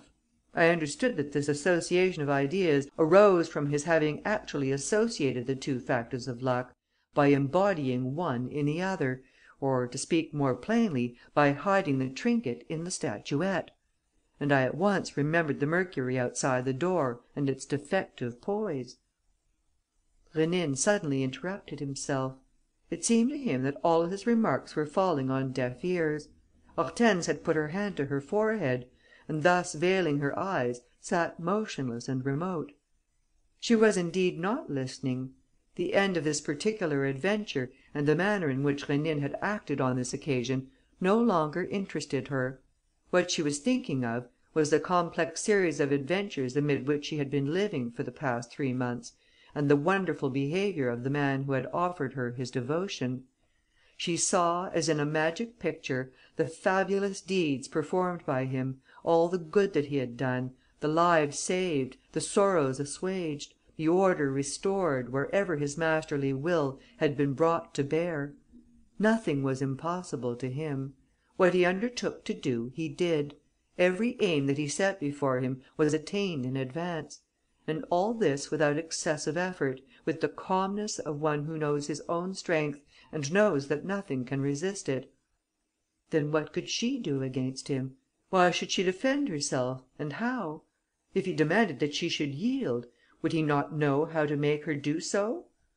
And would this last adventure be any more difficult for him than the others? Supposing that she ran away, did the wide world contain a retreat in which she would be safe from his pursuit? From the first moment of their first meeting, the end was certain, since Rénine had decreed that it should be so. However, she still cast about for weapons, for protection of some sort; and she said to herself that, though he had fulfilled the 8 conditions and restored the cornelian clasp to her before the 8th hour had struck, she was nevertheless protected by the fact that this 8th hour was to strike on the clock of the Château de Halingre and not elsewhere. It was a formal compact. Rénine had said that day, gazing on the lips which he longed to kiss: "The old brass pendulum will start swinging again, and when, on the fixed date, the clock once more strikes 8, then..." She looked up. He was not moving either, but sat solemnly, patiently waiting. She was on the point of saying, she was even preparing her words: "You know, our agreement says it must be the Halingre clock. All the other conditions have been fulfilled, but not this one. So I am free, am I not? I am entitled not to keep my promise, which, moreover, I never made, but which in any case falls to the ground. And I am perfectly free, released from any scruple of conscience." She had not time to speak. At that precise moment, there was a click behind her, like that of a clock about to strike. A first stroke sounded, then a second, then a third. Hortense moaned. She had recognized the very sound of the old clock, the Halingre clock, which 3 months ago, by breaking in a supernatural manner the silence of the deserted château, had set both of them on the road of the 8 adventures. She counted the strokes. The clock struck 8. "Ah," she murmured, half swooning and hiding her face in her hands. The clock is here. The one from over there. I recognize its voice." She said no more. She felt that Rénine had his eyes fixed upon her, and this sapped all her energies. Besides, had she been able to recover them, she would have been no better off nor sought to offer him the least resistance, for the reason that she did not wish to resist. All the adventures were over, but one remained to be undertaken, the anticipation of which wiped out the memory of all the rest. It was the adventure of love, the most delightful, the most bewildering, the most adorable of all adventures. She accepted fate's decree, rejoicing in all that might come, because she was in love. She smiled in spite of herself, as she reflected that happiness was again to enter her life at the very moment when her well-beloved was bringing her the cornelian clasp. The clock struck the hour for the second time. Hortense raised her eyes to Rénine. She struggled a few seconds longer, but she was like a charmed bird, incapable of any movement of revolt, and, at the eighth stroke, she fell upon his breast and offered him her lips. CHAPTER IX. End of the Eight Strokes of the Clock, by Maurice Leblanc. Cate Barratt.